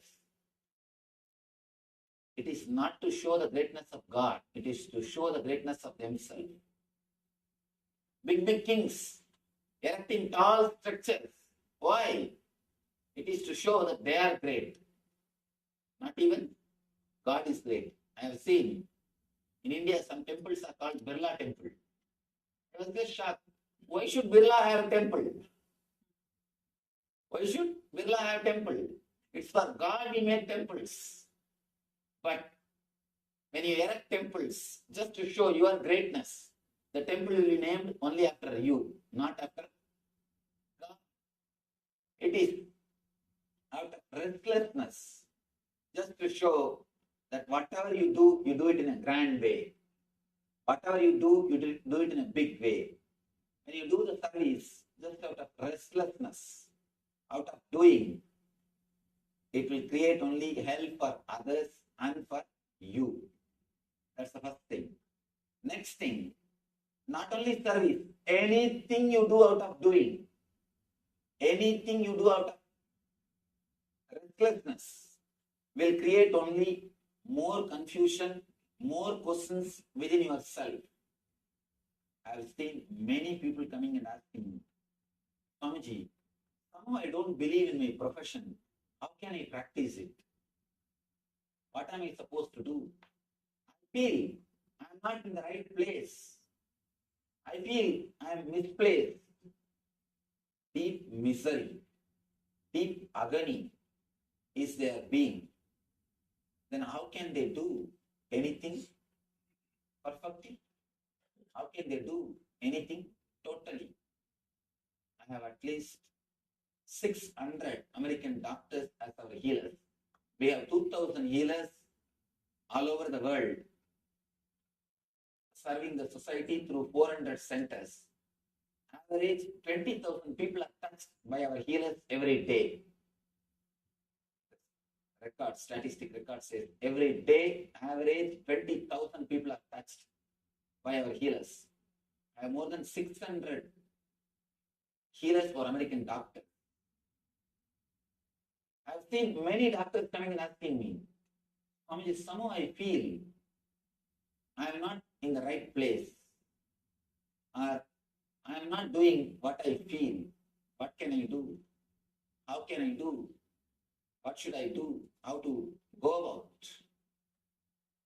Understand, It is not important what you are doing. It is important how your being is.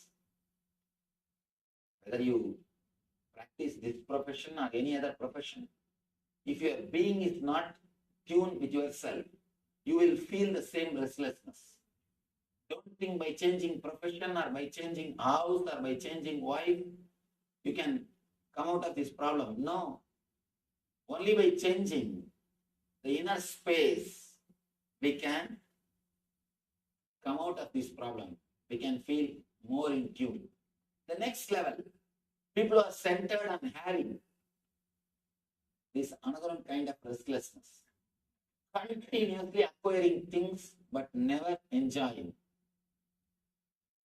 Continuously acquiring things but never living or enjoying them. I've seen people continuously they acquire. When you are sitting in an ordinary car, you think of SUV.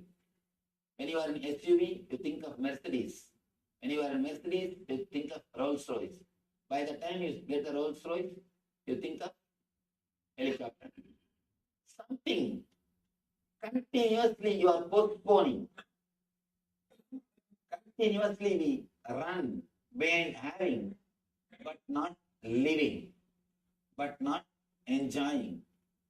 The persons who are centered in the level of I, they are centered in the level of doing, just for the sake of ego. The persons who are centered on having, they are centered in the level of mind. I and mind. I is continuously doing, mind is continuously having. Continuously you try to expand your boundary. Continuously we try to change the outside things. Continuously we wanted to expand our boundary. I've seen people, if they have 5 acres, they will be standing near the boundary and try to expand the boundary a little more. Suddenly, by fortune, someday if their boundaries, if they are given 500 acres, again they will be standing near the fence and try to push the boundary just few inches, just 3-4 feet. Whether it is 5 acre or 500 acre, these people are going to stay only near boundary. They are bound to be near boundary. They can't stay inside the home happily. Continuously pushing the boundary. Continuously trying to expand the boundary. These kind of personalities are based on having. They will feel happy. They will feel secure. They will feel relaxed only when they continuously possess more and more and more things. Deep feeling of insecurity, the fear, is what makes you to have more greed and continuously trying to possess things. Continuously possessing things is nothing but deep insecurity feeling. If you penetrate your being a little deeply, we can understand. It is nothing but feeling deeply insecure. All our possessions, the idea of possessing continuously more and more things is just because of fear, just because of feeling of insecurity. We think, let this be with us, let this be with us. You feel your boundary is more. You feel if you have more things, you will not be taken away from this world. We usually feel if we have more friends, more relatives, more things around us, we feel we are secure. We will not be taken away. That's a beautiful sloka in Mahabharata. Dharmaraja is a hero of the Mahabharata. He was questioned by a demigod. Beautiful question. Kimascharyam itah param. What is the great surprise in the planet Earth, in this universe? What's the greatest surprise which you are seeing in the universe? Dharma beautifully answers. Aganyagani bhutani gacchantiha yamamandiram Tesha Sthiramischandi Kimascharyamitah Param. The running translation goes, every day we are seeing so many beings reaching the abode of Yama. Agani Agani Bhutani Gatsantiha Yamamandiram. Every day we are seeing so many beings reaching the Yama's abode, the Lord of Death's house. But even after seeing, we feel that we are going to be here eternally. We are going to be here eternally. We are going to be here forever. We never think, our being never feels that we are also going to leave. Continuously we are seeing. For a few minutes we feel, especially for doctors, after a few times, we just become insensitive to the whole concept. Or we just take it for granted. We don't think, we don't look, we don't prepare ourselves consciously for the whole life and death. We don't look the whole event. We don't look both sides. Either you try to forget yourself through greed, means expanding your boundary, or you try to forget yourself because of the fear. Of course, the fear also ends in expanding the boundary. We try to hide, we try to forget all these things by continuously expanding the boundary. Whether you stay in the level of doing or in the level of having, unless you reach the level of being, you will not be able to relax. You will not be able to experience what is really life. Actually, a person who is born blind, you can never make him understand what he is missing. Can you make him understand what he is missing? No. Same way, the person who has not experienced the ecstasy of being, the bliss of being, we can't explain to him what he is missing, what he is just not having. By not entering into the space of being, what we are missing can never be explained or expressed by words. That is the reason. Again and again and again, our rishis, our masters insist on reaching the state of being. In India, this is a basic lesson. The moment a person reaches the age of 7, the first lesson given to him is how to connect yourself into your being. How to connect yourself to your being. The first lesson taught to anybody is how to stay in your being level. The Gayatri Mantra is a straight technique to reach the being level. Of course, the Gayatri Mantra is nowhere related to any ritual, any puja or any worship. It is a straight technique to make you fall in tune with the being, to make you fall in tune with your consciousness. The meaning of the mantra itself says, let me meditate on the energy which awakens consciousness in me. Let the consciousness help me to meditate on it. That's all. Nowhere it says about any devata, any god, any ritual, anything. It's a straight technique to tune yourself into that being level. When I use the word being, I mean the thoughtless awareness. You are doing or having. These two are like a zeros. Unless there is a being, these zeros have no value.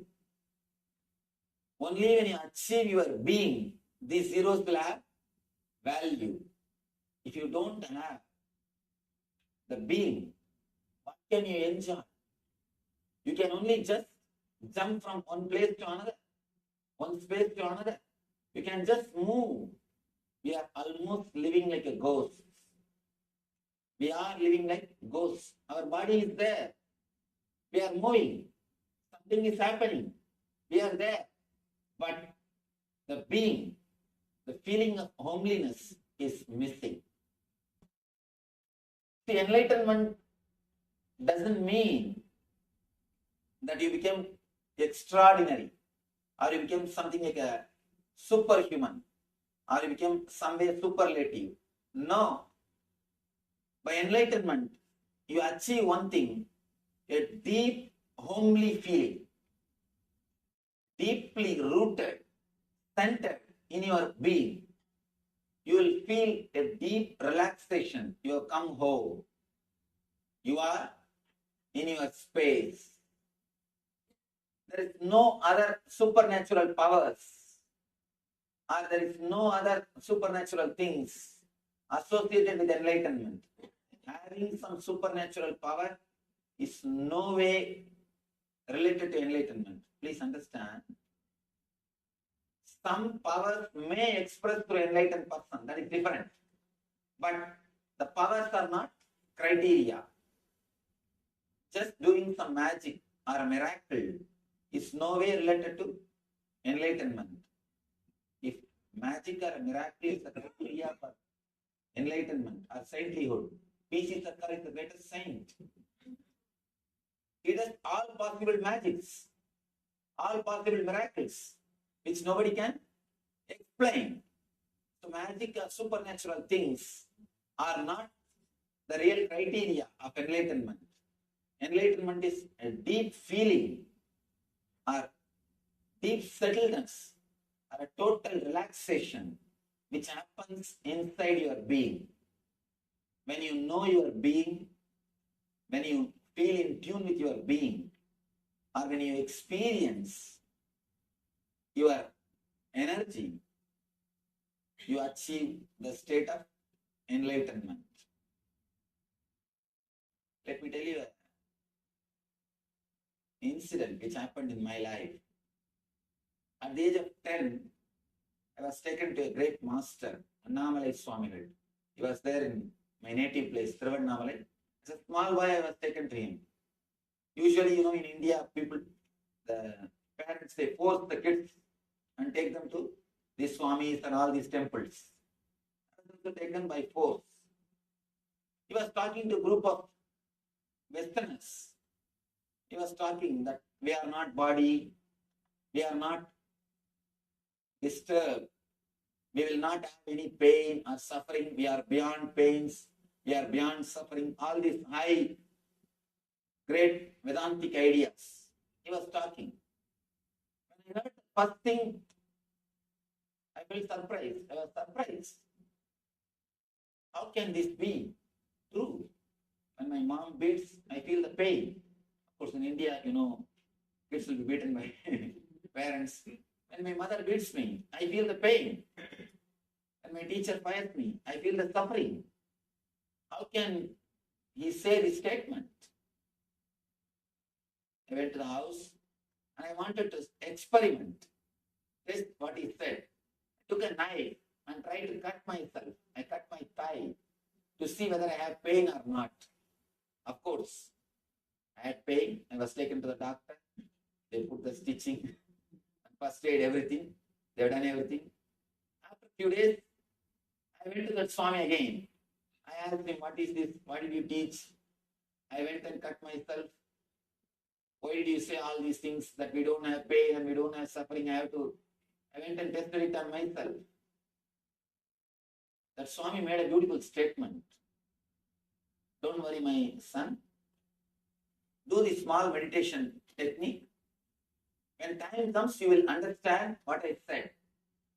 Now you may not have understood.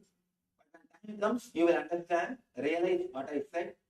Do this meditation. He taught me a simple technique of searching the source of your thoughts. Just start searching the source of your thoughts.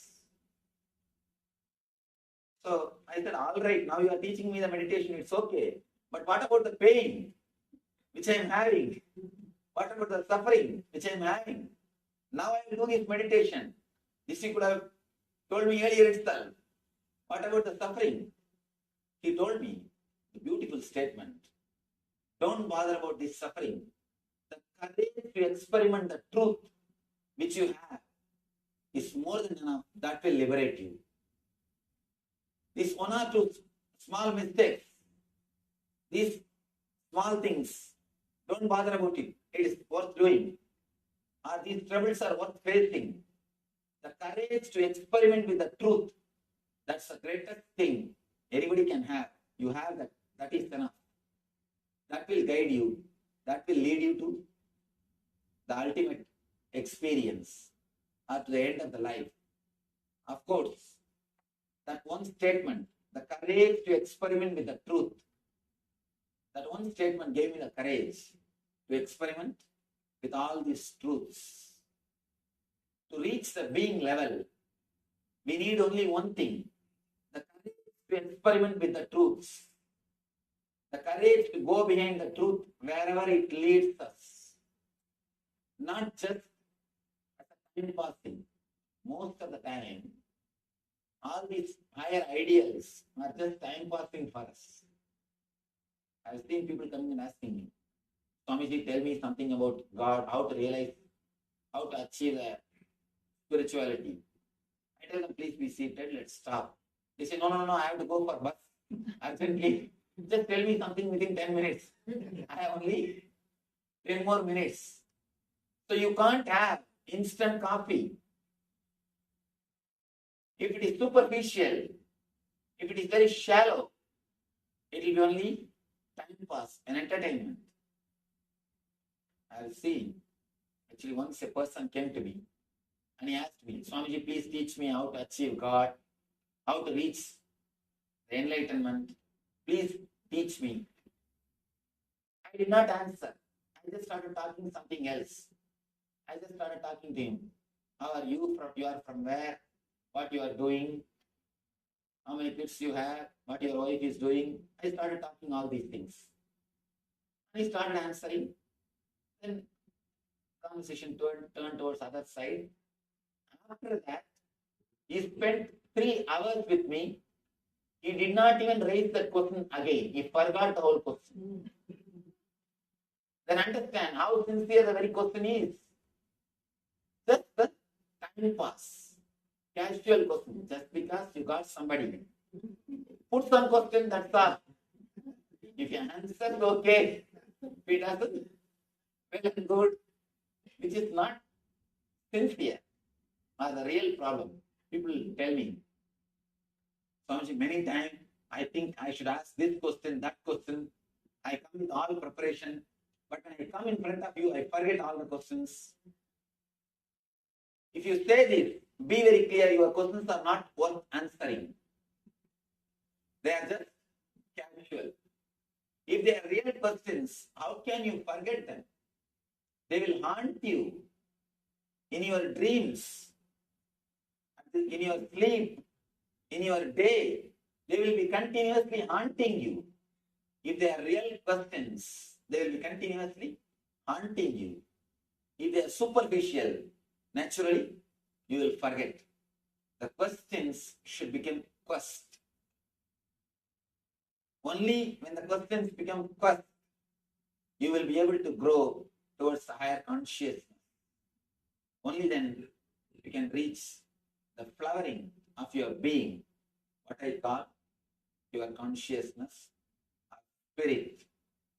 Take this only one message with you. Have the courage to experiment with the truth. Whatever you think is truth, you don't have to go for searching the highest ultimate truth.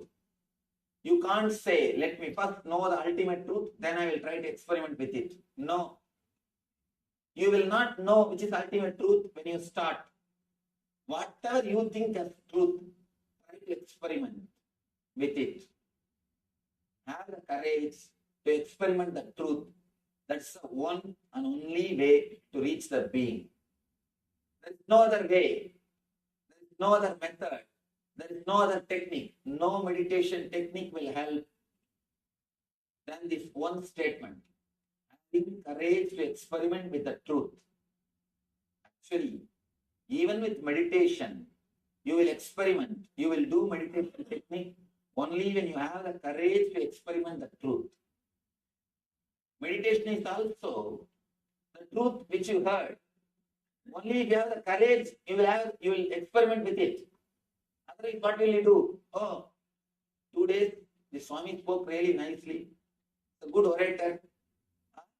You say, even though he looks very young, good speaker. I have seen many people, after the discourse, they will come here and tell me, Swamiji, you speak so beautifully. You have spoken such great things. I just catch them. Tell me what I spoke. I just catch them. Tell me what I spoke. They say, no, don't ask that. You spoke very nicely. You are really a great person. I have never seen such a great discourses. I have never heard such a great discourses. I have never seen such a great person. You spoke really nice way. Please understand. If people are coming and telling after the discourse that I spoke beautifully, means they have not heard what I spoke. They are just sitting and preparing what they should come and tell me after the discourse. They are just preparing in the mind. What should I tell? You see, you praise others just to get others' attention. Let's be very clear. We just praise others to get the attention of others, or expecting that they will also praise us.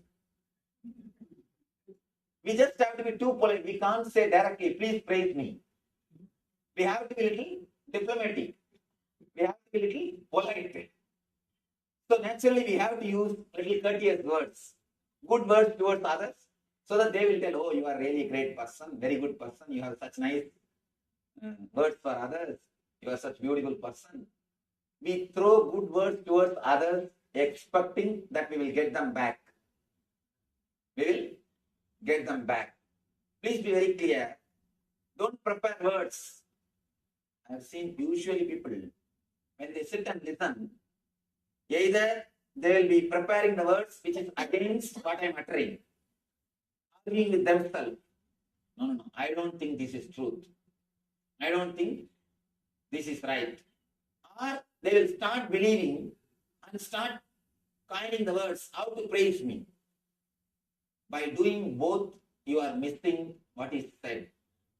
Please understand, if you are against, if you are continuously questioning, you are missing the truth which is expressed.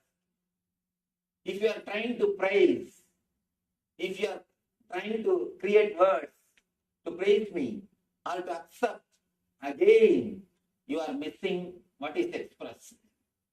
Both the way you are missing. That's why I tell people, whether you have negative attitude or positive attitude, both the way you are missing. What you need is not faith or doubt. What you need is courage to experiment with the truth. Just have little courage. I always tell people, the so-called believers or the so-called religious people are the most cunning people. I have seen many different kinds of people. Atheists will be more honest and straightforward. In my experience, I tell you, atheists, non-believers, they will be more honest. They are more straightforward. If they don't feel, they are very clear, straight. They don't care for anybody. But the so-called believers, believing out of fear or greed, without having the courage to go behind the truth, I call only these people as believers. Believing just out of fear or greed, without having the courage to experiment with the truth. This type of believers, they will be, first thing, they will be hypocrites. Next thing, egoistic. They will design all cunning methods to escape from the truth. They will have everything except truth. What we really need to reach our being is the courage to experiment with the truths. Vivekananda says beautifully, instead of reading libraries, volumes and volumes of books. Just have the courage to experiment with simple 2-3 concepts. Take 2-3 concepts. Have the courage to experiment with them. That's enough. Instead of reading volumes and volumes, instead of making yourself a great intellectual, just by reading without having the courage to experiment with the truths will make only our head more heavy, because you accumulate too much in the head. If you eat and don't digest, what will we do? We will vomit on others. Same day, if you read and don't have the courage to experiment, you will catch people and start vomiting on them. Whatever we read, we will start vomiting on others. We'll catch people and by force we'll vomit on others. Understand? All we need is the only one thing. If you forget everything else, whatever I have spoken on these 4 days, it's okay. It's one line as a message. Courage to experiment with the truth, what you think as truth. Whatever you think as the truth of life, have courage to experiment with it. Whatever you know as the truth, just have the courage to play with it, to experiment with that truth. All of these are steps, or what I call steps, or exercises, just like you do physical exercises to strengthen the body. Yogic discipline, yogic exercises are primarily meant to provide you the means or the techniques to take you to that state of connectedness, to that state of bliss or ananda, which I'm not giving a discourse, by the way, I'm just stating my question with a few things. I just wanted some clarification. To help us achieve that level. So these are the various disciplines. Now we have so many different schools, like Swamiji, you pointed out, there are so many masters that we search for, come across. Sometimes things will work, sometimes things don't work. And we take all of these different experiences. My question in simple words is, are all of these different paths meant to take you to that same state of awareness or bliss or connectedness? Is that the main purpose of all of these yogic disciplines, meditation techniques, etc.?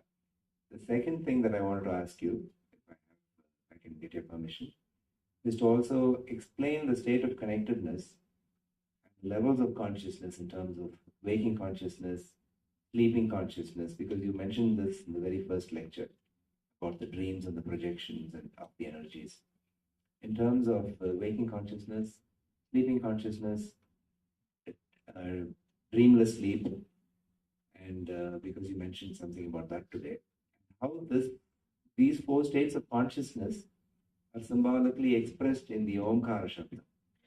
That is my question.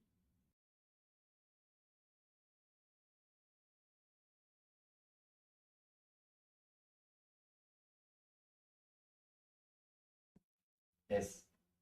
Could you, Swamiji, tell something about Sarupa Samadhi? Oh, that's nice. Too big word.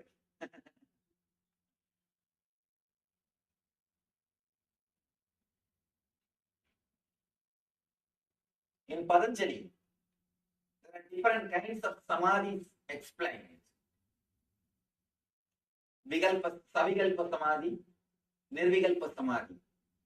This Swarupa Samadhi word is used in 4 places.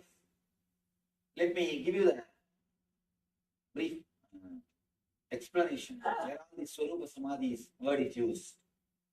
If you meditate on some Rupa of God and just become one with it, you don't have any other thought except that form, you reach the state of Swarupa Samadhi.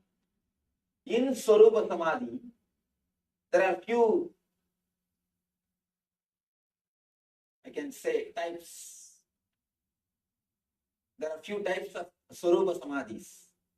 You became part of that energy, or you became one with that energy.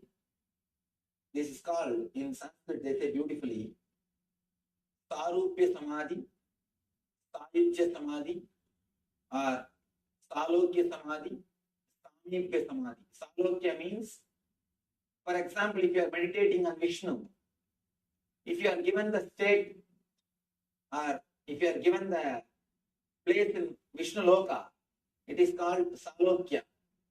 If you are given the nearness, it is called Samipya. If you are given his own form, it is called Sarupya. If you just become one with him, it is called Sayujya. Of course, these are deeper levels. There is no need for us to do research on all these things. Just follow any one method, simply you will reach the goal. Instead of analyzing too much about the goal, if we work on the path, that will be really helpful for us. Next.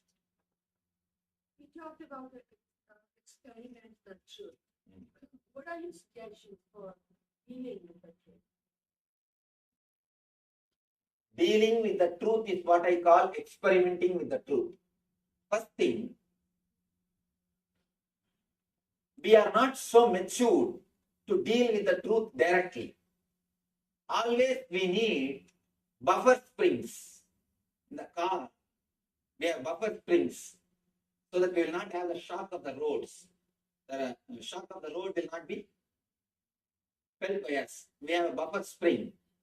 Just like that in the life also, continuously we keep buffers. The fantasies are the buffers. Hopes are the buffer spring. Continuously, we keep ourselves away from the truth. We don't directly face the truth face to face. We don't deal the truth face to face. We say, no, this is, today it may be like this, but tomorrow it will change. Day after tomorrow, it will change. Only kids need time to dream. Kids need a lot of time to dream to cope up with the reality. Even after becoming a mature person, still, if you have the habit of dreaming to cope up with reality, please be very clear, we are childish. We are not childlike, childish. I use the word matured person to a person who can directly deal with the reality, who can directly deal with the truth without having fantasies or hopes. If you can, if you are matured enough to face the truth as it is, without trying to give the sugar coat or without trying to postpone, no, tomorrow things will change. No, after some time things will change. I think there is some hope. If you are continuously postponing with your fantasies and hopes, we are immature people.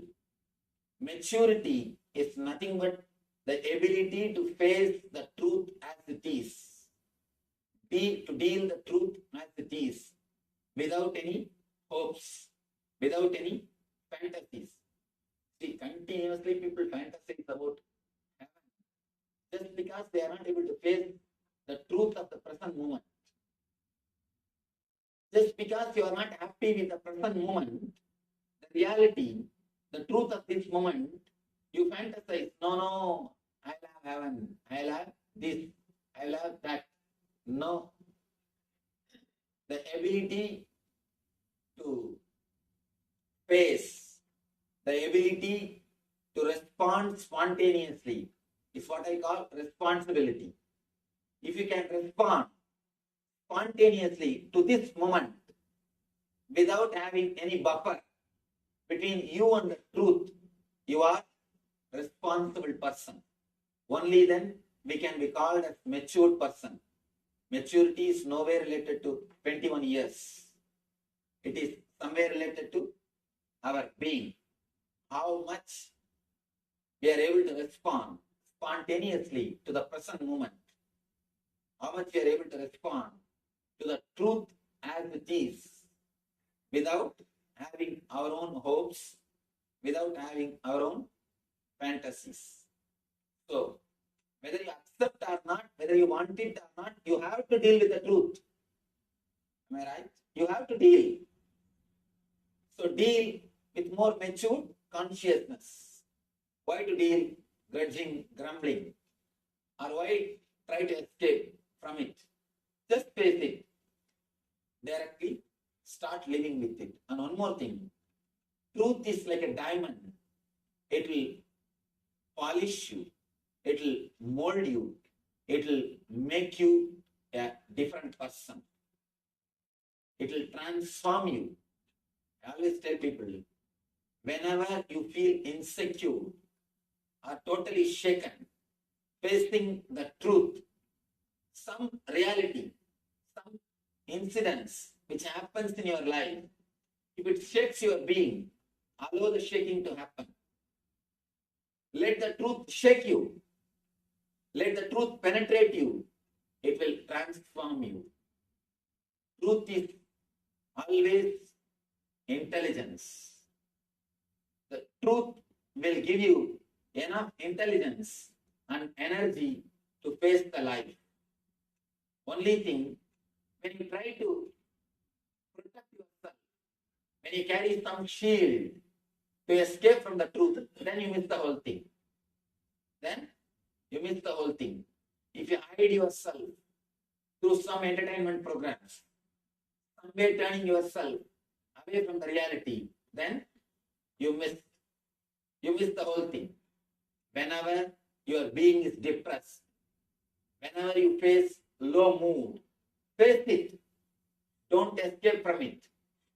If you try to escape through some entertainment, partying or drinking or TV or some media or magazine or some way, continuously it will be running behind you. The depression will not leave you. It is waiting. It will chase you. When you sit with yourself, it will come up. Don't try to escape from your being. Whatever is, whether it is guilt, low mood, or depression, whatever is reality, face it. Let's see who else can face. If you are not ready to face your being, if you don't want to be with your being, nobody else will want to be with you. So be very clear. Only when you face the reality of your being, you will be able to be with yourself. So you have to face, you have to deal the reality. You have to see the truth, whether today or tomorrow. The earlier you see, better for yourself. All of these are steps, or what I call steps, or exercises, just like you do physical exercises to strengthen the body. Yogic discipline, yogic exercises are primarily meant to provide you the means or the techniques to take you to that state of connectedness, to that state of bliss or ananda, which I'm not giving a discourse, by the way, I'm just stating my question with a few things. I just wanted some clarification. To help us achieve that level. So these are the various disciplines. Now we have so many different schools, like Swamiji, you pointed out, there are so many masters that we search for, come across. Sometimes things will work, sometimes things don't work. And we take all of these different experiences. My question in simple words is, are all of these different paths meant to take you to that same state of awareness or bliss or connectedness? Is that the main purpose of all of these yogic disciplines, meditation techniques, etc.? The second thing that I wanted to ask you, if I can get your permission, is to also explain the state of connectedness and levels of consciousness in terms of waking consciousness, sleeping consciousness, because you mentioned this in the very first lecture about the dreams and the projections and of the energies. In terms of waking consciousness, sleeping consciousness, dreamless sleep, and because you mentioned something about that today, how these four states of consciousness are symbolically expressed in the Omkara Shabda. That is my question. Actually, two big questions. But the beauty is he's able to repeat it exactly. Usually, when I ask people to repeat the question, they just forget. Two big questions, especially about these four states. In the next session, I'll speak about these four states. About these four states, I'll speak about it in the next session. The first question which you asked, are these techniques are these steps to put us in the bliss. They are not steps actually, they are techniques. When you use the word steps, it's like you do them and then reach the bliss. But when I say the word technique, I mean by doing it itself, it will put you in the bliss. Not that you will do, master it, then reach the bliss. No. When you doing, will put you in the bliss. It's like the air will open and you will fall into the bliss. Not that you will walk and reach the bliss, just the air will open and you will dissolve into the bliss.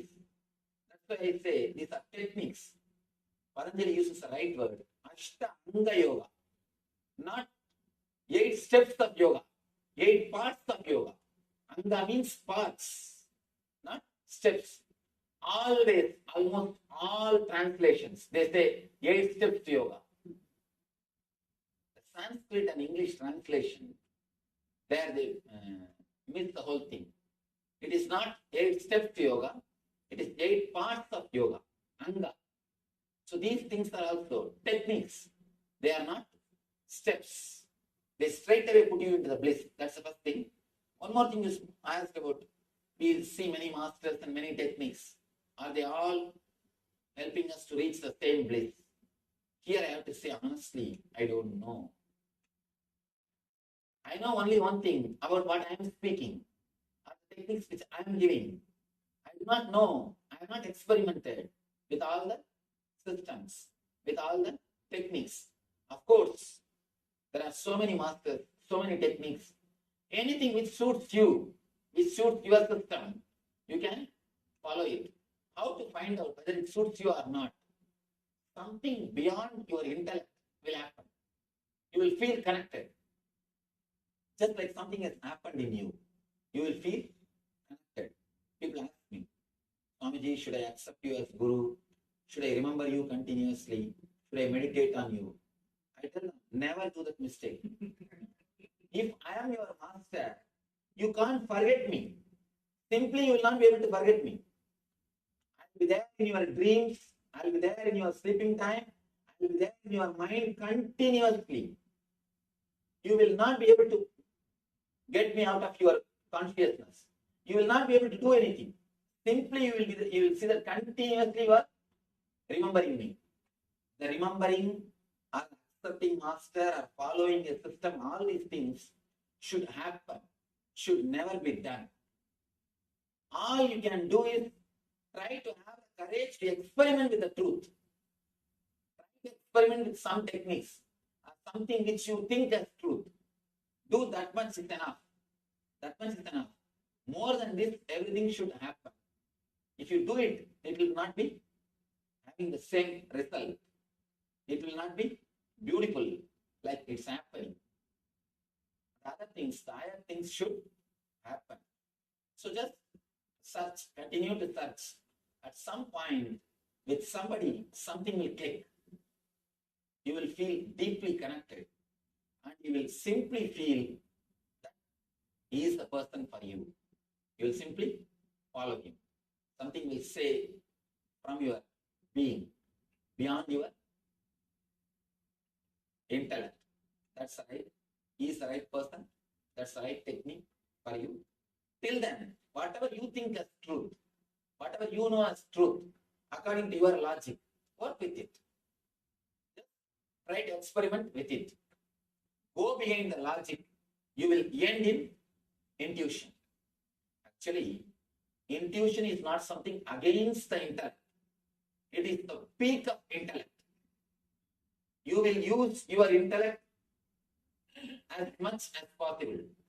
You will put your intellect to the maximum use, and automatically you will experience the space beyond intellect, what I call intuition.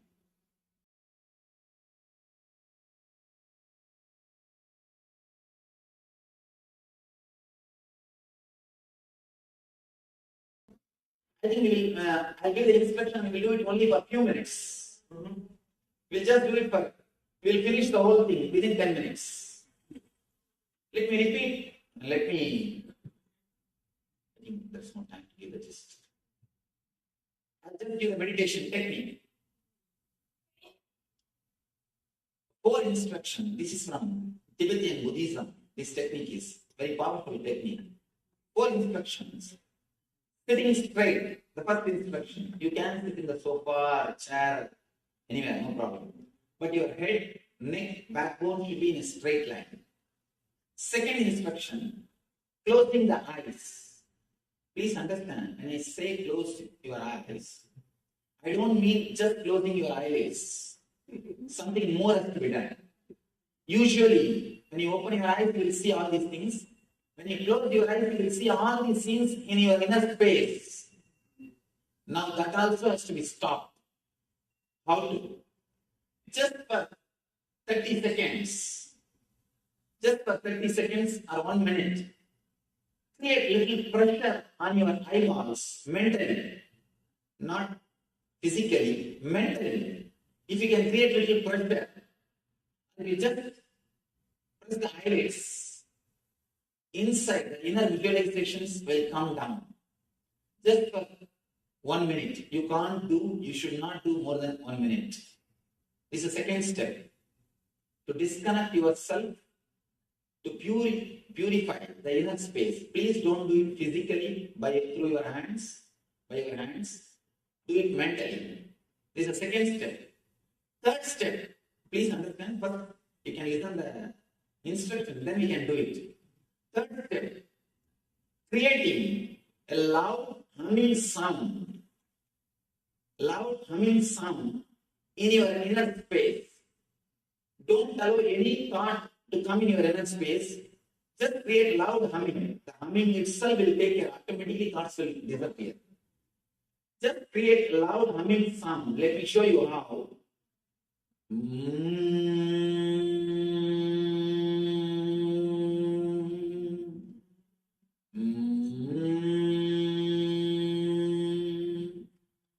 Loudly as possible, as intensely as possible, as deeply as possible.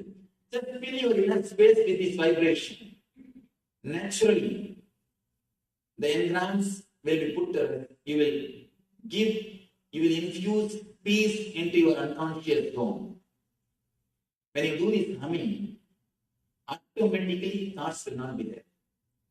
Do this humming for 20 minutes. Then after that, for 10 minutes, just sit silently in a very relaxed way. Let me repeat the instruction. First, sitting straight. Second, closing your eyes. Third, 20 minutes of humming. Fourth, 10 minutes of silent sitting. This is the very simple initial level meditation technique. I always promote this one technique for the beginners because this technique does a lot to our being. It can keep your inner space peaceful and blissful. It can protect yourself from the negativities which we are continuously receiving from the outer world, from our parents, or from our friends, or relatives, or family, from anywhere. It can protect ourselves from the negativities which we are receiving from the outer world. It can heal. It can remove the samskaras which we have already recorded inside our system. We can get rid of these engrams. Even though technique looks very simple, when you practice, you will understand the effort. You will understand the result. Now, we can take just a few minutes. We will do it only for 3 minutes, 3 minutes. 3 minutes, we will do the humming. And 2 minutes, we will be silent just to have the taste so that you will be able to practice in the house. If you are interested, please start. Please sit straight. You can close your eyes. Just for a few seconds, create a little pressure on your eyeballs. You can stop the eyeball movements by creating a little pressure so that the thoughts will come down. Start humming as intensely as possible, as loudly as possible.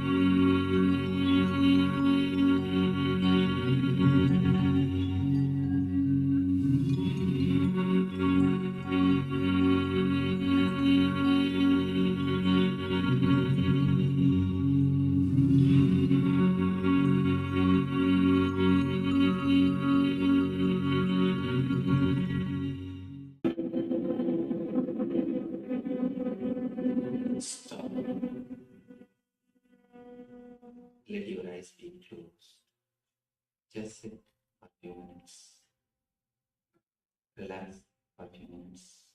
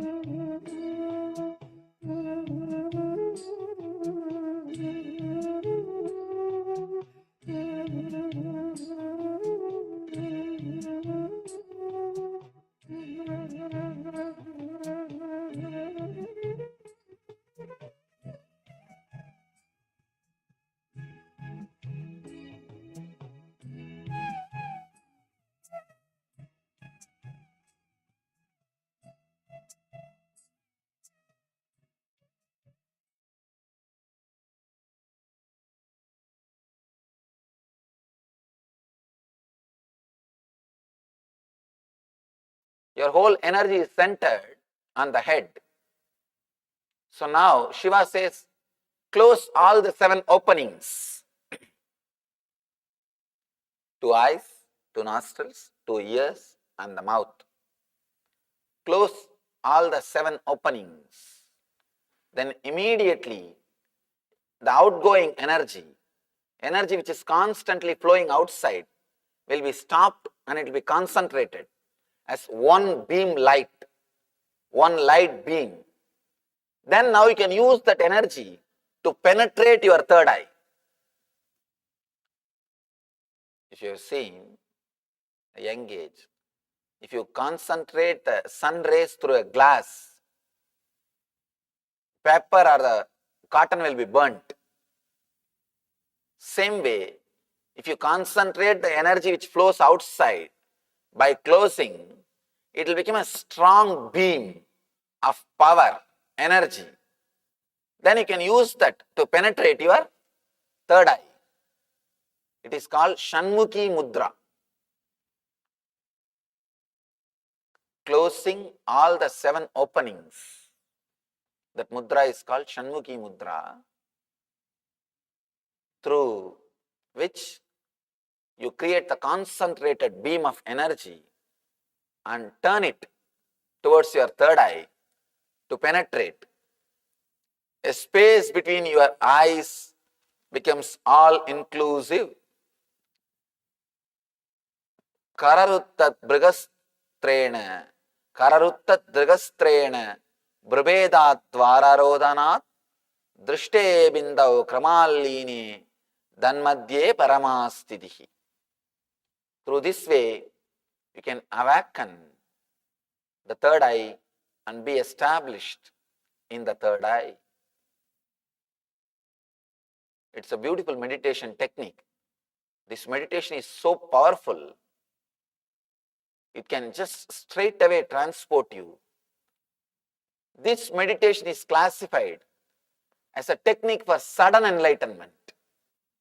There are techniques for gradual enlightenment. There are techniques for sudden enlightenment. There is every chance 120 enlightened people can go out. After this session, you don't know, because this technique brings sudden enlightenment. It's very powerful and highly energetic technique. You should understand the truth of sudden enlightenment. Sudden enlightenment means where you don't need any preparation. Simply in single moment you are awakened. Then you will be able to establish yourself in that experience. Gradual means you practice for a long time. Then you establish yourself in that experience. This sudden enlightenment is always good because it gives you the glimpse and the conviction about the possibility happens in your being. Then you won't have much doubts and problems. All our problems are nothing but our doubts. Is it really available? Or will I be able to have? Will that be successful? I don't know what will happen to this. I don't know what will happen to my husband. I don't know what will happen to my wife. I don't know who will run away where. All these doubts are the problem. When you have at least one glimpse, sudden enlightenment, all these problems will disappear. It will be a lot more easy for you to travel on your journey. All great masters, fortunately, directly, with understanding or without understanding, had the glimpse of sudden enlightenment. Sudden enlightenment. So, it is time for us to go inward and work on the Ajna Chakra to have the glimpse of enlightenment. Today we will spend a little more time on the meditation because it's a very powerful technique. Let me describe the technique. It's a very powerful technique. Please understand the instruction slowly but clearly, then we will do it. You are supposed to close all the 7 openings with your 2 hands. Let me first describe, show, and then you can close. 2 thumbs on your ears, 2 fingers on your eyes, and 1 finger from each hand on your nose, and mouth you can just keep it shut. That's enough. Let me describe the technique clearly.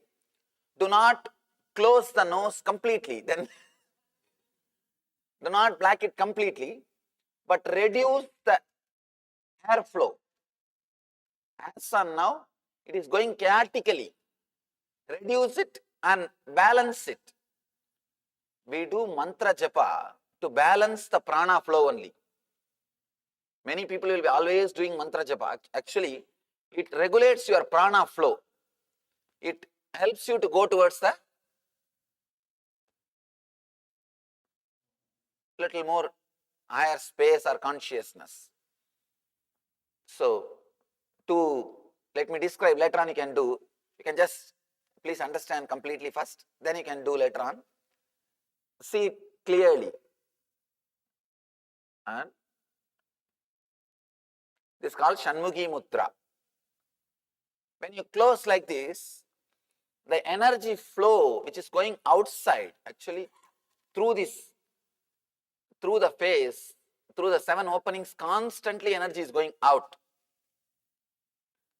Your hands are very powerful. These energy centers are so powerful, it can stop the energy flow going outside and turn it towards inside. Turn it towards inside. We are doing 2 things. First, stopping the energy flow outside and turning it inside, and concentrating the beam of energy which is turned inside towards the Anya. First we are stopping the energy flow towards outside, then we are turning it inside, and third, concentrating the turned energy on your third eye.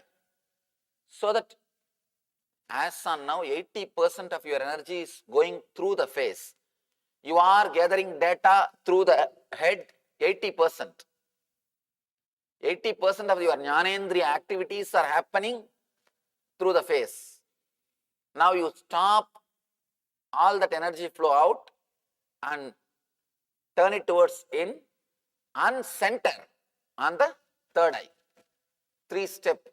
I'll guide you step by step. First understand this mudra, Shanmukhi Mudra.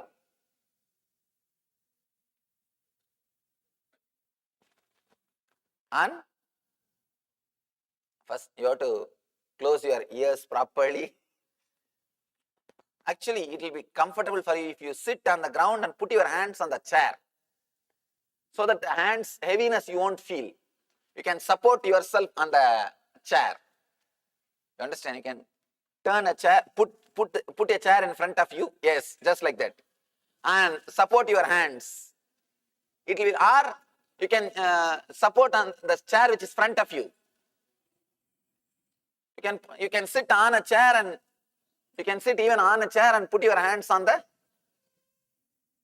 so that it will be, you will not have that shoulder pain. Yes, that's the right thing. You won't have shoulder pain. One more thing, please understand. You may ask a question, can I cover it with earplug or some clothes, Swamiji? No. Earplugs does not have energy center. Your fingers have got energy center. That is why in India we always eat with hands, because food will be energized. The food will feel comfortable with your body will feel comfortable with the food before it goes inside your system. And I always, even if you eat with a spoon, please always put your hand on the food for a few minutes before eating. Before eating, always wash your both your hands, put your hand on the food. Remember God or Guru or whatever you meditate, and whoever you meditate, just remember for a few minutes, then start eating. The food will feel comfortable with your body will feel comfortable with the food. There won't be something like a sudden exposure. It will be more very friendly relationship. It is good to touch the food and eat. Anyhow, you are all set now? Please close your all the 7 openings in the face. If you are wearing specs, remove that. Do not try to put your fingers under the specs.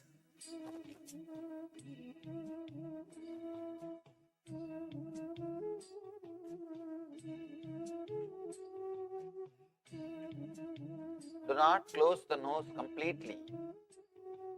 Just reduce the prana flow. When your mind settles down itself, the prana flow will reduce.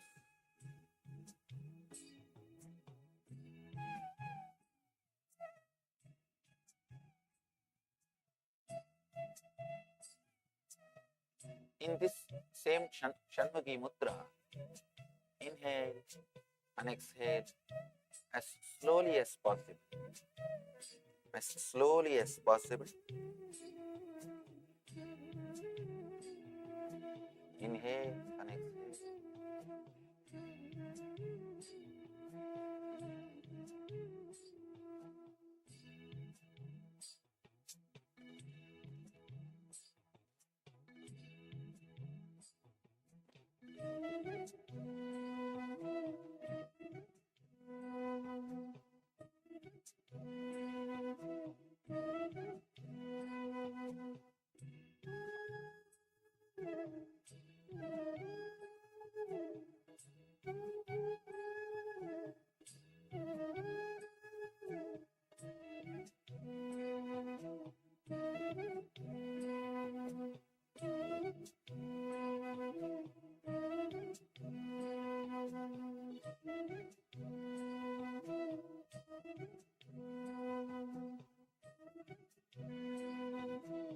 Just inhale and exhale.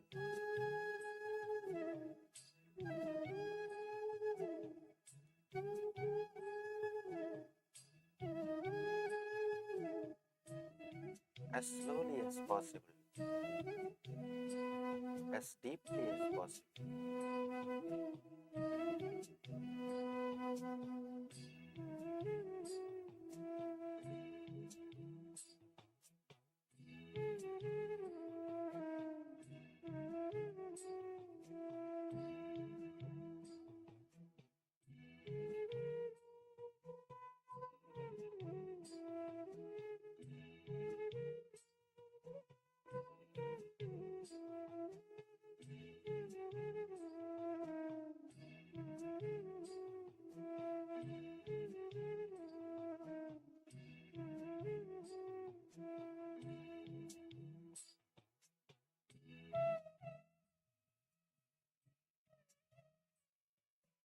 Let your mouth be tight.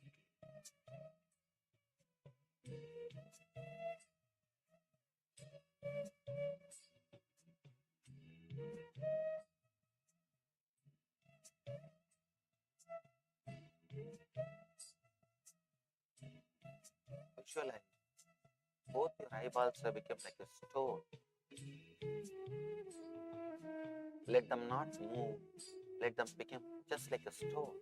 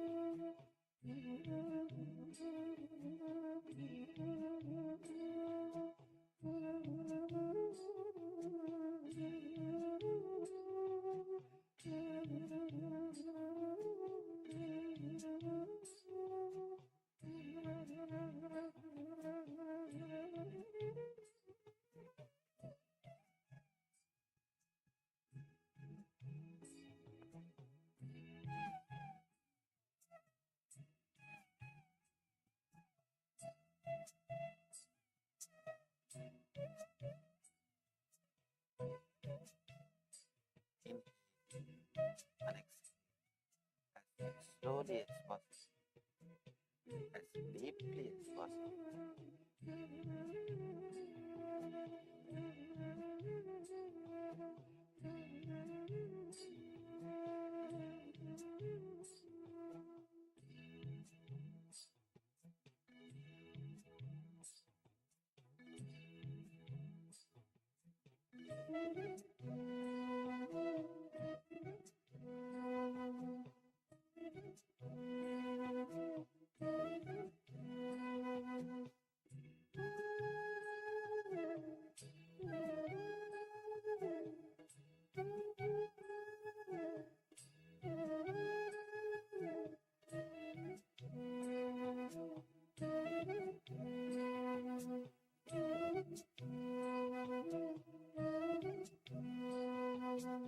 Slowly, very slowly, put your attention on the third eye.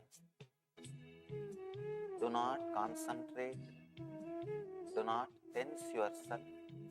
Just put your attention on the third eye, Amya Chakra.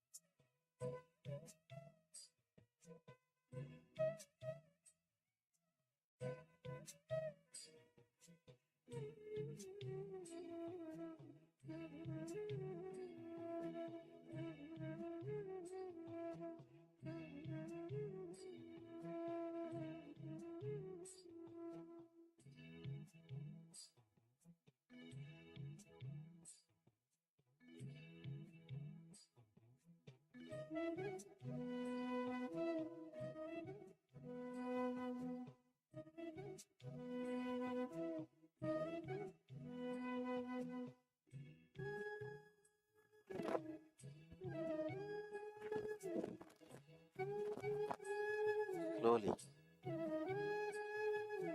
intensely start concentrating on your third eye. Intensify your awareness. Do not create stress. Try to penetrate with deep awareness. Do not create pressure. Create only awareness.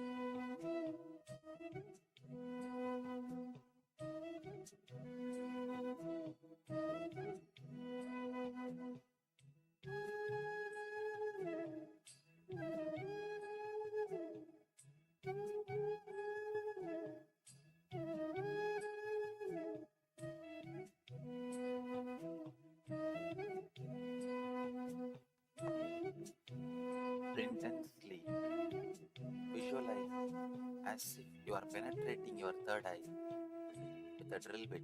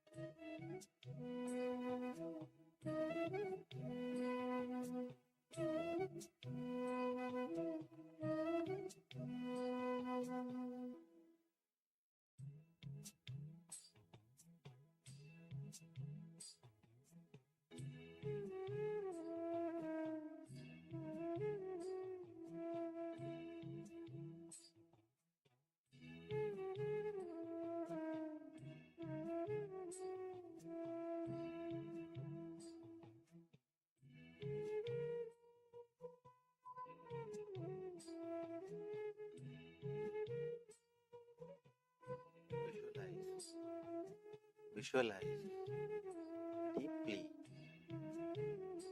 as if you are penetrating your third eye with a drill bit.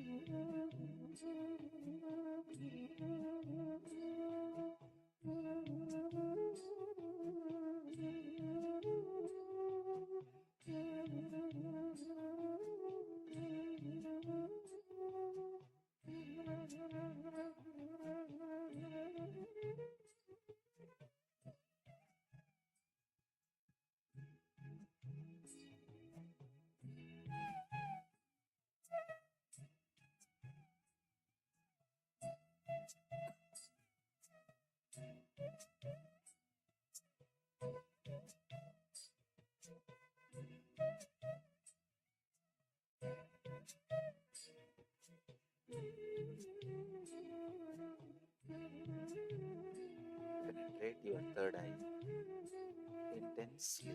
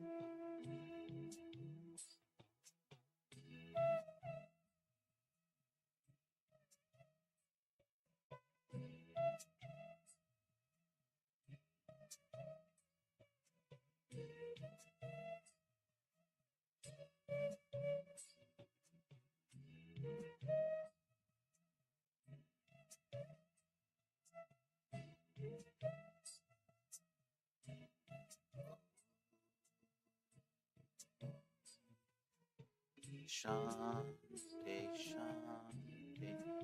Shanti. Relax. Slowly, you can relax and open your eyes. Try with this technique in a very comfortable posture. You will see tremendous energy created in your third eye to awaken your intuition. As of now, I saw many were juggling. Sit in a comfortable pose where your hand is supported. Then you will see you are entering into deeper energies, the higher consciousness.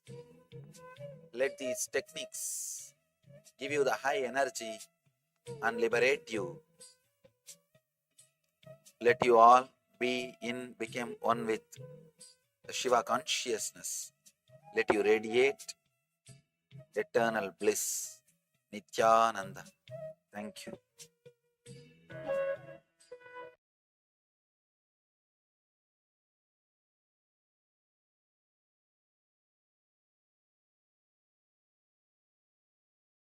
Now we'll take a few minutes to analyze these concepts with your questions.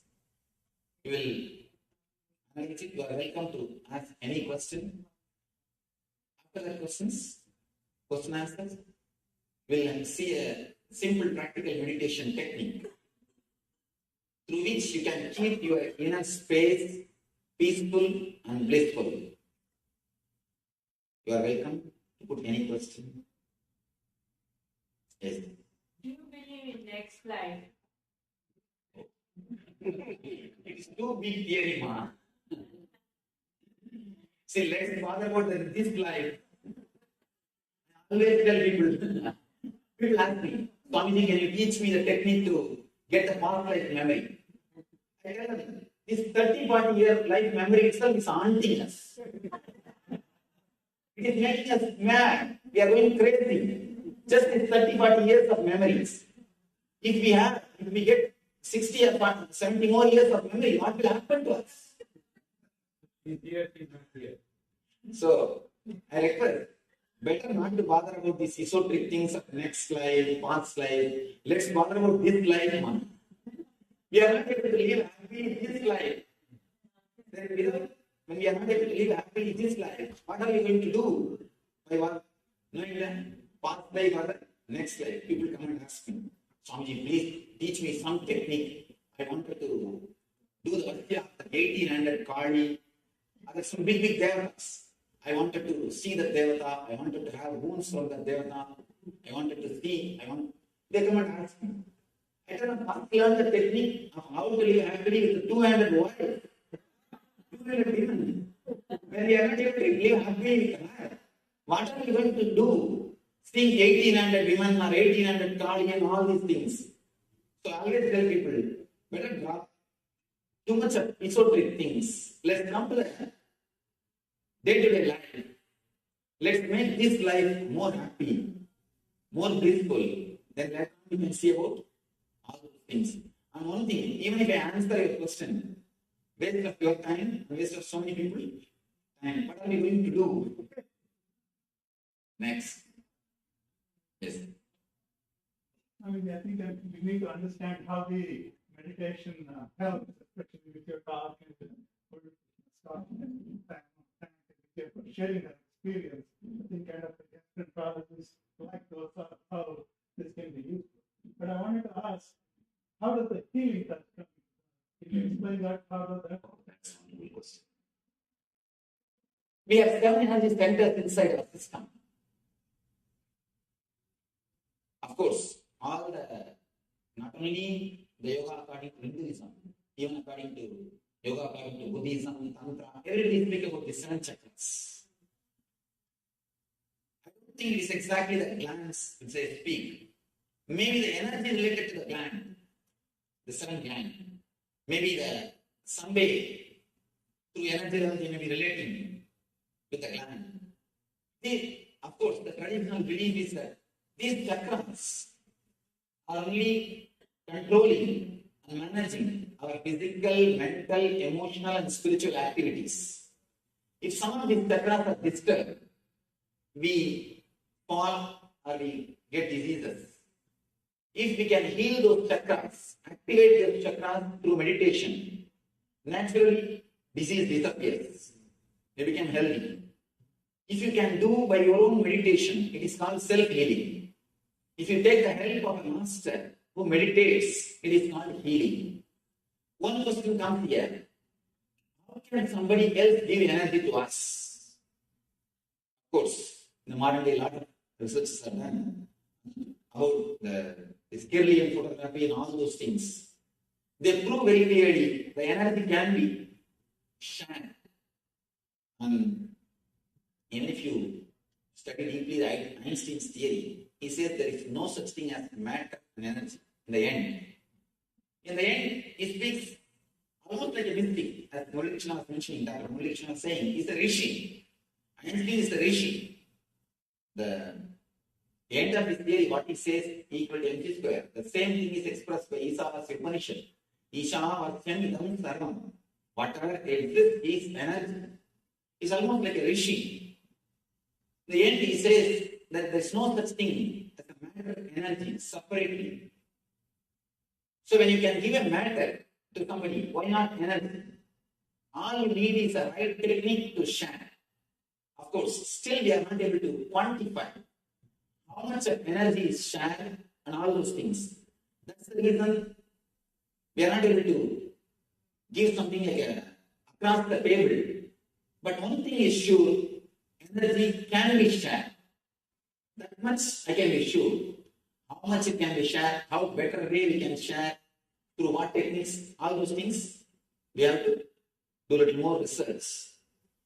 If you do it by yourself meditating, it is called self-healing. You take the help of a master, it is called healing.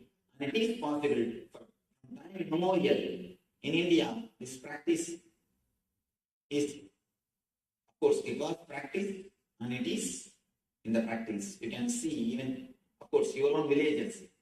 You go to your villages, you can see some kids fall sick, they will take the child to the village priest, and the village priest will take the neem leaf and beat the kid with some mantra, some words, and the kid will cry like anything.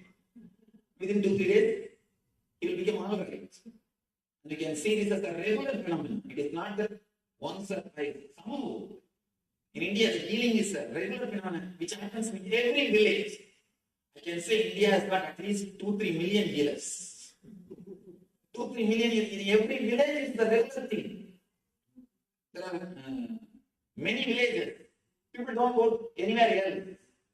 Somehow, even though we are still yet to come up with a clear-cut data to present the whole phenomenon across the table, even though we are not able to completely objectify it, completely present in the objective form, the whole thing. But there is something behind this whole healing system. That much only I can say. Yes, next. What about continuous internal japas like I remember for example? Yes. Of course. The japa is the beautiful technique to reduce the power of engrams over your thinking. To make the whole thing into conscious. Japa is one of the beautiful technique. But one more thing, there is a danger. When you do japa, it should not become one more unconscious process. I think many people, one side they will be saying, Rama Krishna, Rama Krishna, Rama Krishna. Hey, what happened to the brinjal? Did you attend the phone call properly? What happened to your work? Did you get ready? Hare Rama, Hare Rama, Hare Krishna, Hare Krishna. Then becomes that one more unconscious process. Please don't allow the japa to become one more unconscious process. If it is done consciously with awareness, then it helps you to come out of the engrams. It helps you to be more aware, more conscious of your thought process. You will be liberated from samskaras. If it becomes unconscious process, there is a big danger that itself will become one more engram. It will continuously create a fear if you don't do. Continuously create a fear if you don't do. Please just be careful. You need to be conscious when you do japa or meditation. Yes.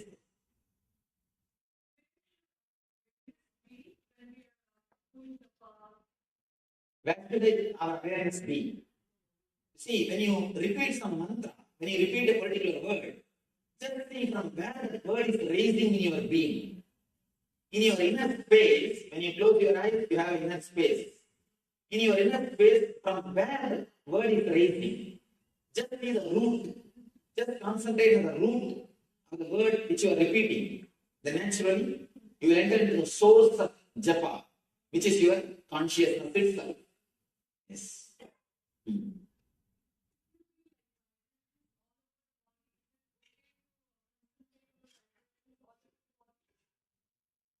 You can see, you can start touching the source of vibrations, from where the vibration starts. Now we will be doing a very small meditation technique to keep our inner space peaceful and blissful. Before that, any one question? We finish that question.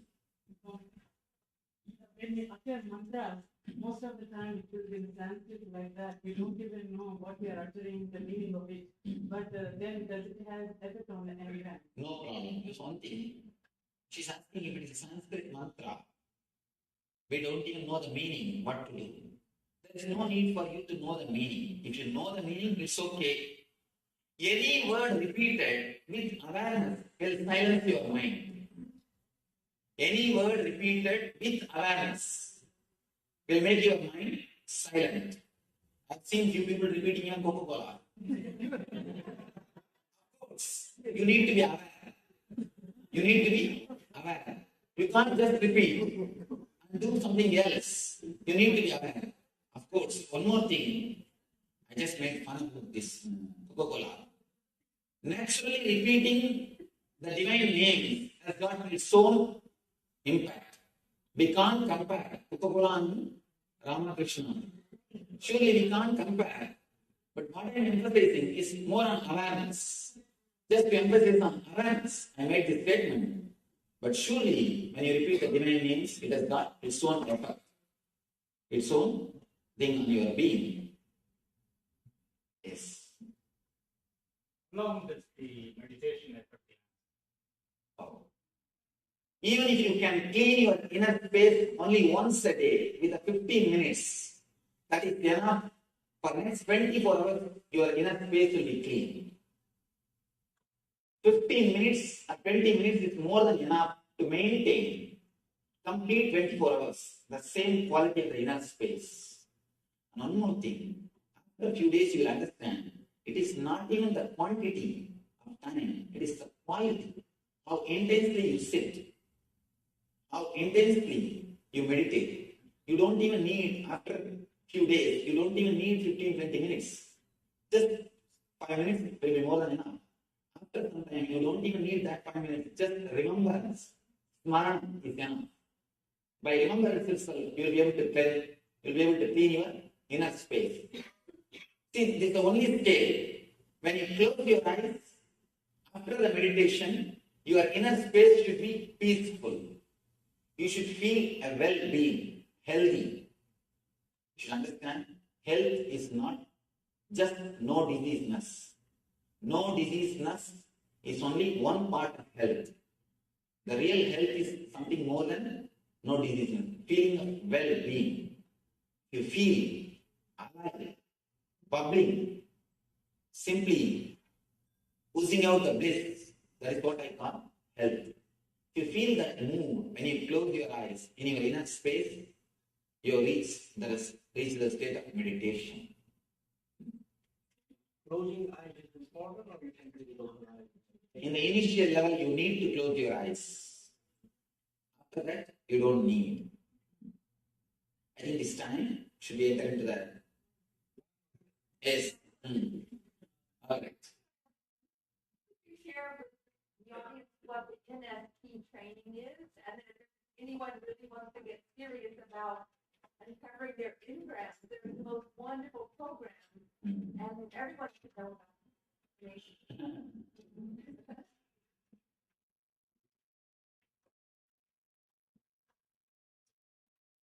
Of course, she is asking about our program. We do a 2 days workshop, meditation workshop, to clean this engrams recorded in our system. which is already into our being, which is not under our control now, which is there already. To remove that, she's asking about that program. See?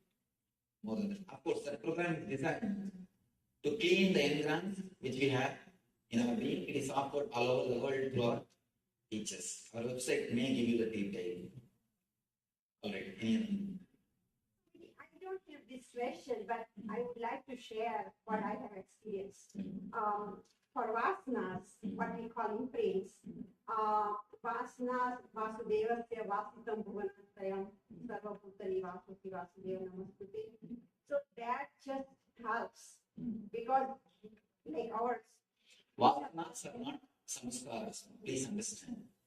Vasanas are dead imprints which don't have enough power to pull you to walk in the same path. But samskaras are living, alive. They have the power to pull you down and make you walk in that same path. So vasanas are different and samskaras are different. Okay, but the Maya, what you call illusion. Oh, it is too big topic. I know. I'm not going into that one. But what, like, after all, it's a divine power. So just to control that one. Please understand. To talk philosophy, I think I can speak more philosophy. Professional No, I'm philosophy. not talking Let's put some questions which is useful for everybody. See, I request you can put some question which will be useful for all of us. Just to talk some philosophy, I think it's my profession. So, Just not make a comment. What you're talking about today, last 2 days, psychotherapy, Western model, but the scriptures. So there's a lot of similarities. Of course. And the confessions in the Christianity. One thing is that somebody start about get rid of this negative influence. It's like getting rid of your unconscious. Yes. Conflict and emotions. Yes. For immediate use, I can offer this technique, meditation technique, which we are going to do. That will help. If you are too serious, really serious, now again I have to say that workshop may help you. You can try.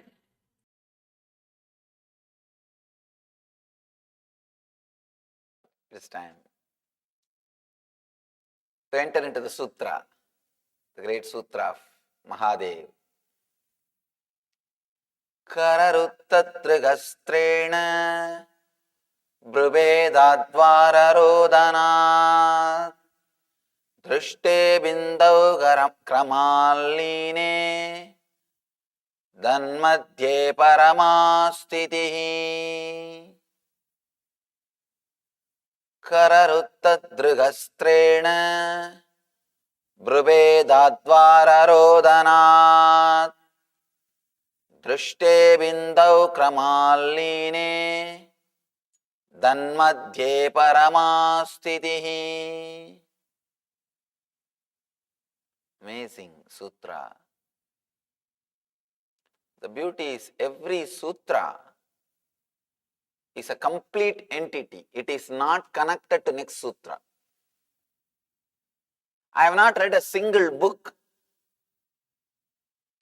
at least single spiritual book, in which every sutra is independent.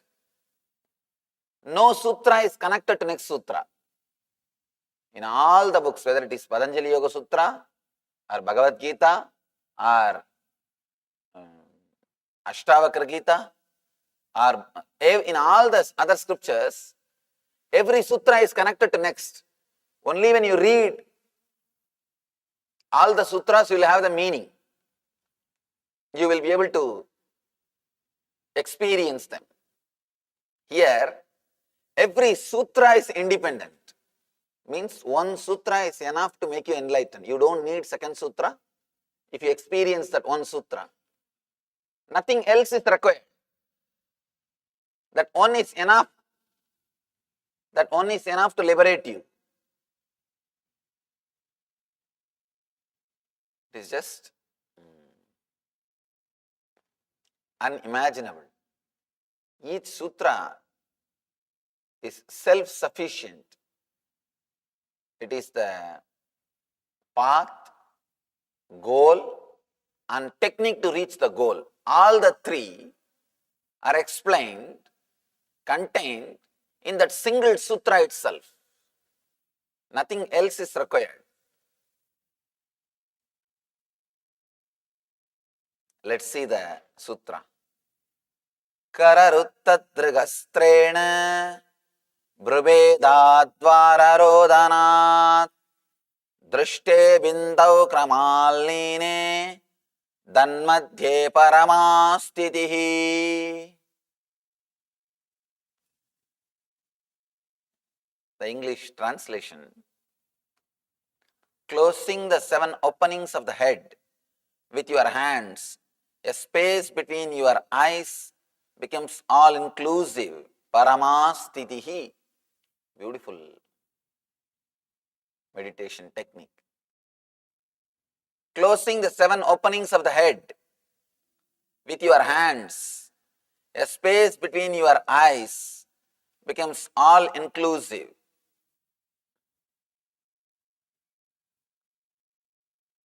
The whole Tibetan Buddhism is this one technique. This book, each sutra of this book is the base for one religion. That is why I say this is the book of books. Each sutra from this book can create one religion. The whole Tibetan Buddhism worked on this single sutra. Danmadhye paramastitaha. In that space, let you achieve the ultimate, eternal. It's a technique to work on the third eye. Bhashyakara says, by using the hands as tools, block the entrances in all directions, the eyebrow center is pierced, Bindu is seen, being gradually absorbed within that, the supreme state is realized. It's a beautiful commentary. Let's enter into the sutra. From the time immemorial, almost all religions were working on the third eye, the mystical third eye, Agnya Chakra, the Shiva's third eye, center between the eyebrows. I always tell people, if other chakras have got 10 or 20 techniques to awaken them, Agnya has got at least 5,000 techniques to awaken. Because there is no master, no religion, no guru, no mystic who has not worked on Agnya Chakra. Knowingly or unknowingly, his Agnya has to open. Only when his Agnya opens, he becomes a mystic. Till then, he is only a mistake on the planet Earth. Only when his Agnya opens, he becomes a mystic. At least 5,000 techniques are available to work on the Agnya Chakra, to explode through the Agnya Chakra. Agnya is the window to cosmos. I always tell people, Agnya Chakra itself is not ultimate, but when you look through that, you will experience the whole cosmos. It is window to cosmos. You can take a quantum jump from Agnya to the ultimate space. Here Shiva says in this technique, to close, to cover all the other openings of the head, so that the energy will be directed inside and the Agnya can be opened. He is asking us to use the concentrated energy as a tool to penetrate the Ajna and open and see the cosmic energy, experience the cosmos, you will be surprised. In Tibet, actually, literally they penetrate it with a wooden piece. They have a sharp wooden piece. Literally they penetrate. Neither any wound nor bleeding happens when they penetrate it. They penetrate at least, I can say something like 2 inch, at least 2 inch they penetrate it. They have a beautiful method. They make you sit under a big bell.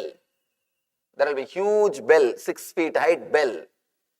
You will be sitting inside the bell and there will be small openings for the fresh air, and they will hit the bell at different points. From below they will start. They will hit the bell with different mantras. You will be able to clearly feel that your Muladhara is melting. As on now, your body is very solid. Very solid.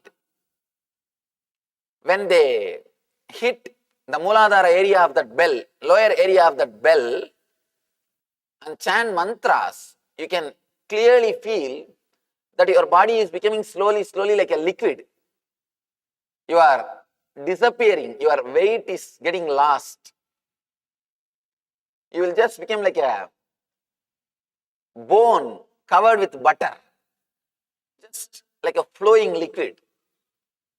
It will be very amazing to see how the body melts. I had the great fortune to be with them for some time. They did it on me also. And it was amazing experience. You can't believe unless you undergo. You can't believe that just by mantra and vibration, your body becomes just like the feeling of liquid starts happening in you. As of now, you have the feeling that you are a solid body. That is why anything pokes your body, you are hurt, wound and bleeding starts and all those things. They just really make you feel like you are liquid. And then they come to next chakra, Swatisthana, and they start beating the bell. They just come little up and start beating the bell and chanting some other mantras, Manipatmeham or some mantras. And you are sitting inside the bell. That vibration, you feel like you are being penetrated with thousands of needles from all corners. And if you don't resist and relax, that very vibration makes you feel you are not solid, you are liquid. And slowly you relax into that vibration. You can't make out where your body starts and where the vibration starts. Suddenly you feel you become vibration. Such a powerful, strong vibrations of that bell. By the time they come up to the Vishuddhi, they take at least 6 to 7 hours. And you don't feel like eating or 1, 2, 3 anything. Your body becomes just like a liquid. You become a vibration. Let me tell you one more thing. Why they do this? In Tibet, they believe, not only they believe it is a truth, all your samskara, engraved memories are in your body, recorded in your physical body. Physical body is the space where the memory is stored. They say all our tissues are the chip where the memory is stored, memory chip. So if at all we can work on this body, clean it with a vibration, energy, we can reprogram it. We can program it as we want. Just like software, you can just erase, reboot the whole thing and rewrite the software. When they chant that mantras, create the vibration, if you have too much of recorded memories, samskaras, you start feeling little pain. And if you can relax and trust them and fall in tune, simply the pain starts disappearing. Then they have their own beautiful method of recording, creating software. When they bring your body to such high energy, they start giving instruction. I am pure enlightened Atma, I am pure enlightened consciousness. Let me express all great qualities of enlightenment. Let me be loving and compassionate like a Buddha. Let me not be suffered. Let me not suffer by the cold and the heat. All these wonderful instructions, beautiful memories, they chant and it gets recorded into your body. Again, your body comes back to a same solid shape with these memories. Then they take you out of the bell. Now you are a fresh guy. Totally new man. They have programmed you. And you will be surprised. Let me be very honest. I swear it happened. I have seen these lamas. Lamas, when they sit and meditate in the cold, they don't wear any cloth. They just sit naked and start chanting that mantra or the humming, the first meditation technique which you practice in LVP, the Maha Mantra is from them. It is their gift to me. I learned this great technique from them. When you do that Maha Mantra humming, simply the whole body sweats. They are sitting in minus degrees, no cloth, body sweats, and they say they will put a wet cloth on you. The cloth should dry because of the heat produced by your body. Only then you will be initiated as a Lama. Means the power of the body, when the body is given instruction, when the high, strong, pure memories are recorded, after removing the negative memories, your body starts simply acting as you want, tuning the whole body. And one more thing, I have seen them curing cancers and tumors just like this. They will make that person sit, 10 lamas will sit and beat that bell, create the vibration, chant the mantra. Once they feel that that person is in a high mood, the peak energy, they will just chant, you don't have tumor, let it come out, it has disappeared. They will just record the body, bio-memory.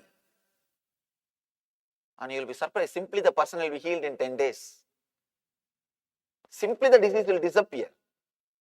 I was surprised how they do, but they have their own science. They have their own way. Even from Wisconsin University, group of scientists went and stayed with them to experiment how they are able to live in that cold without wearing clothes, how they are able to survive, how they are able to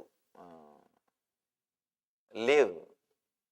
They say not only they are able to survive in the cold, they are able to live with minimum quantity of food. If you take particular food, if your body produces 100 calorie energy, their body produces 600 calorie energy. They say the energy released from the same food is 6 times more than any normal human body. It is just because they purify that body through this system.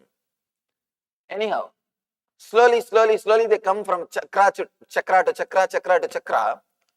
By the time they come to the Ajna chakra, you are almost feeling that you are liquid. You are no more that body. You feel you are just nothing but the vibrations. Then they take you out of the body, they take you out of that bell and start inserting that wooden needle on your third eye. It's just amazing process. I'm just talking to you to tell how the whole Tibetan Buddhism is centered on third eye. And they did on me also. I don't know how you will be able to believe. It is very difficult to believe for any logical person. My third eye was penetrated, Anga area is penetrated, but no wound. You won't see any wound. There was no bleeding. And they keep that wooden nail and loud chanting goes on. They just hit it slowly with a wooden hammer. And slowly they insert. It goes inside. You feel whether the wooden stick is reducing its depth or really it is going into your head, you won't understand. You won't be able to make it out. Whether it is really going into your head or slowly reducing its height. And simply it goes inside. And then they start giving instruction. I am enlightened. My whole body will express the enlightenment energy. I radiate the quality of Buddha. All those mantras they chant. Once they finish chanting, means once they finish the reprogramming, once they finish the recording, they give you the password. The password is mantra. That is what is mantra. They say, anytime repeat this mantra, this memory will be awakened. You can use that memory anytime using that password. Just type that mantra over. Immediately your body is ready with that high energy. With that high energy. Actually, it is their gift to me that even the system of giving healing initiation is gift from great lamas, the Tibetan lamas. And one more beautiful thing is they are such a simple people. They never have that idea of rejecting somebody. Anybody who wants to learn, they shower. They do not bother that you are a Hindu, you belong to other country. They do not bother. Such a simple people. They are not even aware of the great wealth, spiritual wisdom they are having. That is why they are exploited. They are not even aware of the great wisdom and wealth which they are carrying.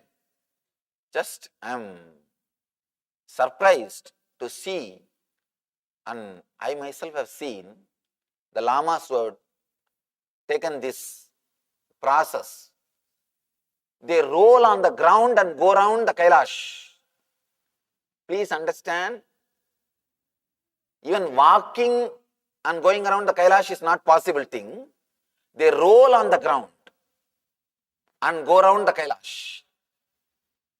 And they do it's called Dandavat Pradakshina. Means they will fall flat, stand up and do Namaskar, again fall flat, stand up, just falling flat, doing Namaskar, they go around. I myself have seen when they go around Manasarovar and they do in Kailash also. You will be shocked. They just roll on the ground and go around the Kailash and Manasarovar because of their body is programmed. They program their body. We also program our body, but with all virus softwares, filled with virus, corrupted. Nothing goes well. You type some password and something is working. And neither it is under your control nor under somebody else's control.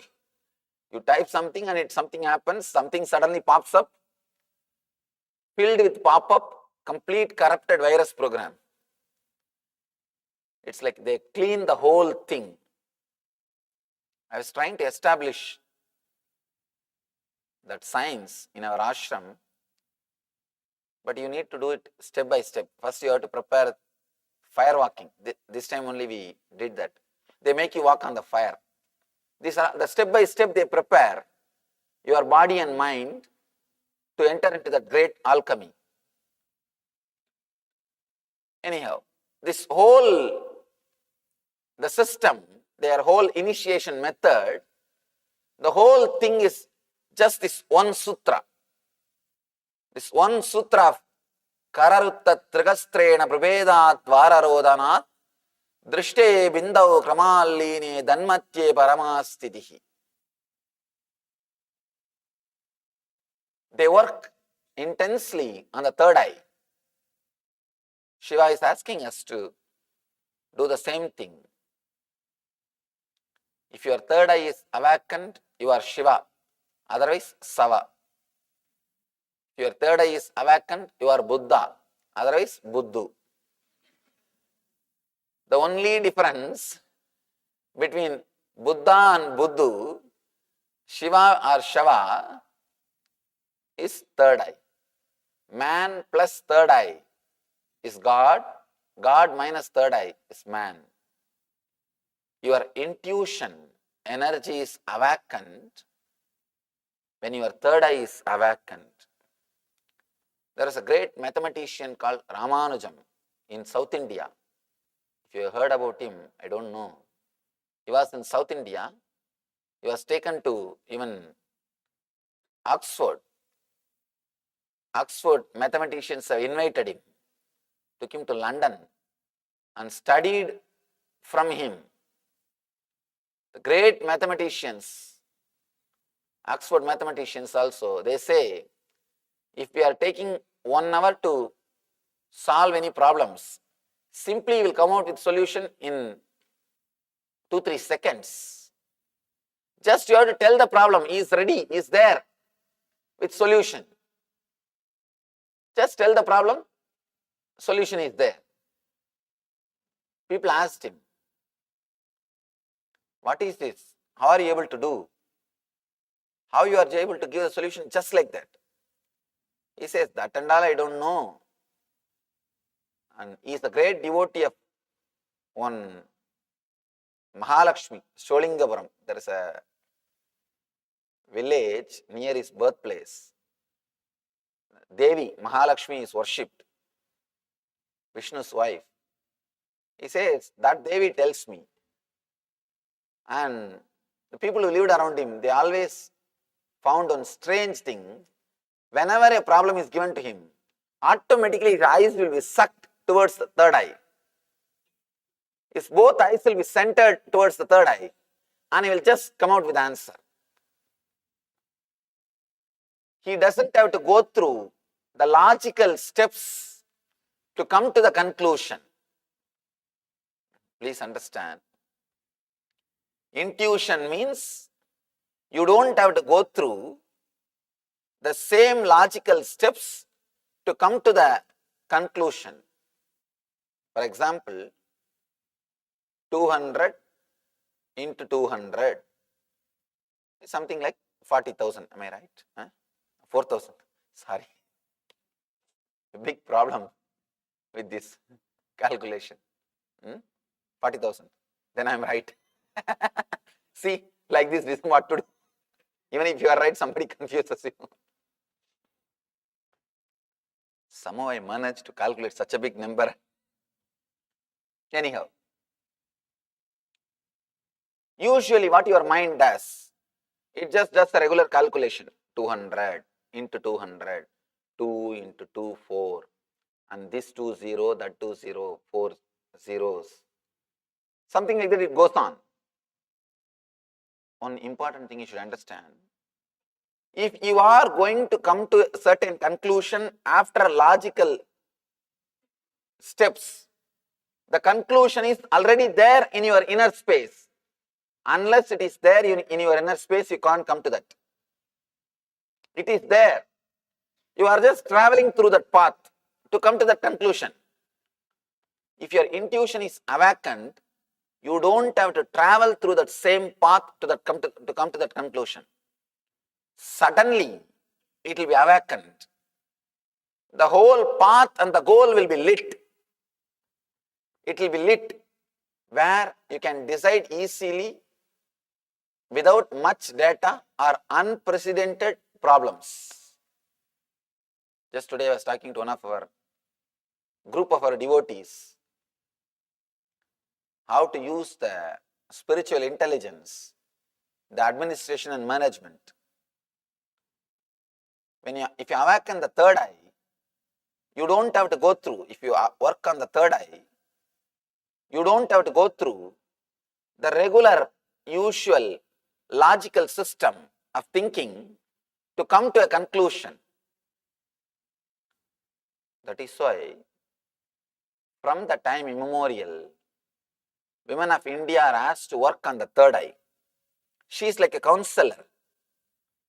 She is like a counselor. Always the husbands, they come back in the evening and put all the business problems in front of her. Get her ideas and opinion and counseling. She was respected because constantly she works on her third eye. There are so many ways to work on the third eye. That kumkum or the bindu which you are using is also one method. And concentrating on the lamp. You see a traditional Indian woman's life, it's nothing but working on third eye. Whole day, their lifestyle is nothing but working on third eye. They are knowingly or unknowingly, they work on the third eye. And moreover, women by very nature are intuitive. They are very intuitive. Just by seeing somebody, they can tell where he is looking, what far he is looking. Because the intuition is the basic need for them to protect themselves. From the young age, they have to develop that intuition to protect themselves. It is not a luxury for them, it is a basic need for them. So just one glance is enough, where this guy is looking, what far he is looking, what he is thinking in the mind. You can't escape from women's intuition. But sometimes they are so graceful, they let you think that they don't know. They just let you play your game. They do not want to be too much on you. But one thing I can be sure, the intuition power of women is lot more than men by the very nature. Second thing, the techniques traditional Indian women practice, like kumkum or every day sitting in front of that lamp and meditating on it, all these things are techniques to awaken the third eye.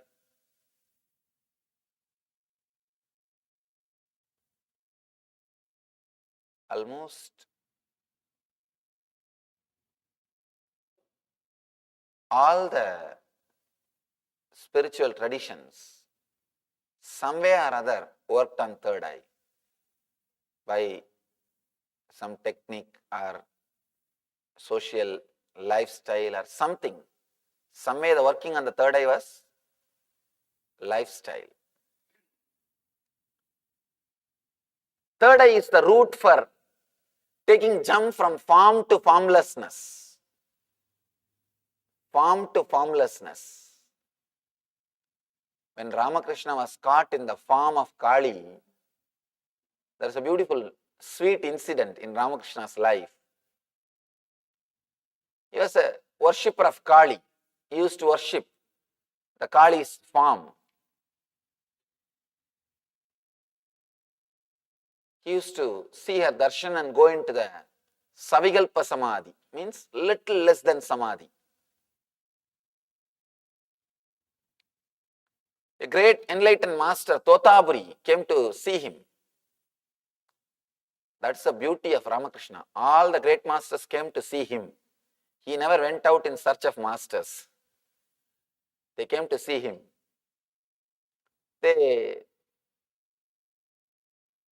He came, he saw this great sadhaka, and he asked Ramakrishna, would you like to enter into Nirvikalpa Samadhi, the ultimate enlightenment?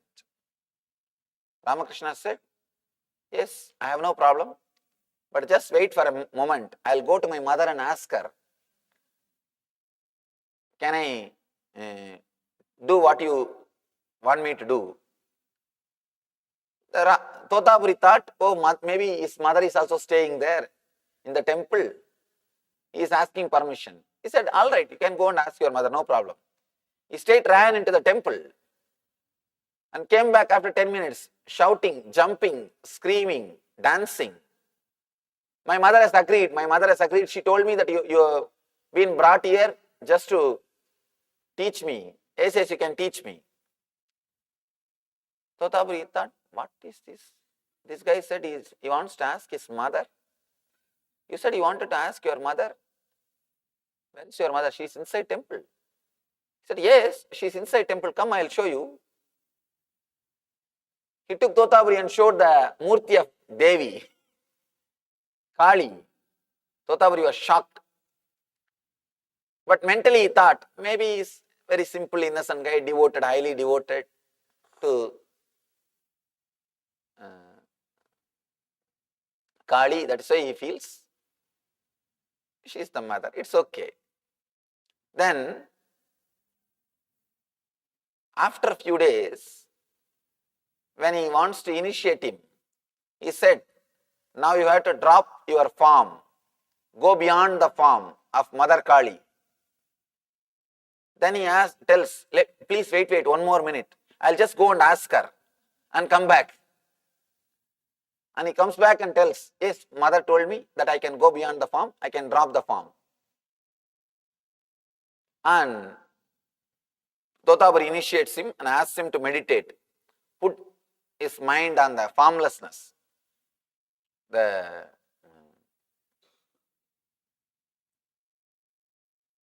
Ramakrishna says, the moment I close my eyes, she is there in front of me, I am lost. So I don't have any willpower to go beyond that form. Then Totaburi says, visualize your mind is a sword and cut with that sword the whole form of the Devi. Enter into that formlessness. Again Ramakrishna says, no, I am not able to. Then suddenly Totaburi sees this side and that side. He finds some sharp object, nail or something, or a glass piece. He takes that and pokes into the third eye of Ramakrishna. He just straight away pokes. The same technique which I say, which is practiced in Tibet to penetrate the third eye. Suddenly the Anya of Ramakrishna gets awakened. Then Totaburi gives instruction, now cut the form of the mother with the sword of knowledge. He cuts. The moment third eye is awakened, he was able to cut the form into 2 pieces. And the story says he was lost in Nirvikalpa Samadhi, enlightenment, for next 9 months. I don't know what is that mystical number, 9 months. In your Garbha also you have to stay 9 months. Whenever somebody becomes enlightened, at least 9 months it takes for him to create new body through which he can operate and do the spiritual mission. Ramakrishna, Raman Maharshi, all great masters, it takes at least 9 months for them after enlightenment to settle down or to connect again with the body. Connect again with the body. Anyhow, he becomes enlightened. Again, working on Anya Chakra, third eye only. When Ramakrishna was centered on the third eye, Anya Chakra, by Totaburi, he became enlightened. Now you don't have to use such a crude method of penetrating with some object. You can penetrate it with a strong energy. The energy can be solidified. It can be used like a strong tool, drill bit, to penetrate your Anya Chakra. Kararuttatragastrena means, he says, use your hands and close all the 7 openings of the hand.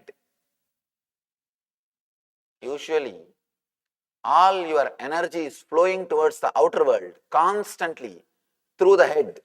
These 7 openings of the head, through these 7 openings, all your energy is going towards the outer world. That is why practically you live only with your head. If you close your eyes and suddenly remember your name, you will remember only this portion. The below portion is just hanging with this portion, that's all. You always identify yourself only with this portion. That is why whether it is portrait or statue, they make this portion.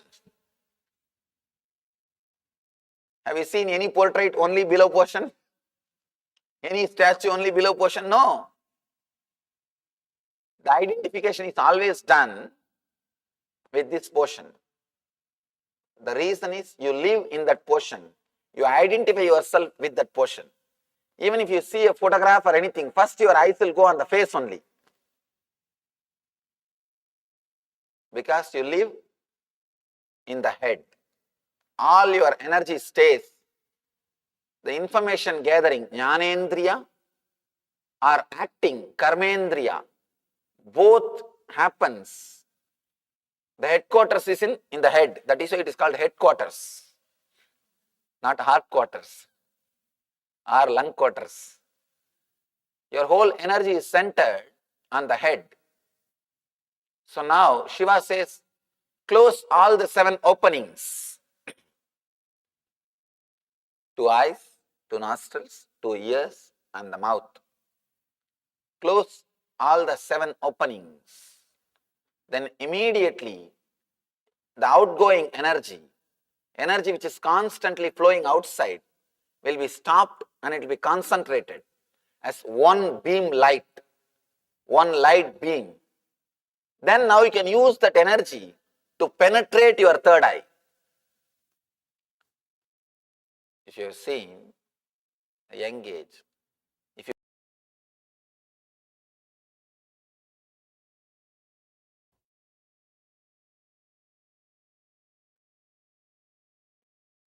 today's subject is life, the game of existence.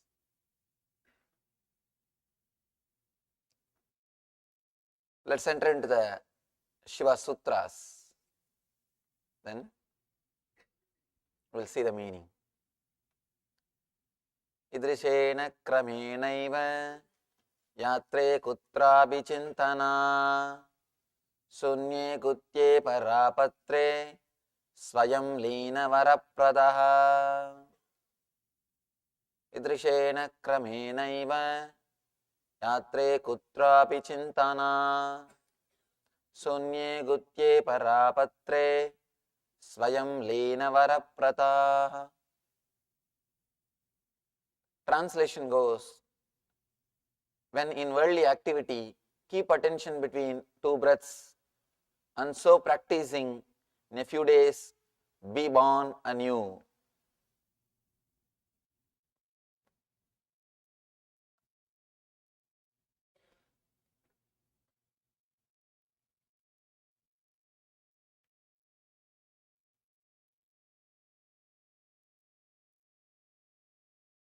You can't compare Shiva with any other master,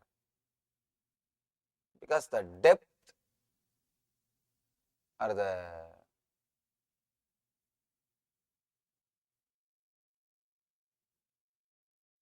vision, the way in which he sees, he penetrates the future. When I introduced this book, I was telling you all, this is the book. There are techniques in this book, not only for the men who have come, who are yet to come. He speaks to every possible mind.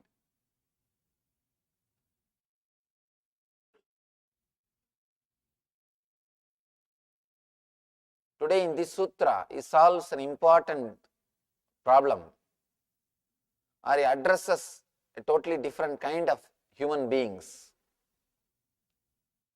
Another beauty is, throughout this book, you don't see a single ritual. No ritual. You don't need any temple to practice this Shiva's teachings. You don't need to do any rituals. Straight away gives life solutions, especially this technique. It changes the whole attitude towards the life. He just shakes you completely.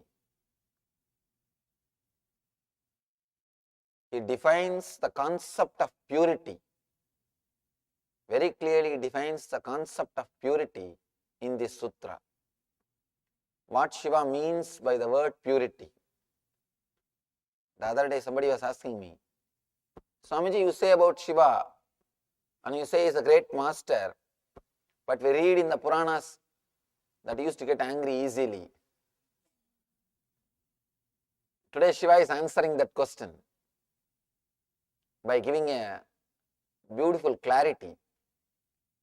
He gives us a clear vision about purity, and let's enter into the sutra. When in worldly activity, keep attention between two breaths, and so practicing, in a few days, be born anew.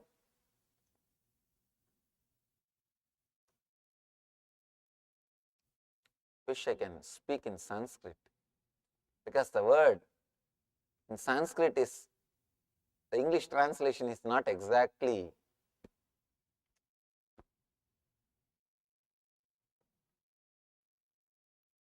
what Sanskrit word means. But what to do, only that much. You can't help. Translation is not, in translation you can't do much. Let me at least give you the rough idea what exactly the sutra means, what exactly Shiva says. Whatever you think as worldly activity, even in those moments, whatever you think as impure thing, for example, anger, lust, greed, even in those moments, if you can practice this meditation, you will be born anew. It's an amazing assurance he gives. New idea about purity, new concept about purity. He addresses one of the important issue, especially the modern men are facing. Modern day people always ask me, Swamiji, I don't have time for meditation. That's one of the important problem, important issue. I don't have time to do meditation. Shiva is answering, Shiva is addressing that problem. He says you don't need to spend separate time. Very beautiful technique. Even when you are in some worldly activity, keep attention between two breaths, and so practicing, in a few days, be born anew. He is converting your whole life into spiritual life. He is converting your whole life into spirituality. First thing you need to understand, Shiva's concept about purity. Constantly we are asked to be good, we are asked to be pure. The idea of purity is forced upon us. Constantly you are taught by the society, moralists, that something is right, something is wrong, something is pure, something is impure, something is good, something is bad. Constantly you are taught the idea of good and bad, and you are forced to practice something good, or which society believes as good.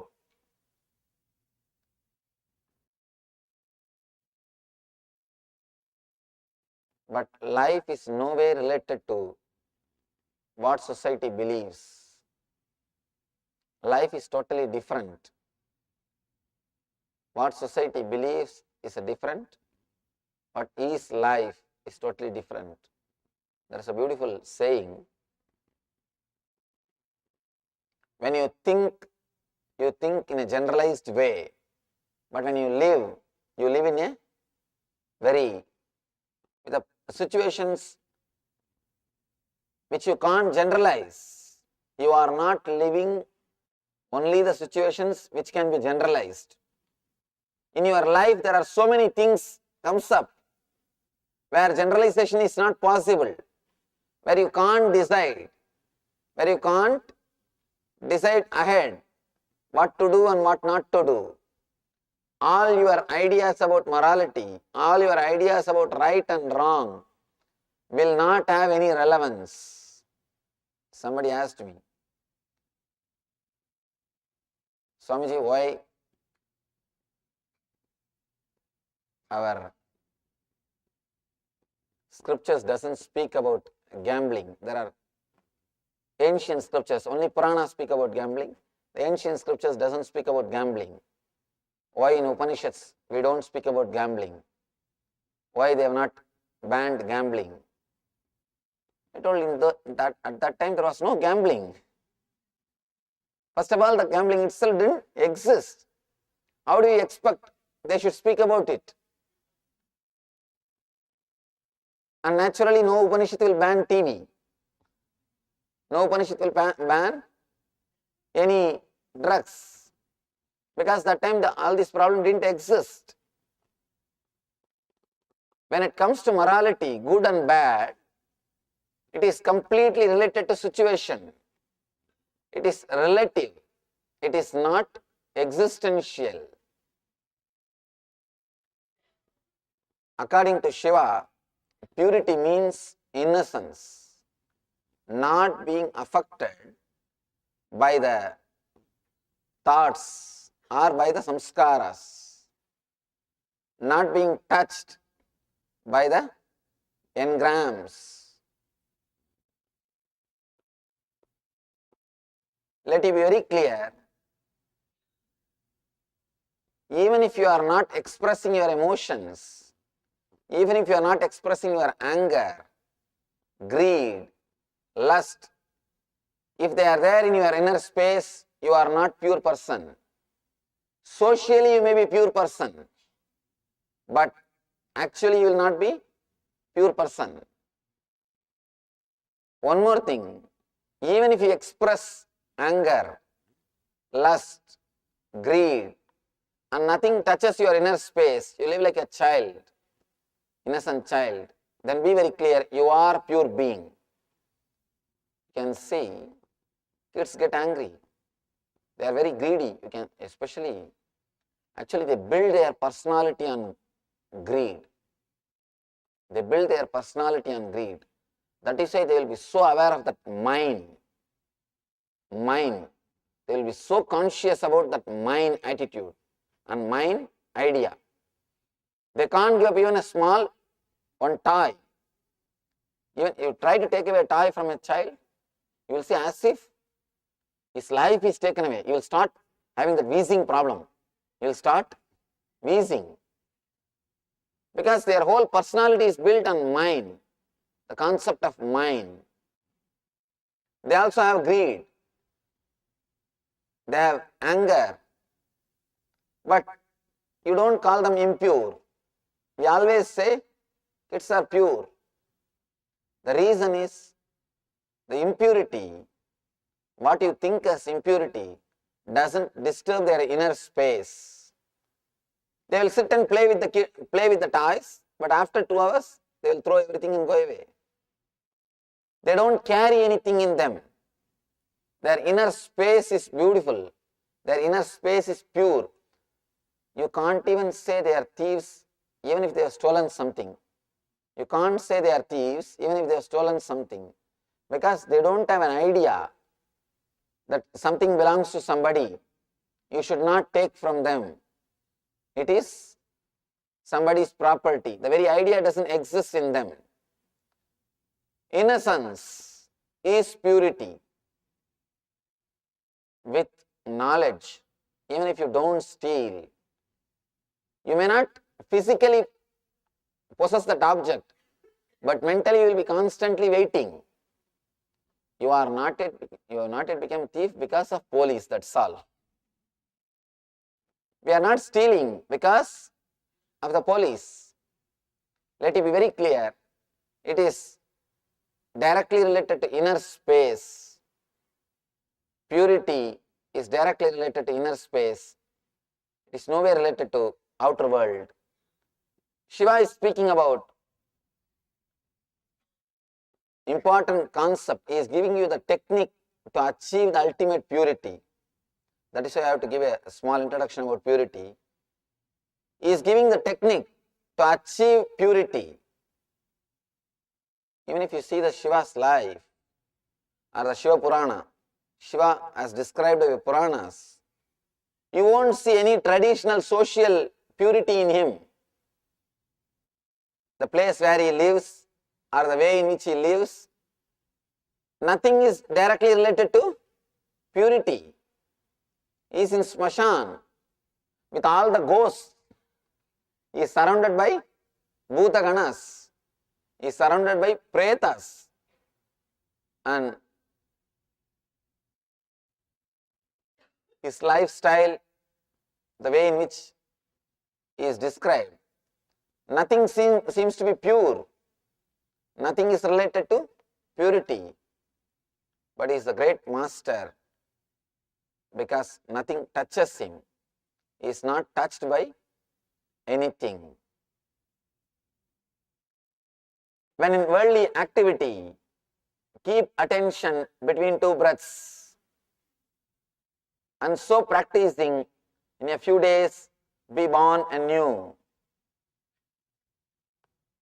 Even when you are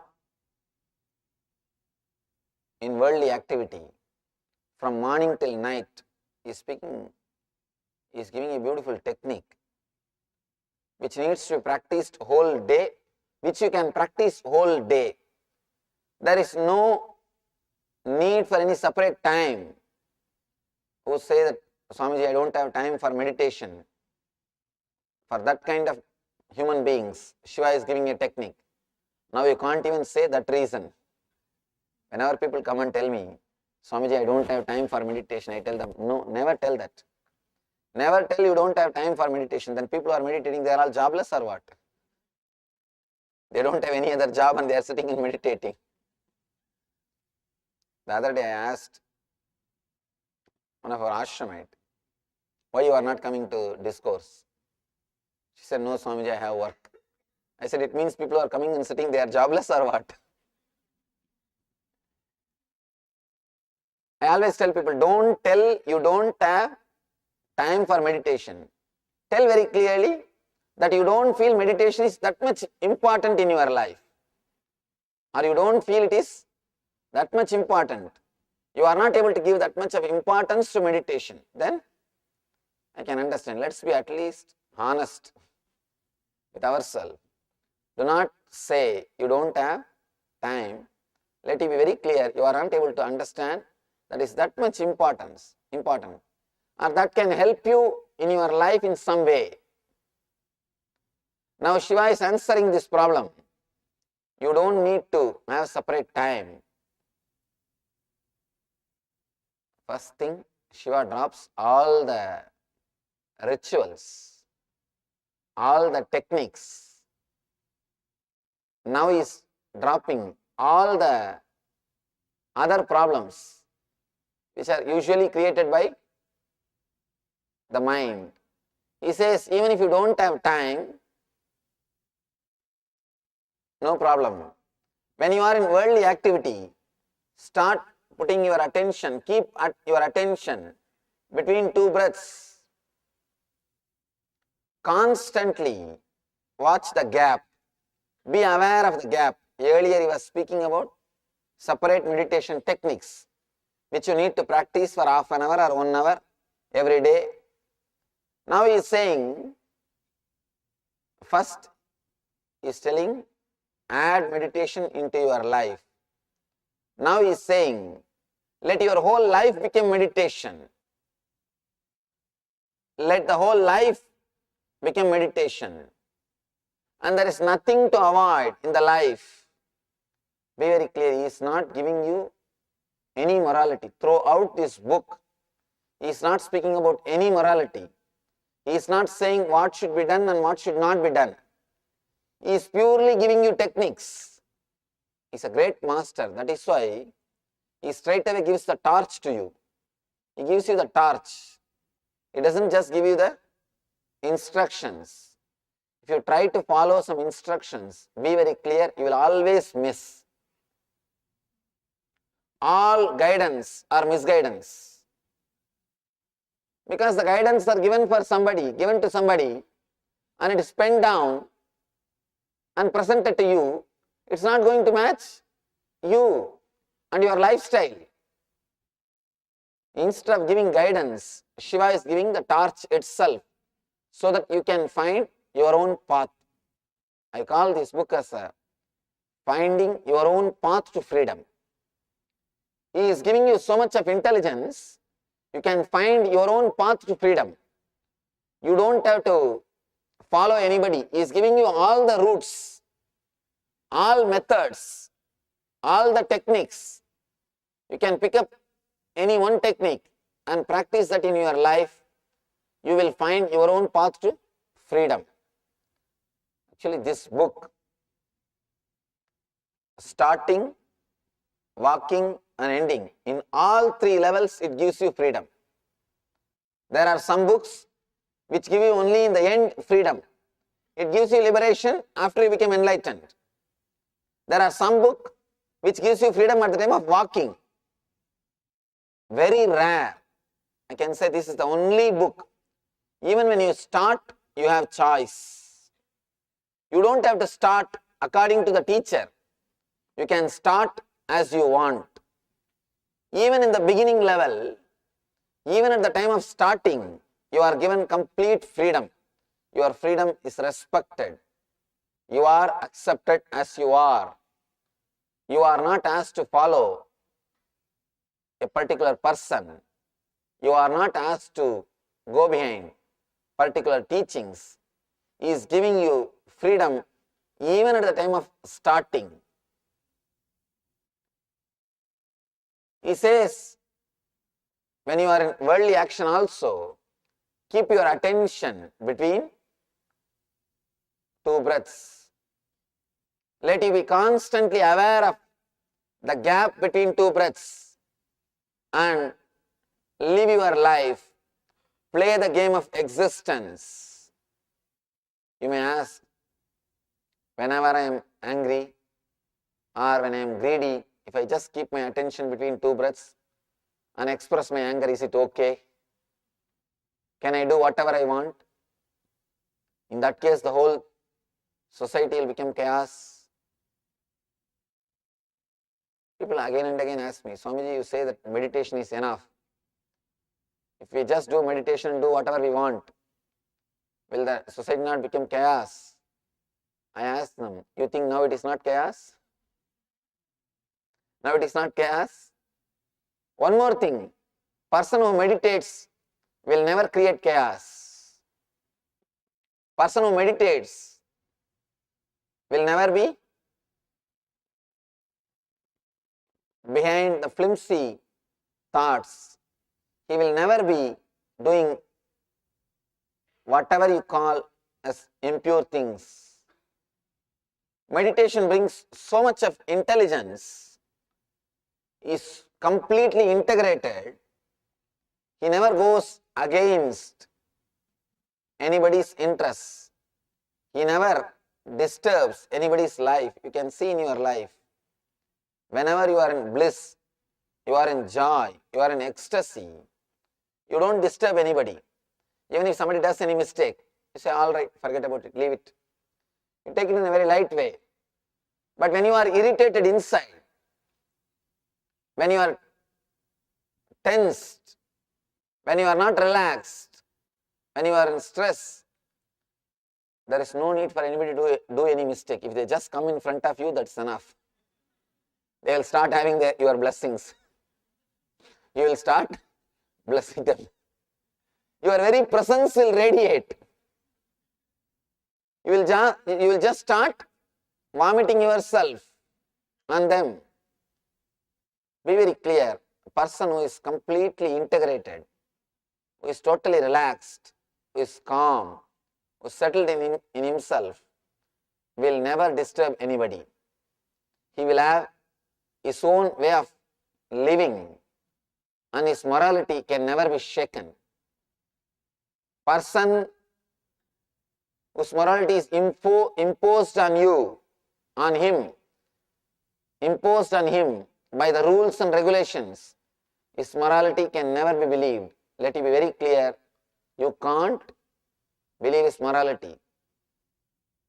And person who is expressing morality out of his spiritual wisdom, out of his spiritual energy, his morality can never be changed. And you can trust his life. You can trust his energy. Shiva says, let you be aware of the gap between two breaths, and the whole day you will be in ecstasy. And he says one more thing, and so practicing in a few days be born anew.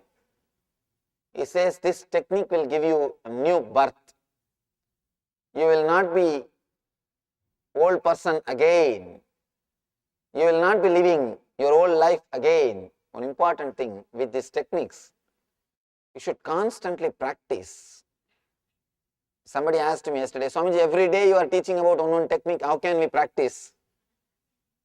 Because each technique needs some time.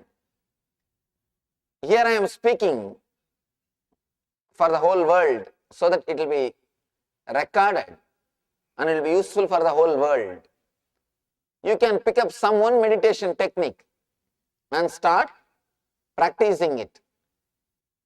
You see, sometime when you listen some technique, suddenly you will feel your whole being is opening and your whole energy is vibrating. You are able to feel the technique. You feel that surely this technique will help you. You feel this is my path, then simply take up that technique and start practicing at least for 21 days. You will see you become a new being. You are not old person again. You will be a new being. Here, Shiva is saying, let you be born as a new person. In few days, be born anew. You will not be an old person again.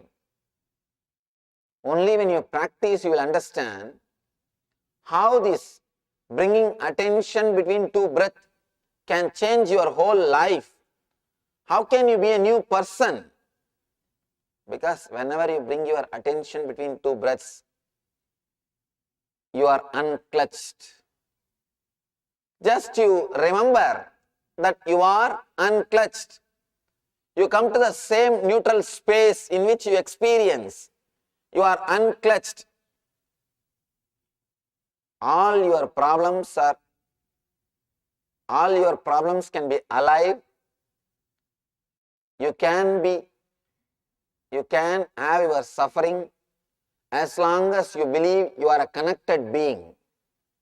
The moment you understand by your very nature you are illogical, unconnected, independent, unclutched being, immediately from that moment you can't suffer, because even your suffering is nothing but connecting and creating a shaft. You can suffer only if you create a shaft. You can't continue to suffer if you remember again and again you are unclutched. Because the suffering which happened to you 1 year ago, the suffering which happened 9 months ago, the suffering which happened 8 months ago, the suffering which happened yesterday, they are completely unconnected. Independent incidents, separate thoughts. But when you start connecting all of them and start seeing them, create an understanding about them in your life, or create an idea about them in your life, be very clear, you are creating suffering for you. You are creating hell for you. You are creating more and more difficulties for you. These techniques, you need to go into them. When you go into these techniques, you will see the liberation happening in your being.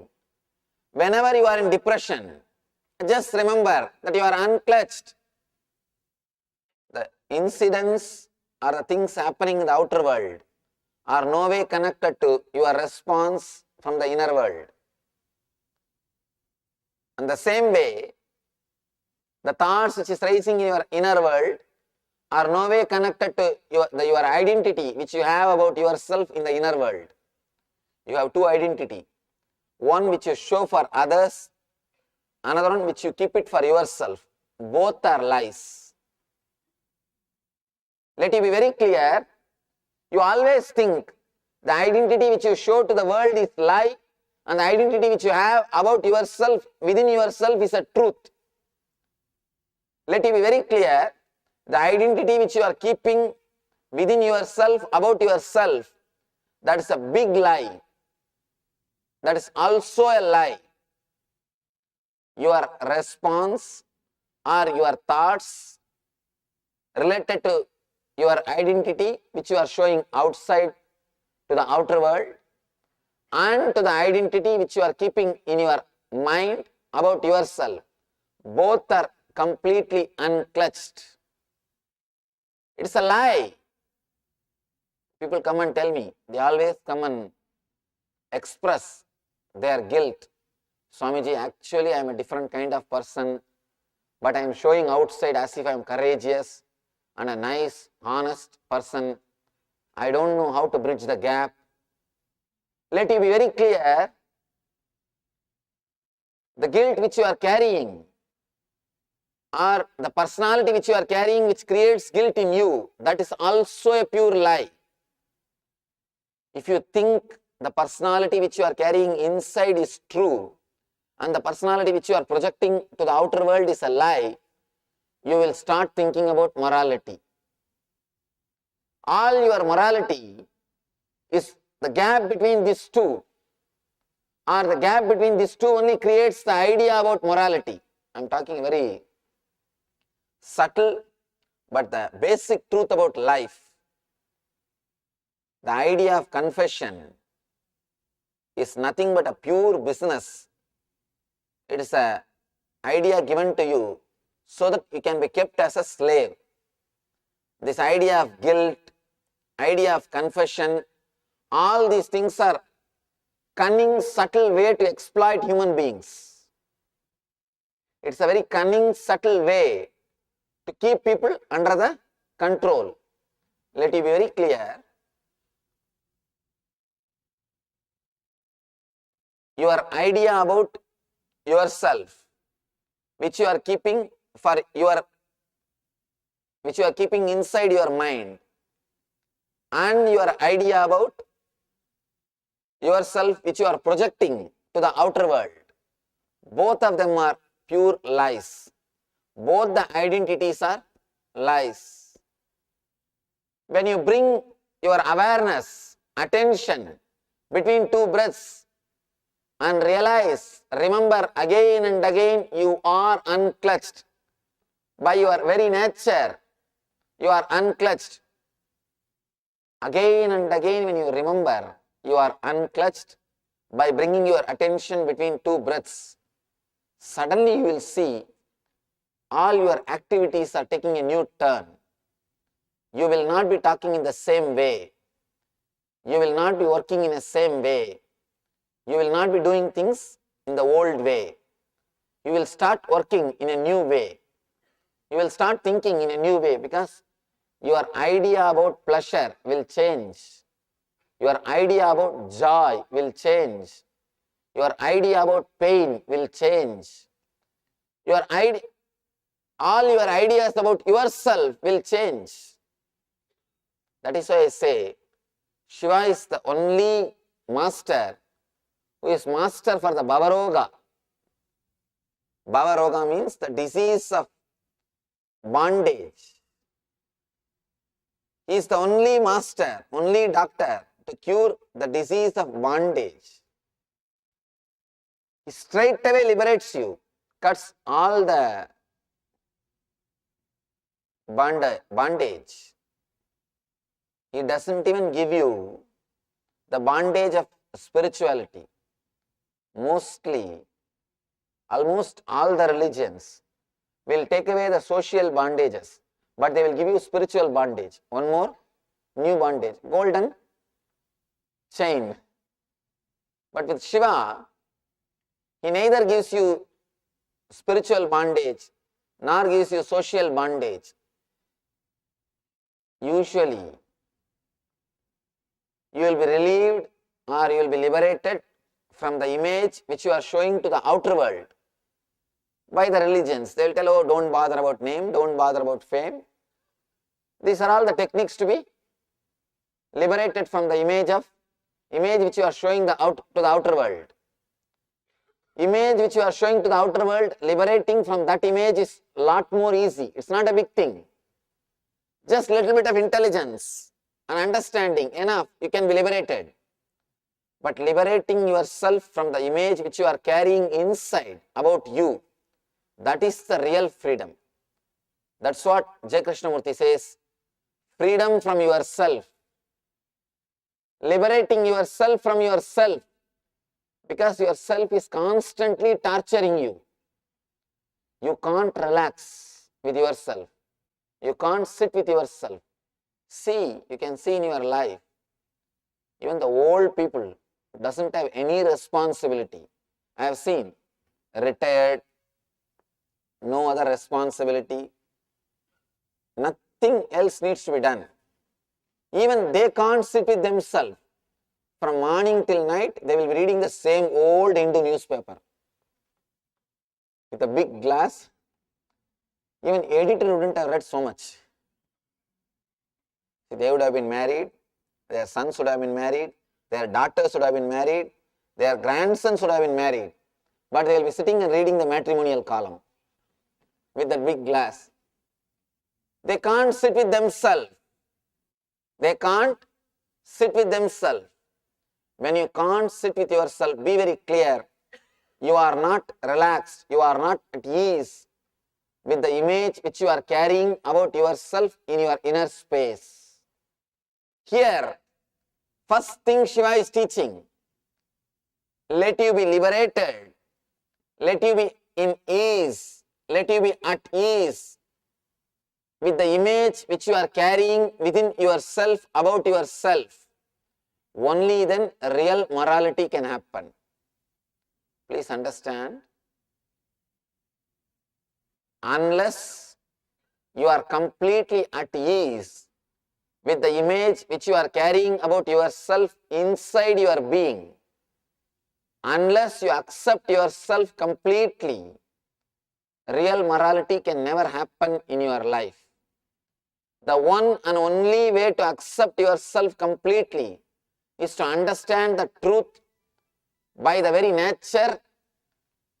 Your thoughts are illogical, irresponsible, and independent and clutched. You can't do anything about it. You have only one thing. You can understand this truth and liberate yourself. That's all.